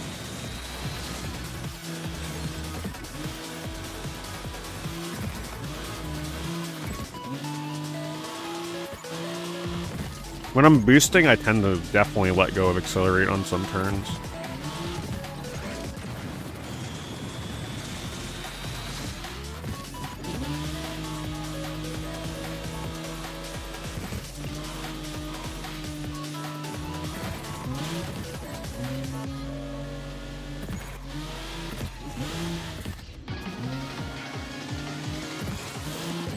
Once I can memorize this track too and not have to look at the minimap to know, like, okay, where's that big turn coming up again?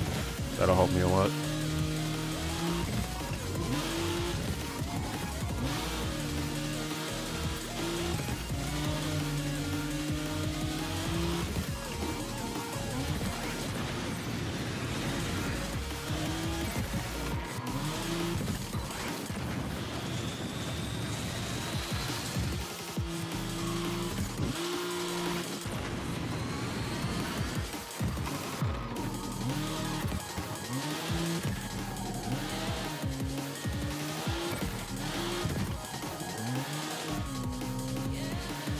Should have my overdrive. There it is.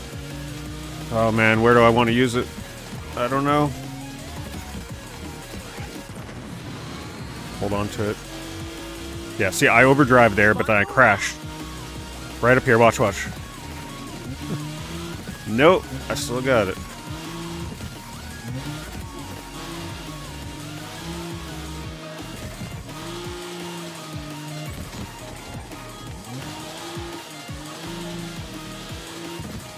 think we're gonna use it.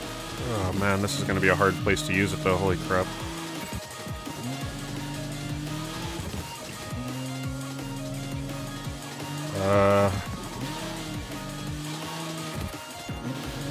I bet I gotta use it soon. The track's gonna end after this turn.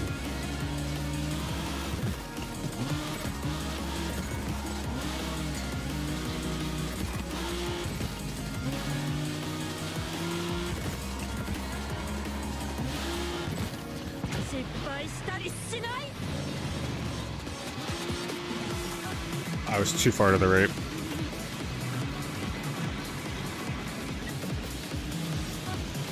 Is the weather affecting the course? I don't think so. If it is, it's hard to tell.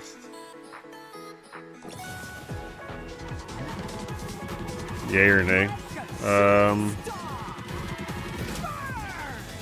It is a hard recommend right now. It's not a racing game for everybody. It is a very technical, difficult racing game. You have to be ready to grind and learn intricate controls, so I can't safely recommend it for everybody.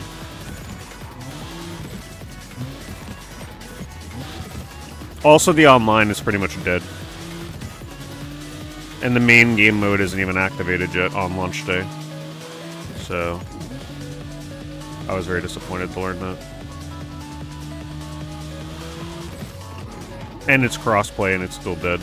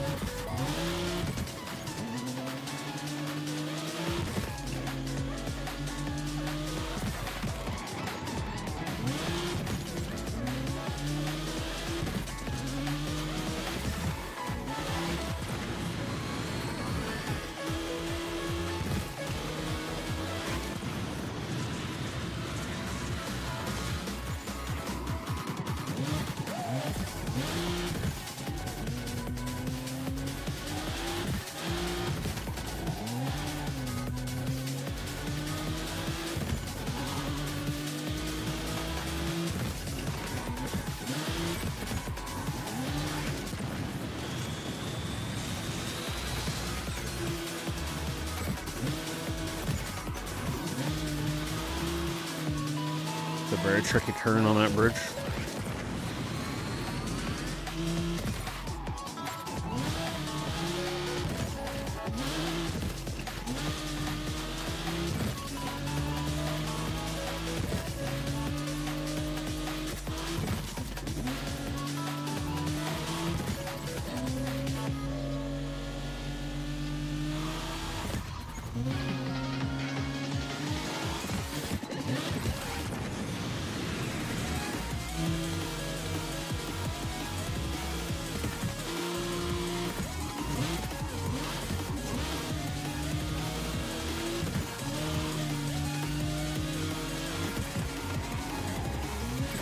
Curious to see how I'm getting better at that turn.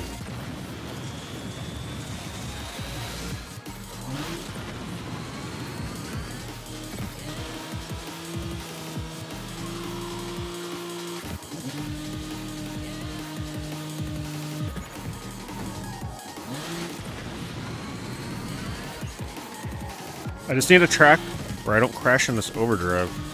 I'm gonna go for it here. Risky though.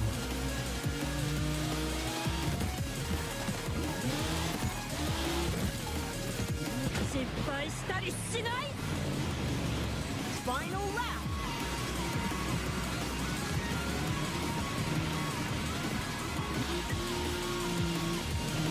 I can't accept. I gotta get a non-crash.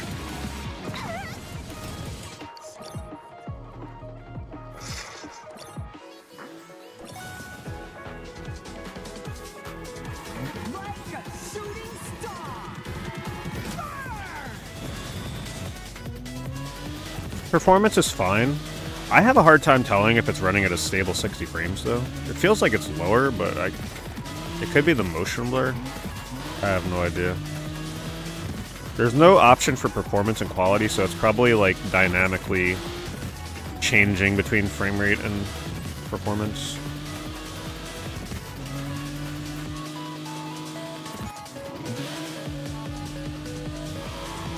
Streaming it with a widget to display inputs, yeah. Yeah, if you're playing the PC version, probably easy to do.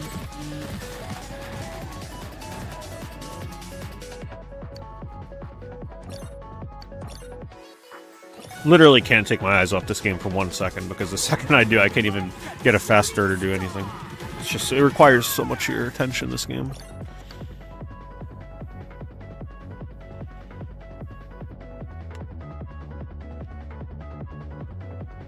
I kind of hate the fact, though, that the music is dependent on the character you use. So, in other words, if I always use this character in time trial, I'm only going to hear her song. That's kind of disappointing.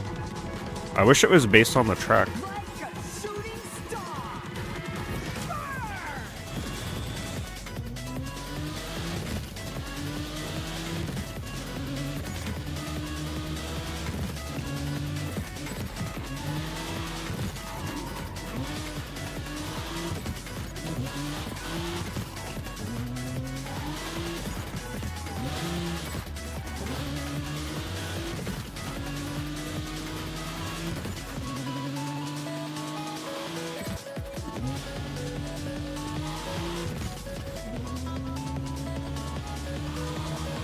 I mean, you can certainly tell the difference of how I've improved, though, from the start of the stream. Start of the stream, if I did this level, I'd be slamming the wall every turn.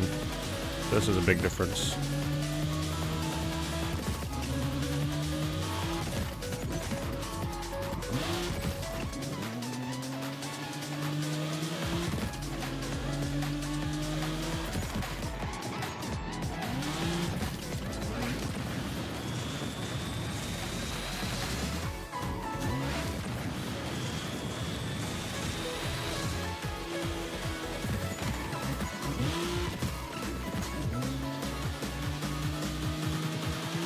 Definitely did not do this first lap as good as the Ghost.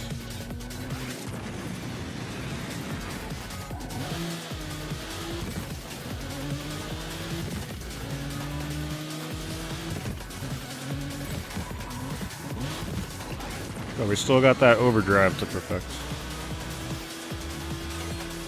I wish I could figure out where I used it that first time. Seemed like a pretty good spot.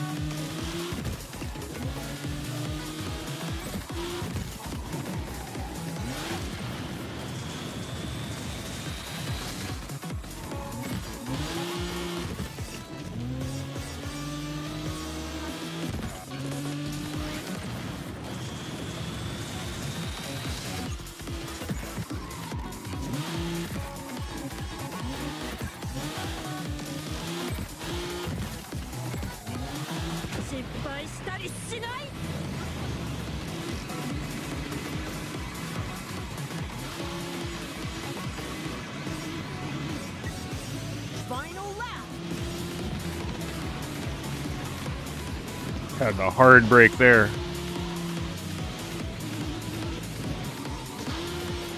Okay, survived it. Not the best spot to use it though, I don't think. I had to brake a couple times.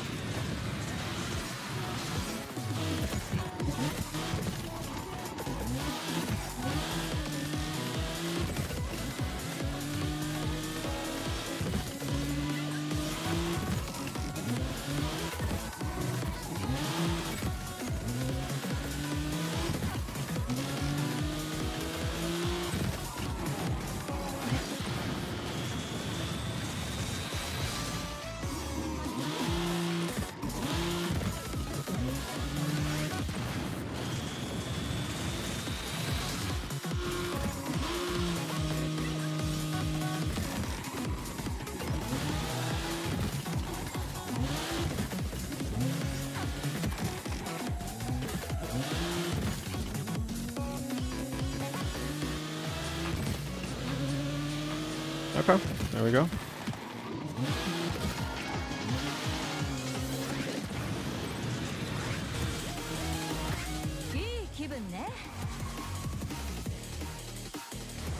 I'm unlocking characters that's doing time trial right now. This is on PS5, PC. I think it's on Xbox. I don't remember. I think it might just be PS5 and PC though.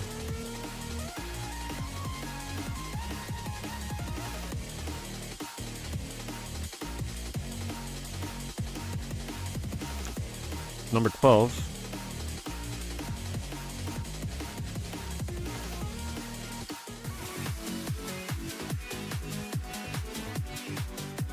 Oh man, I was so close. So close to top 10.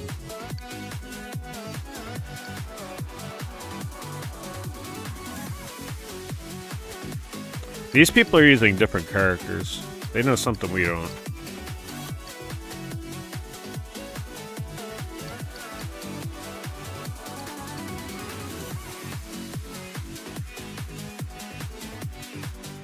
Using this guy.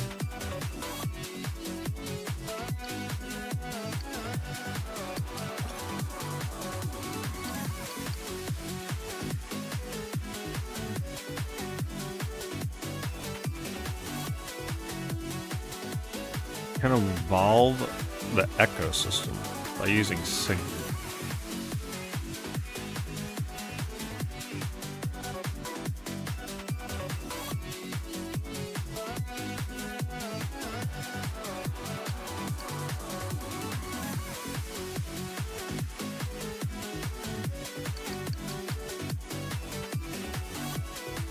Perfect boost is extremely powerful, but the timing changes every time.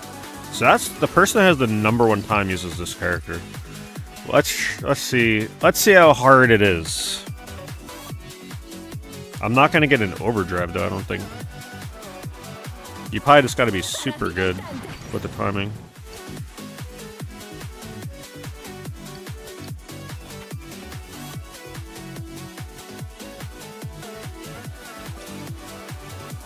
It feels like a character that is like overpowered as hell if you actually get good with her. It almost feels unfair, in a way.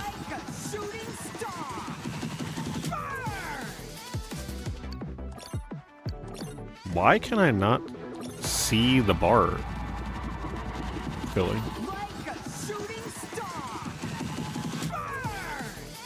I think I got it.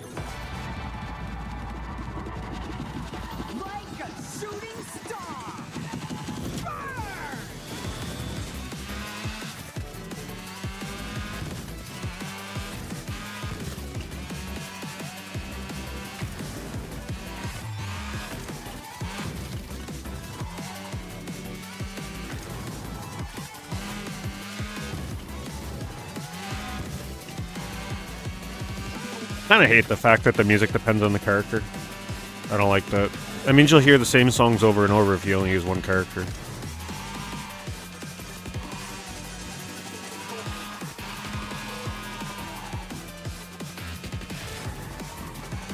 But now, see, with this, the problem with this character is I feel like you're going to reset if you don't get perfect boosts. Because that's the whole reason you picked this character.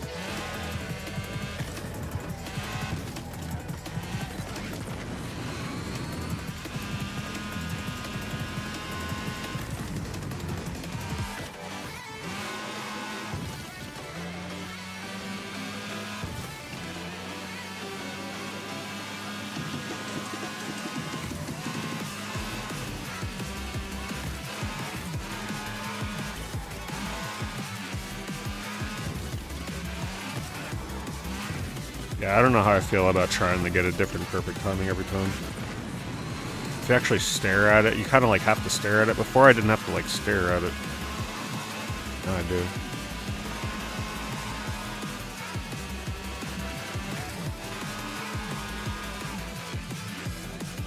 Is it really that much more powerful?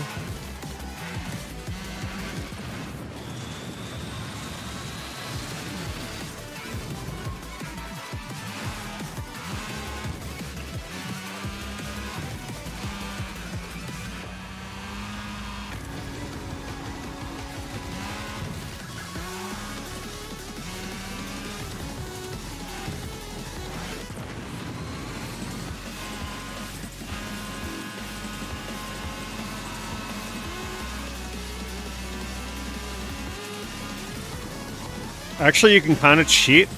Oh, no, wait, they change it every time. Damn, you can't cheat. I was going to say you can kind of, like, see what one they're going to give you. And then back out if you don't like it.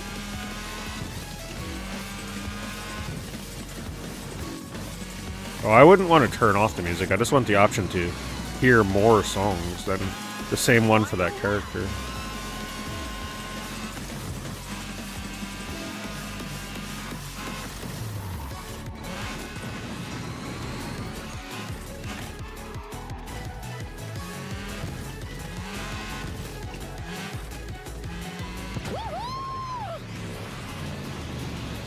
Really?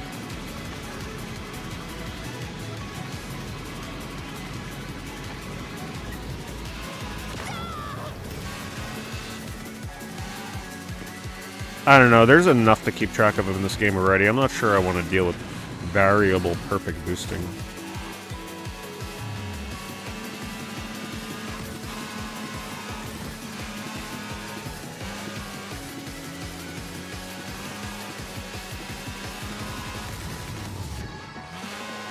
If you can get good at it though, it's probably really good.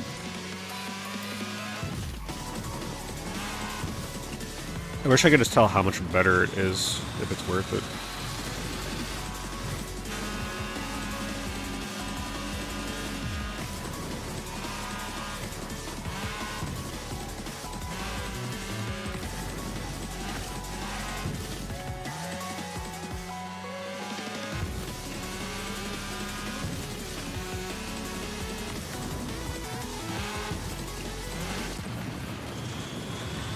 $4.39. Honestly, that's not even that far off of what my other time was it?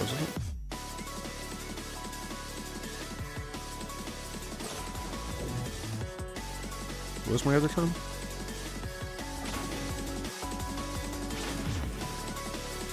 So that was only 3 seconds off my best time using a character that I suck with. So maybe she... And I crashed. Hold on, maybe she is kind of crazy. Because I shouldn't have got that close to my best time. Try that again. Maybe just landing a few of the perfect boosts really did make that much of a difference.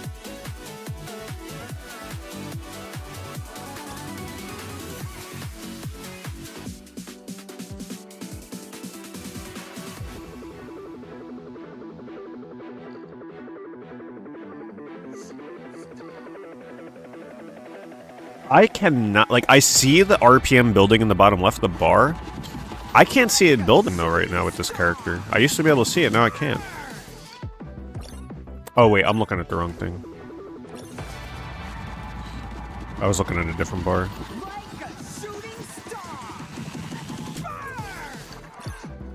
There we go.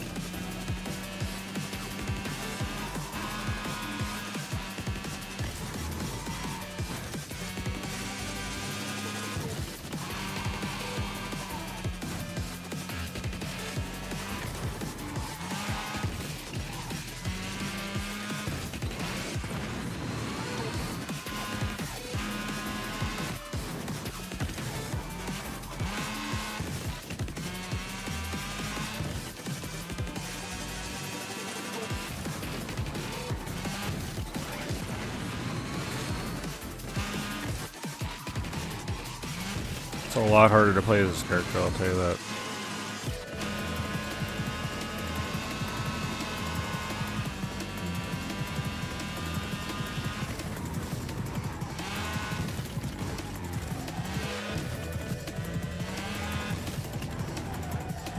See, I got more of a boost there. I wasn't ready for it. Yeah, it's a good stage. I wish I can go up against the ghost of my other character. I wish the ghost wasn't by character.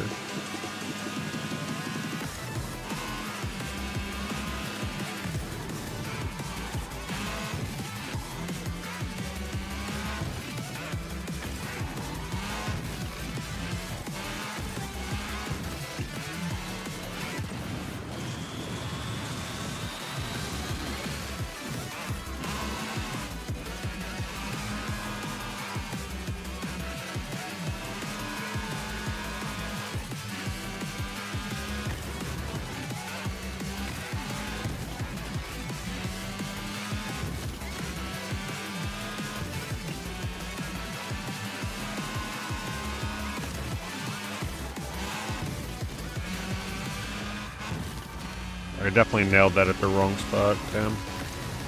2 in a row, though.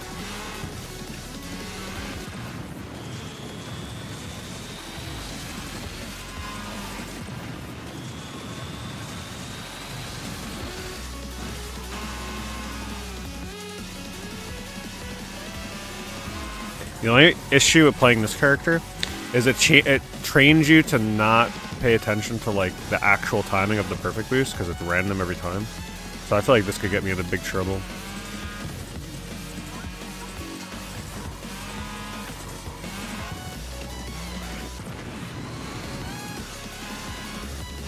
Final lap.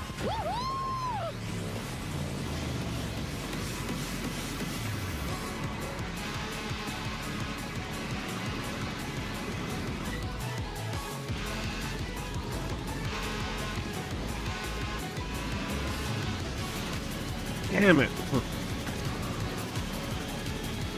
Turn got me twice now. Yeah, because it's putting me up, like, if I start a different character, they wipe my other ghost from the other character. Unless there's a way to actually bypass it. Like a shooting star. If you're going up against your own ghost, I believe.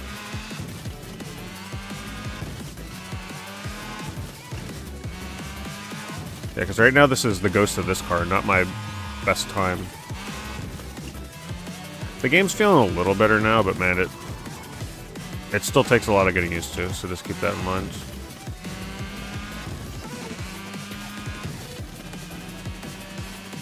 Like, if I were to go right now into one of those really hard city levels racing against other cars, I'd still probably be getting my ass whooped. Just to be clear. Yeah, it's a fun game, TK. Just a little difficult. Usually, if I don't like a story mode in a game or something, I can usually find some enjoyment in the time trials. Like this game.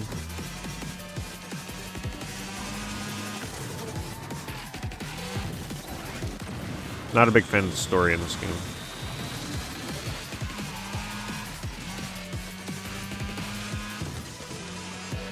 Yeah, the gimmick, if you're just joining us as you drift with the right joystick, is the big thing. You use the right stick to drift in the direction that you want to go. And not just like tap it, you literally, it's like you're aiming the car with the right stick.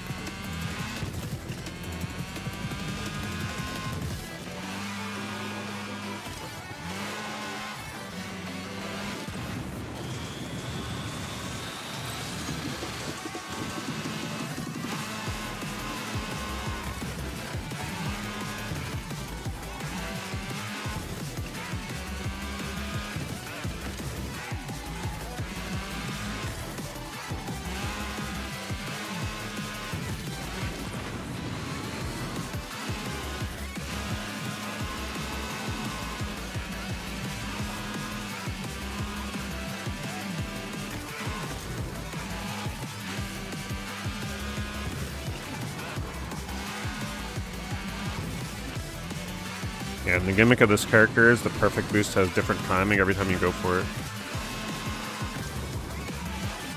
I kind of like that different characters have different abilities, but at the same time it makes me feel bad like I'm not using the best character at all times or something.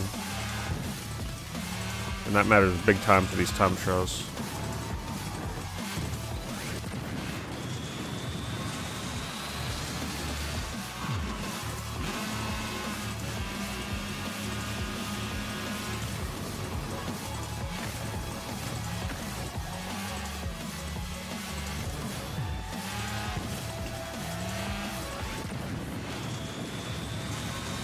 See, I use my overdrive there. That's why I pull ahead so much. I'm gonna hold off on it. I don't even have it yet. I'm not even sure how I got it so soon on the last attempts.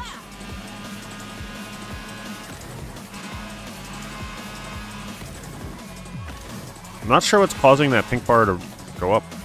Because I got it so much faster last time.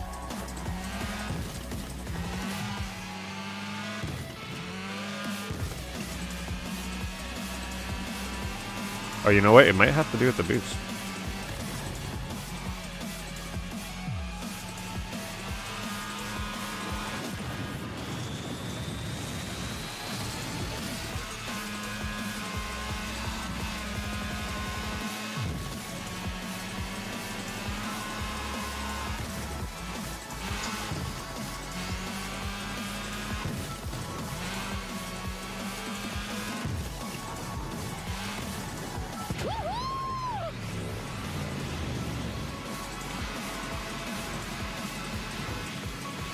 Ah, that is such a hard turn to do at overdrive. That's crazy. Never doing it there again.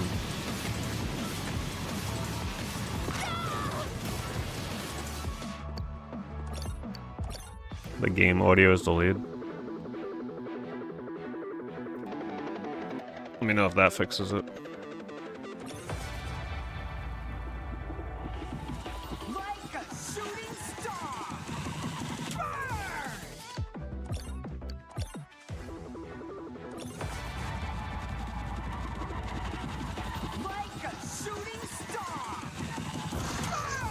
I don't know why my game capture does that.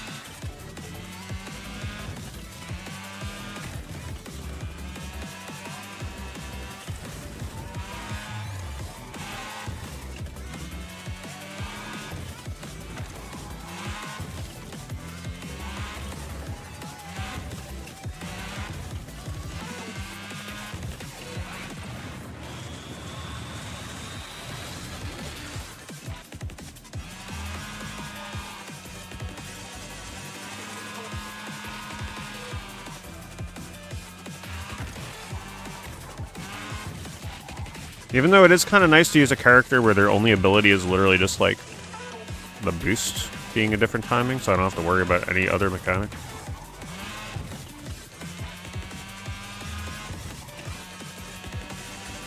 Kind of simplifies things a little bit.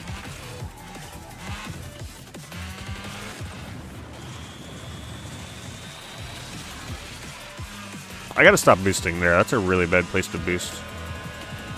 Terrible.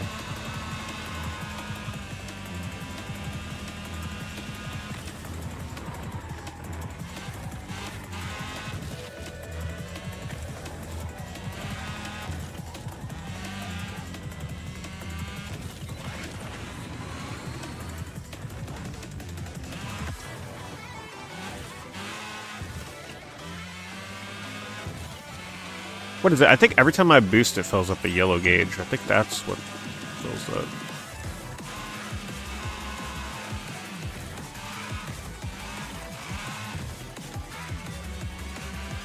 Can I upgrade your car?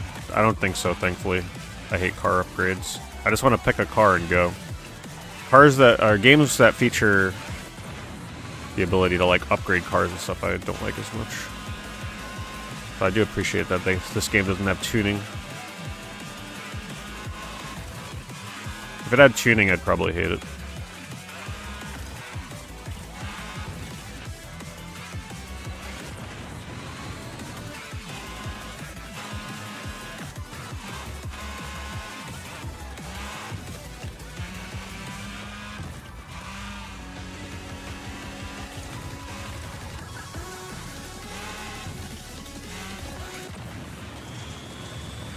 I always seem to get the best boost on that turn.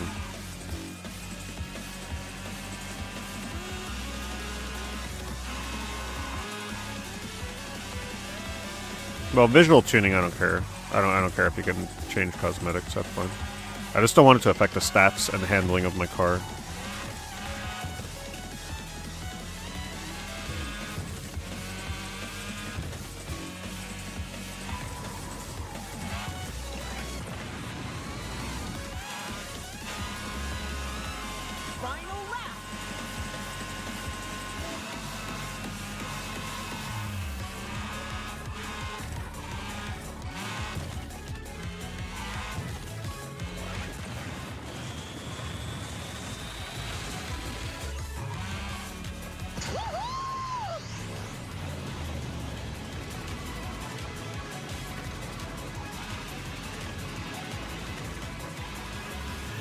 That turn, like, the way I come out of it, it's hard to describe. My car always, like... I'm trying to turn left into it, but the second I let go of my joystick, it just beelines straight into the corner. That's the third time I crashed there with overdrive. Obviously a problem.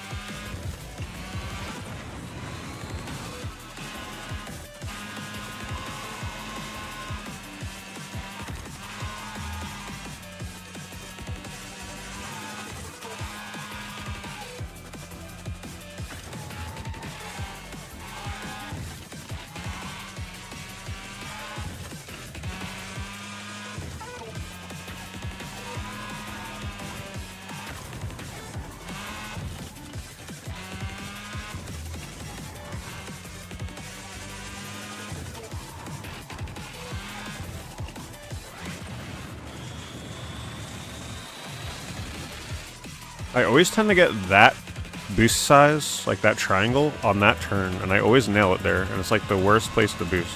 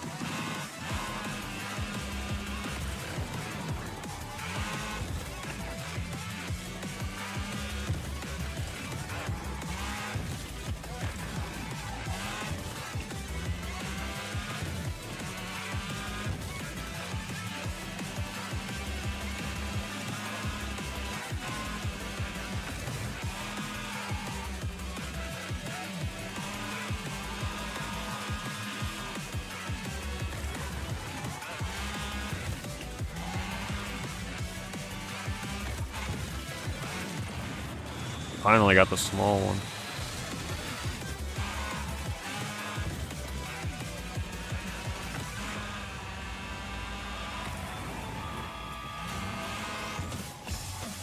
Alright, let's not boost here like I always do for some reason.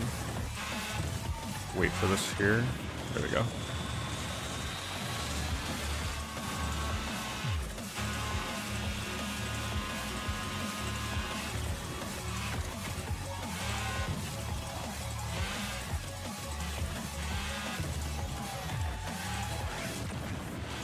Getting a little better at the variable boost. Perfect timing here, though. A little bit. Still not easy, though. Looks good, but how does it feel? It could feel either really good or really bad, I'm gonna be honest. It feels really good on this track right now for me. Thank you, Mecha Kong, by the way. Good to see you. Thanks for the resub. Like, once you get a track that clicks for you, it feels pretty nice. It's the tracks that don't feel good, it feels pretty terrible.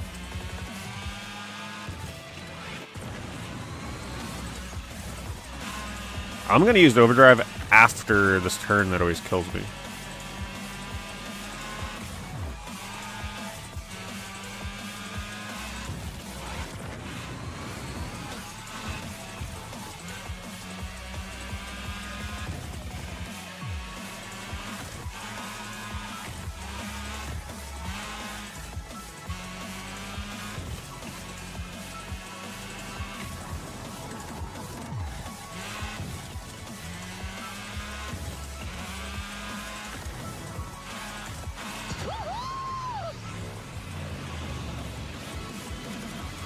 gotta do this turn here, which is hard.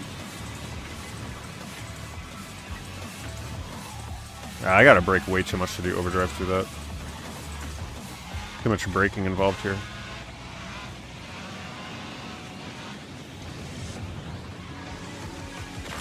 Damn. Nah, that's not a good spot to use it. You gotta brake the whole time you're in overdrive.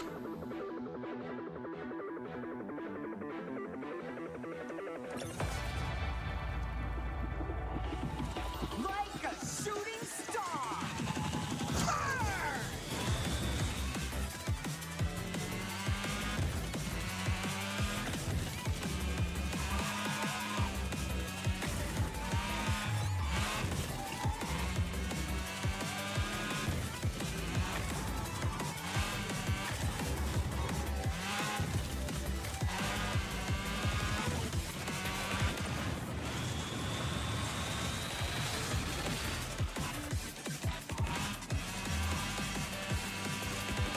Yeah, just to be clear, for the boost in this game, I try and time it so I let go when it gets right on the yellow triangle. And yes, the timing is that precise. Like, there's no wiggle room. Like, it needs to be right on the line. Not inside, not right before, like literally on the pixel. So the timing is very tight. You'll know I got it right when you see the green electricity around my car.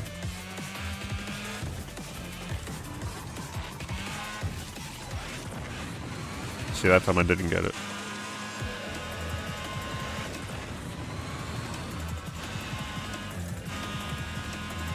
But the whole point of this character is I get a better boost if I get the perfect boost. So if I don't nail them, then I'm losing out on time. Because there's no reason to pick her then otherwise. So I gotta be confident that I'm gonna hit them.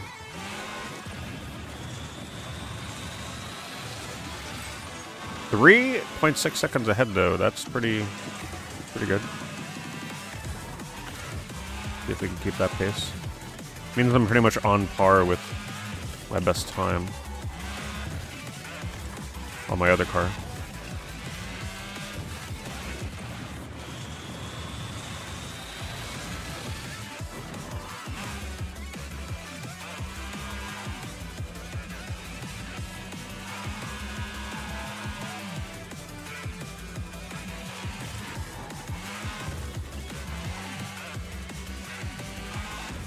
Every time I do a shift up, you also get a little bit of boost gauge.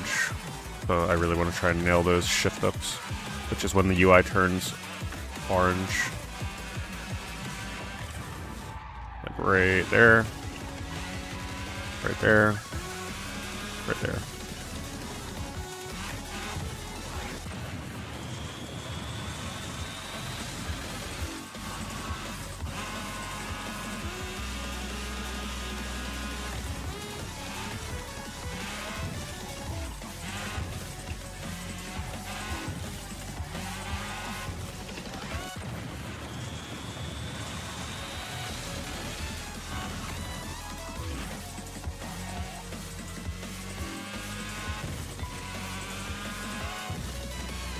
Final lap.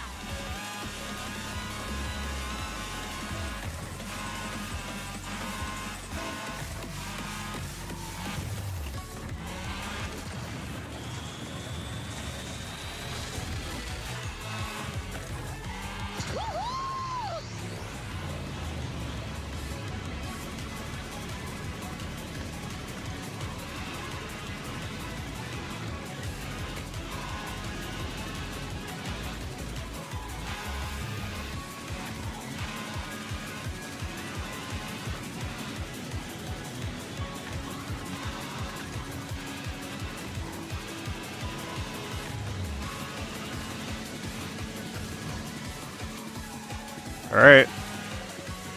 Could be a PB.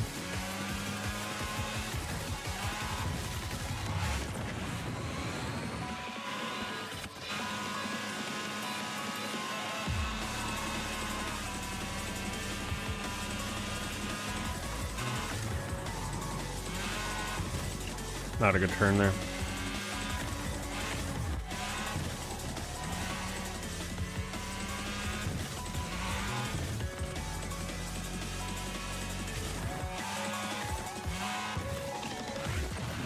Good, we got the good boost right at the end.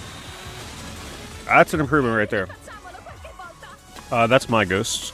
Yeah, I'm going for a top time on this track right now. Well, that beats my my top time on my other character, I believe. I think, or does it come close? Let's see.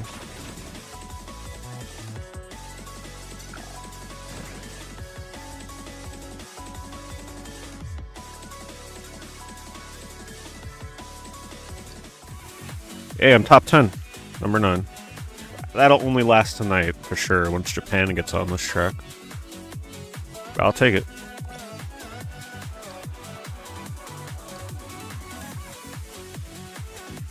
Representing PlayStation. There's only one other PlayStation guy. War on Truffle. War on Truffle saw me streaming this level. He's like, alright, let me get in there. Let me get that shout out on stream. Yeah, it's a fun track.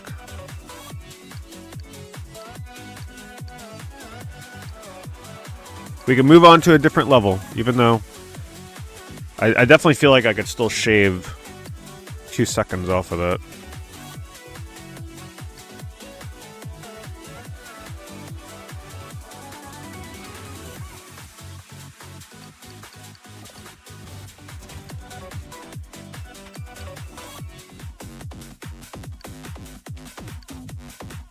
Let's see what one of the other levels I unlock.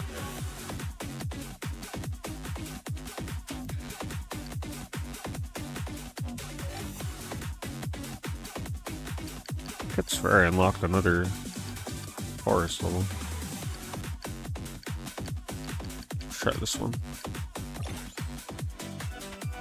I tried the story. I played the story for the first few hours of the stream. I'm not a fan of it.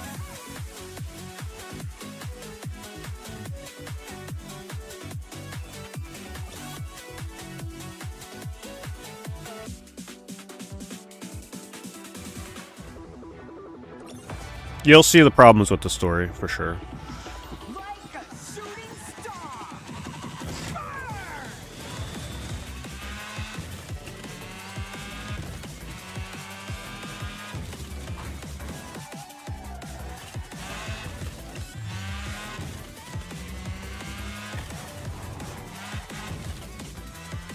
Wait, was there a shortcut in that other level that I didn't take? I didn't see any shortcuts.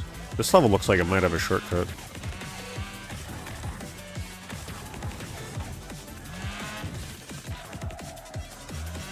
Oh my god.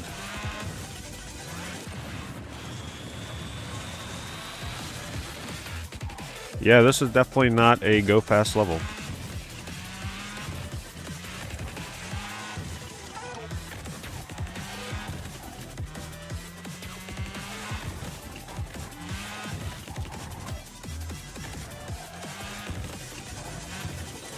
I can't even find the place where I can boost. This is crazy.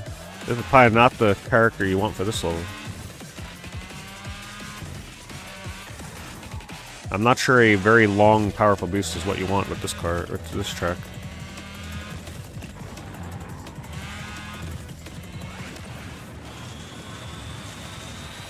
Because I got a brake to do the turn. I don't like this track.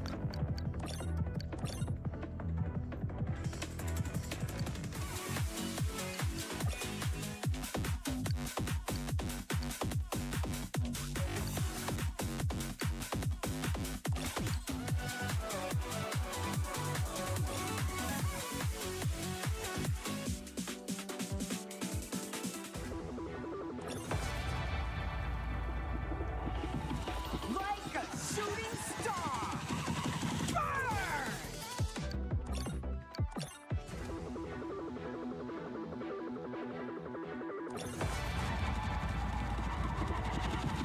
Like a shooting star.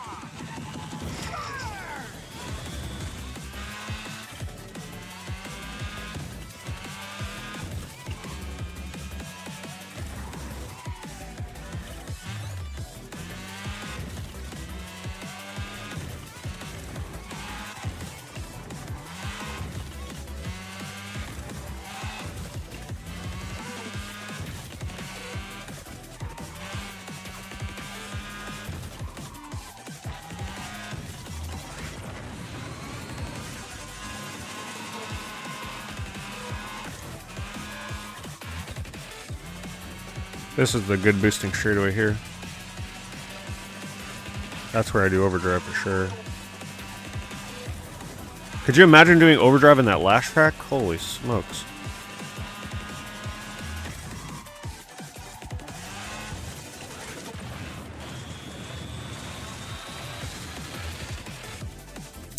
That's gonna take some getting used to.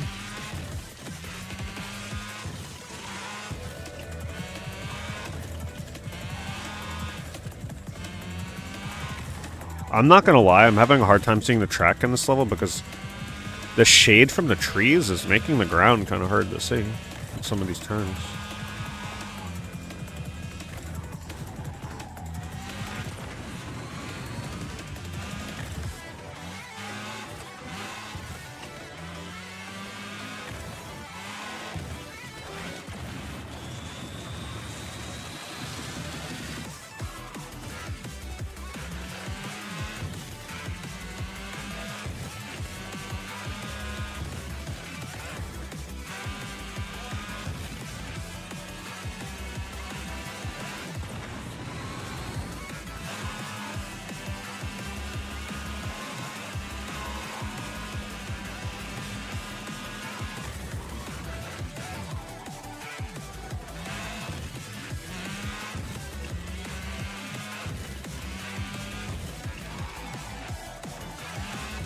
Yeah, for those unaware, you're essentially like building your boost gauge by shifting up.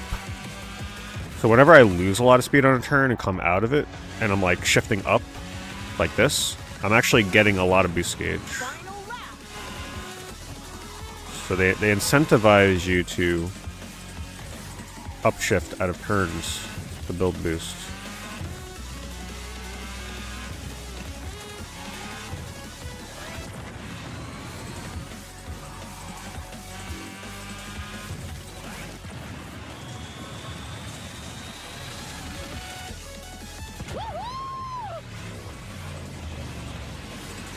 And then with this, I can't hit the wall hard at all, otherwise I explode.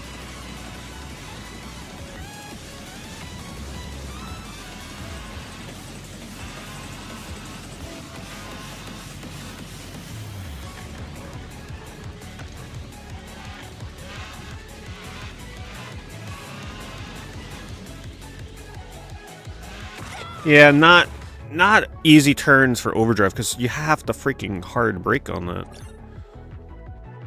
Actually, I'll just keep going. We'll get the ghost.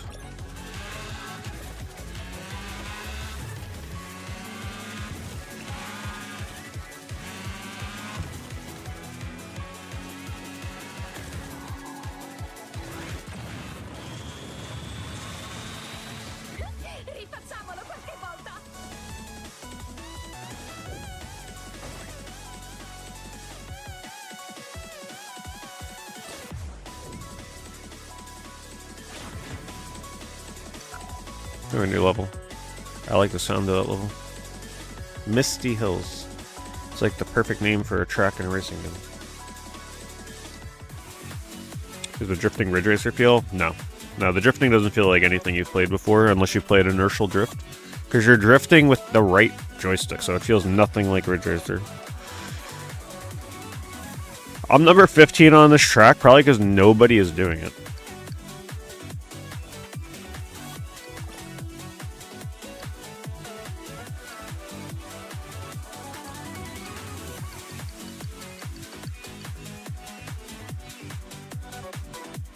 Well, to be fair, I mean, there's 38 people. For my first try, it's not terrible.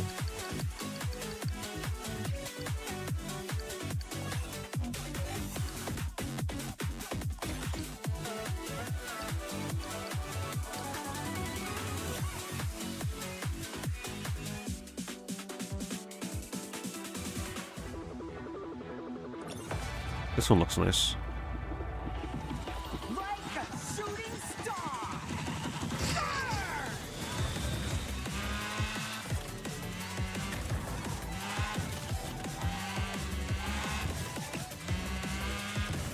There are hills, and it is misty.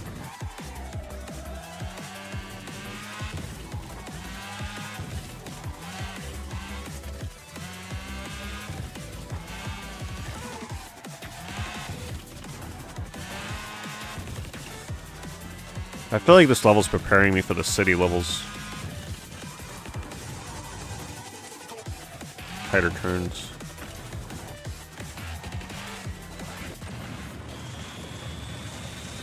I just don't know how you figure out where you want to boost in these stages. It's all turns. Crazy.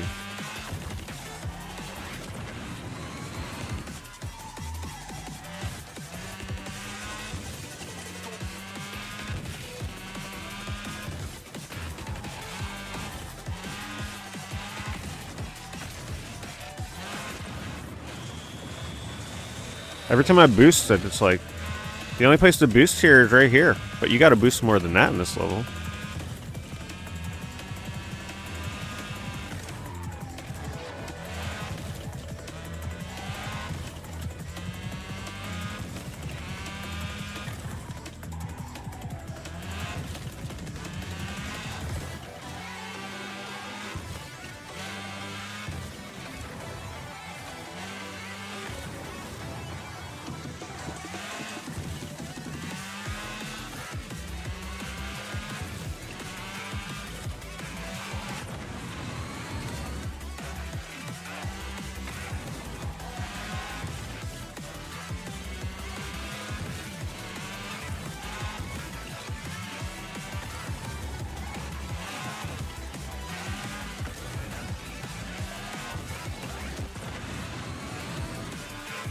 I don't like this track.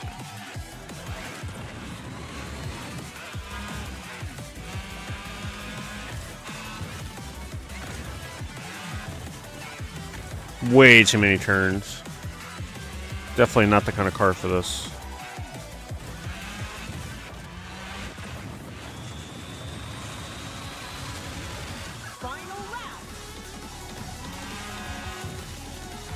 I don't know, it just feels like there's no safe place other than the one straightaway by the finish line, the boost. But you get so much boost gauge that you kind of have to boost more than just there. So I have no clue where you want to boost here. But this car is definitely not the car you want to use because you don't want longer boosts for this level. You want short, more frequent boosts. So this is not a character you want to use on this track.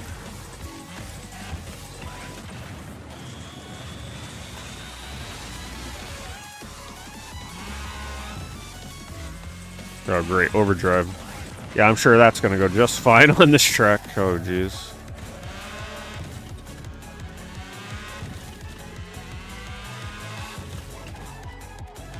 Might as well just hold the brake button the whole freaking way.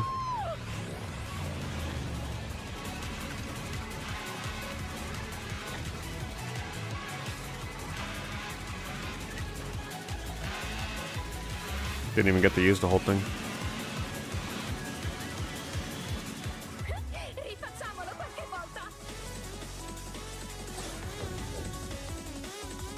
Telling you, that level I chose to grind was definitely the best one.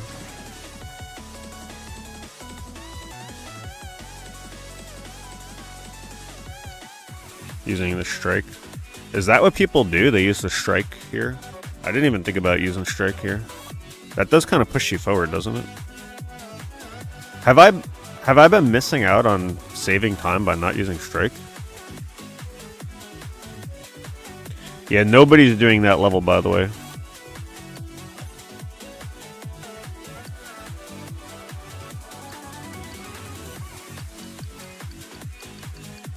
All 8 of us.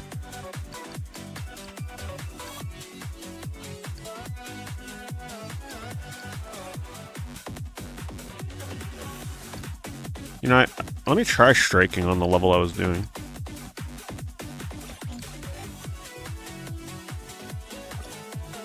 Oh, hold on. I want my ghost. Well, I don't know why it defaults to no ghost as default.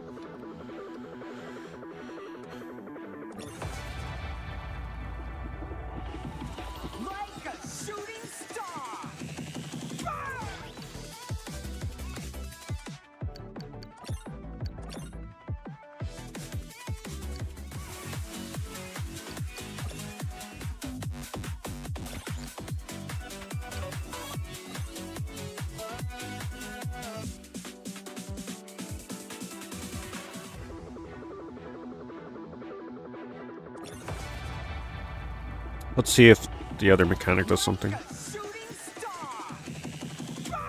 Not that I need to add yet another thing to the repertoire of buttons to press.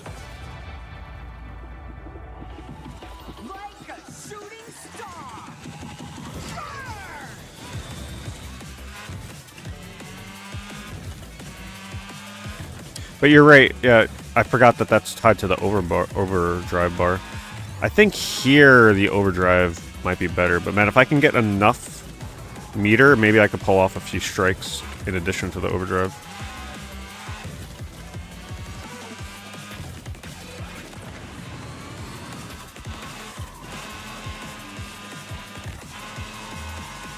So that gives you a good idea of what a good boost looks like, because I think in my PB that was a good boost. And that's a pretty sizable difference in distance there.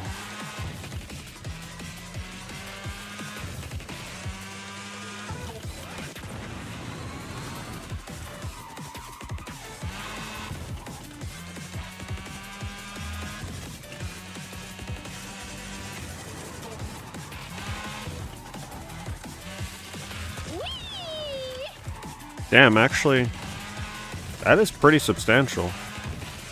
I didn't even think about that. But that eats into my overdrive meter. But if I have a few of those left over in the final lap, that's free time right there.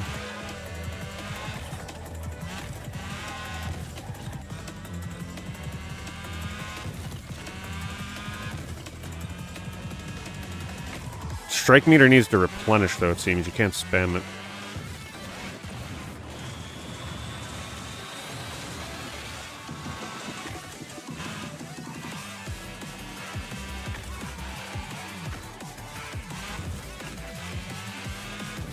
Overdrive at the end will probably still be worth it more.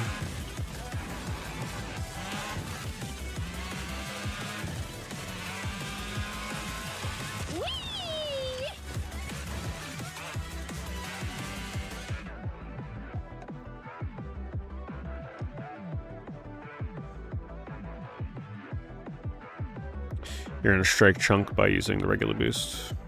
Yeah. But then I won't, yeah. I could see it being useful in the final lap if I use overdrive in that lap and I have like an extra chunk or two to boost right before the end of the lap.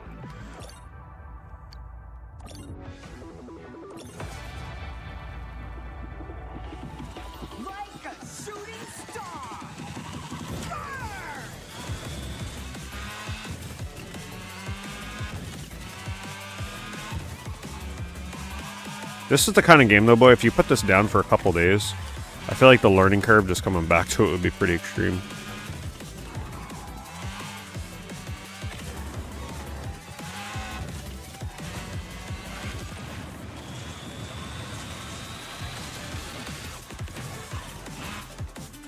Damn it.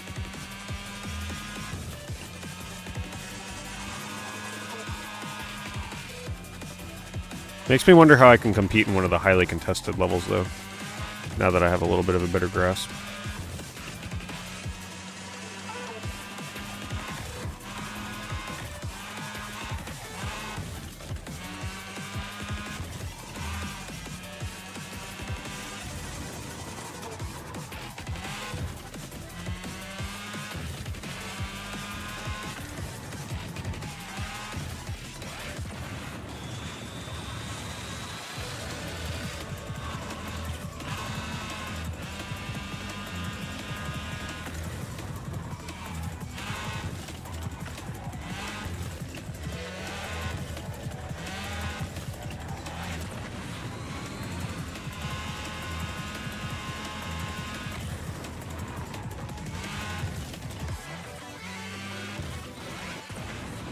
Darn, would have been a good, perfect boost.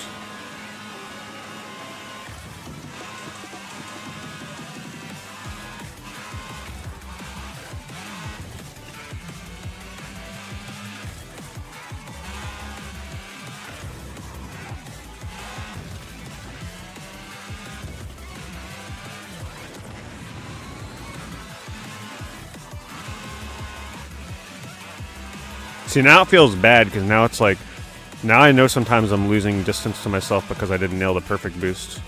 It's like another thing you gotta get all flustered over.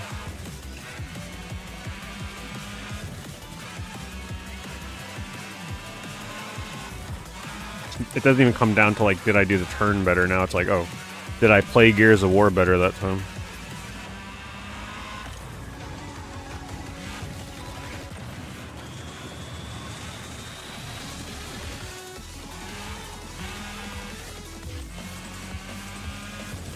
See, like I played better Gears of War there on the PB.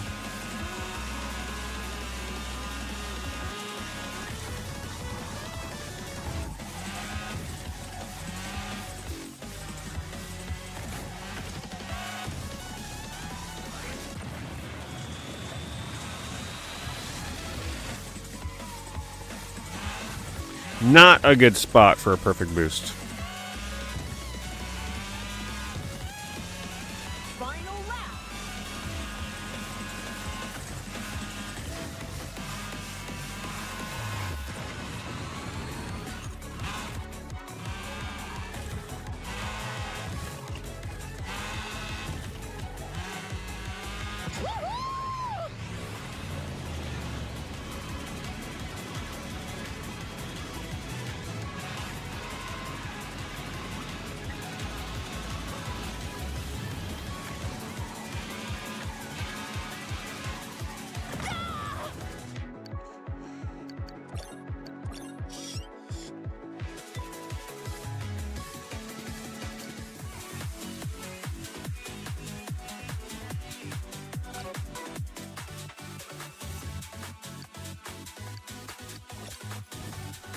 Got time to look at like one more track.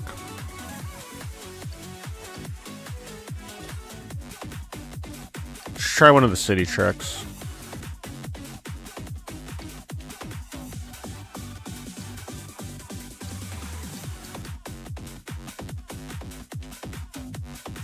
Waterside Misery. This one looks long. I don't think I want a huge level. Let's try this one.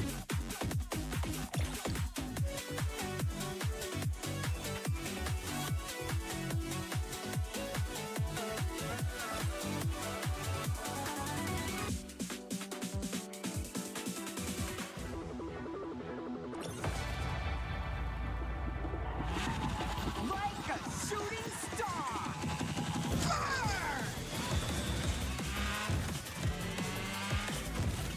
It's a nice looking level.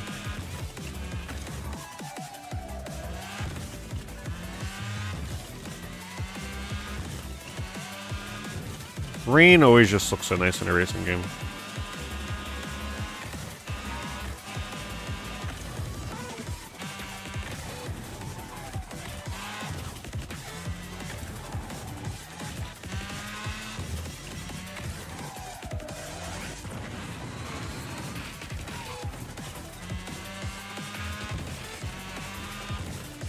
Not used to the turns in this stage yet.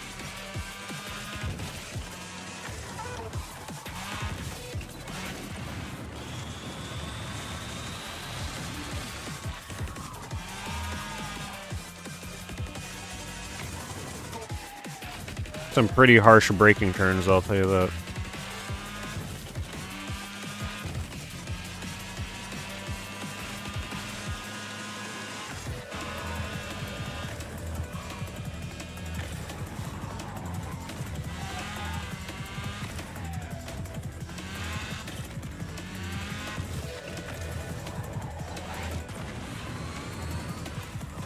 Yeah, it's not a good boost area.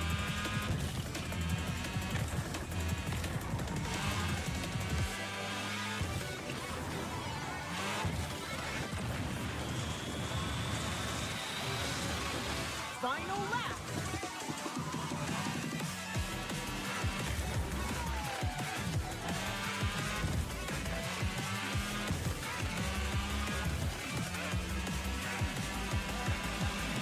Can't really get... I mean, I guess you can get overdrive in this level. If you can, you'll get a crazy time. Just gotta get more boost somehow. Maybe this isn't the right character for it.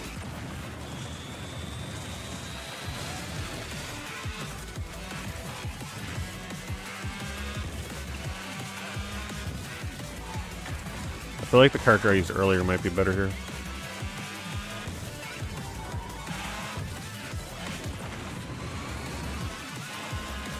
If she gets free boost, she might be able to get it.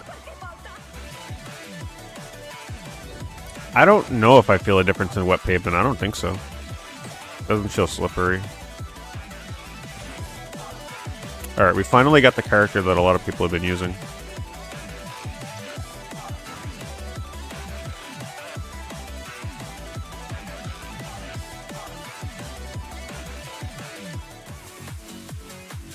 .39th place.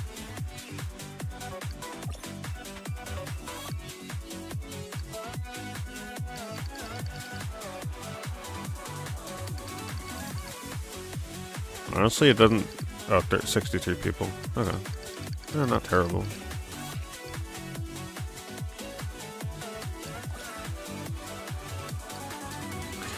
Types gained while drifting. At 100%, gain a cheaper enhanced strike. So some people do abuse strike for racing.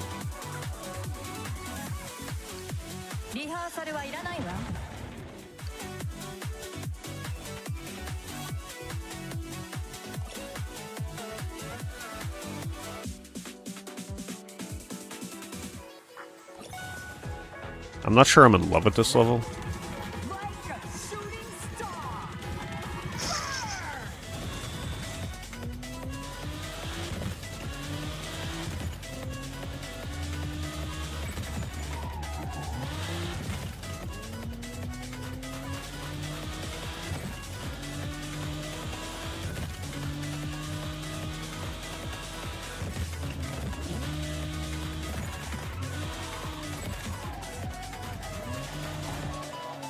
That is a really hard turn.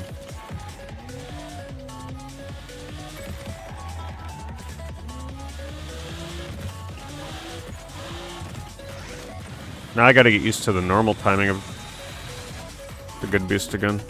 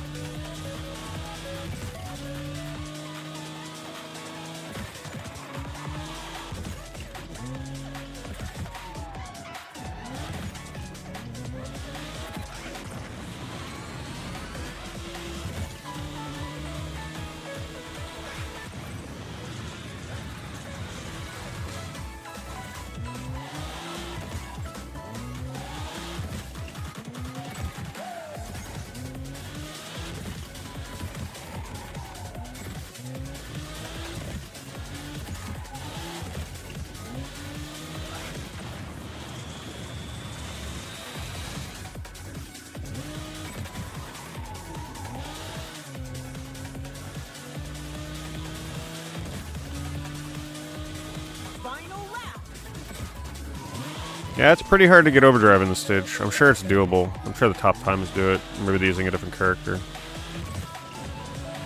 I just can't seem to get as many boosts as I need. Too short. They're probably like forcibly drifting at every waking moment in this level.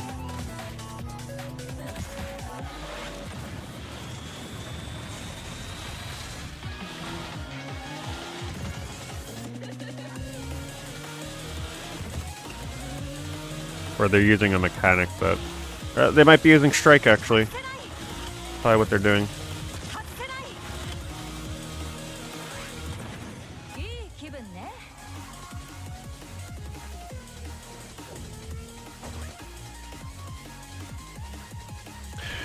Front looks exactly like the Sylvia. What was my time? 2:25. I think my other time was better.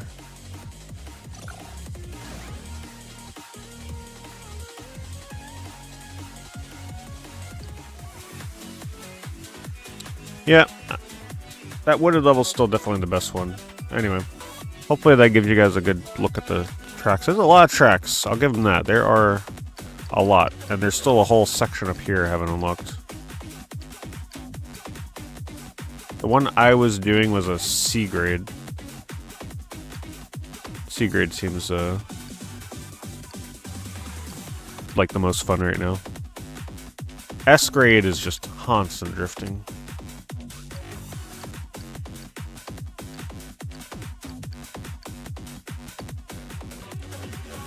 Will I try and get good? I don't know. It's not exactly a good streaming game because it's very hard to stream this and like focus. So I don't know how much I'd stream it. Also probably not a super popular streaming game. Because it's hard to appreciate what's going on with the controls when you watch it.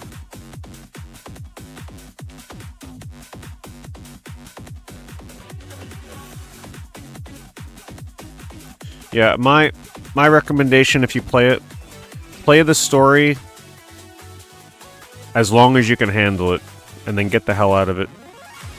The tournament was...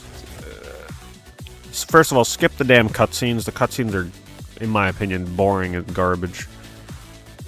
Unless you're really into the story for some reason. But there is a lot of story and a lot of talking heads in this game. So be ready. I would just recommend doing at least what I did, the first 24 stages, to unlock most of the tutorials. There's still stuff I haven't unlocked. The tutorial of. Yeah, the visual novel stuff is extremely tedious. But if you skip the visual novel stuff, the other cutscenes make no sense. So then I end up having to skip those. And also the online multiplayer is just dead. The main mode isn't even up right now for 16 players. And then the other mode adds bots and it has rubber banding. Let me just see if I can get one more match. I'm not a big fan of the chaotic races though right now.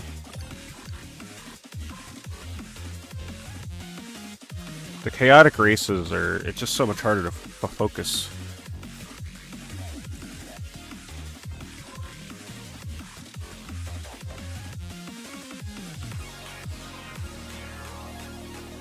Yeah, there's like a lot of cursing and I don't know.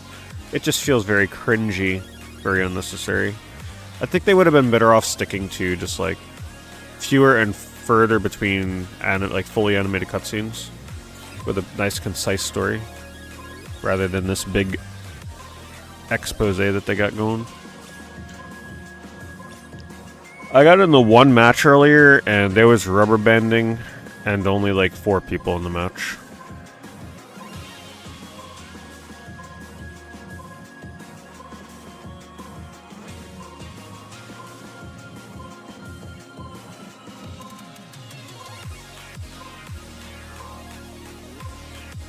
I'll give it until the 2-minute mark. I don't think there's going to be many people playing at this time. And this is crossplay, by the way.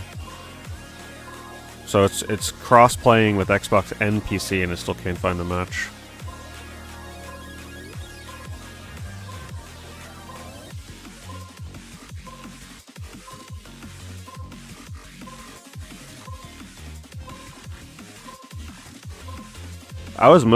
The reason I bought this right away is because it said I had 16-player online multiplayer, and I can't even do it.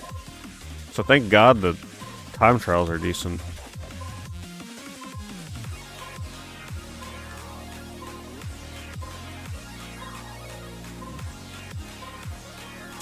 Well, here's the problem. I don't think online will be populated ever. It's a one and done. It either needed to be populated on the day one, or it's never going to be. Especially when it's this type of matchmaking, when there's no lobby system. No one's going to sit here. There could be no other people in the queue. There could be 5 other people in the queue with me. I have no idea. The fact that you don't know sucks. No one's going to sit here and queue like this. This needed to have players day one. I guarantee you 1 week from now, it's going to be impossible to find an online match. 1 or 2 weeks, forget about it.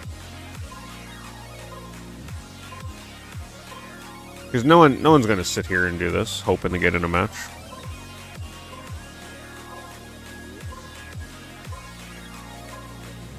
No,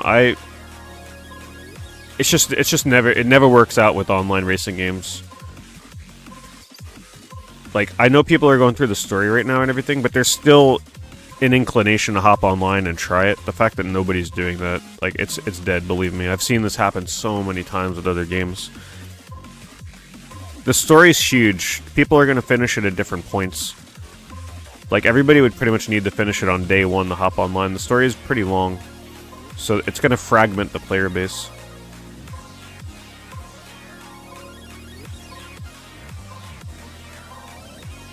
You still play Need for Speed Hot Pursuit Online? Yeah, that's a great game. Well, yeah, no more matches tonight. Oh, and by the way, when you do this, there's no way to back out to the main menu. You actually have to hard quit the game. There's no way to cancel this and be like, nah, I'm good. If you bring into the settings, you can't back out. You're locked in.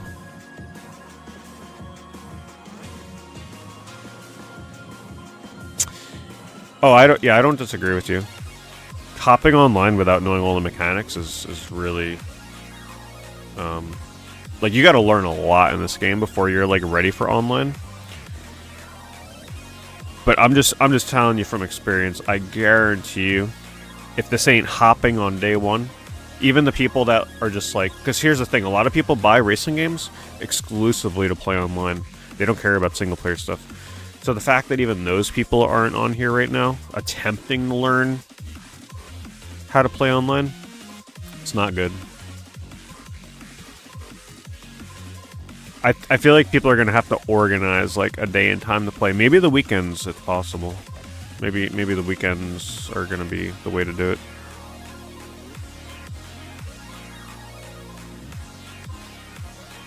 Anyway, I can't exit the matchmaking, so that's going to do it for this stream. So right now I'm juggling 3 different games. It's going to be this game, Diablo 2, and Pokemon. So I'm feeling, it'll depend what I feel like playing next stream, but it's been a couple days since I played Diablo 2, so the next stream may be Diablo 2. And then we'll kind of like, bounce back and forth until I feel like it's time to move on from this game. I definitely need to do another stream of this, though, for sure. It's possible that tomorrow I just feel like playing more of this while it's fresh on my muscle memory. This is absolutely a muscle memory game. If I put this down for a couple days, it's actually going to be pretty hard to come back to. So, who knows? Maybe I do this tomorrow while it's still new, while people still care about it. And maybe 2 streams is all I get out of it. If it comes down to it, guess what? I got the physical edition, I can sell it. But we'll see. I'll check it off stream, scare window. Anyway, I'm glad you guys, some of you enjoyed watching it. Hopefully this helps inform your decision if you want to pick it up or not. Tomorrow will probably be either this or Diablo, I'm not sure yet. But you guys have a good night. Thank you for hanging out. See you in the next stream.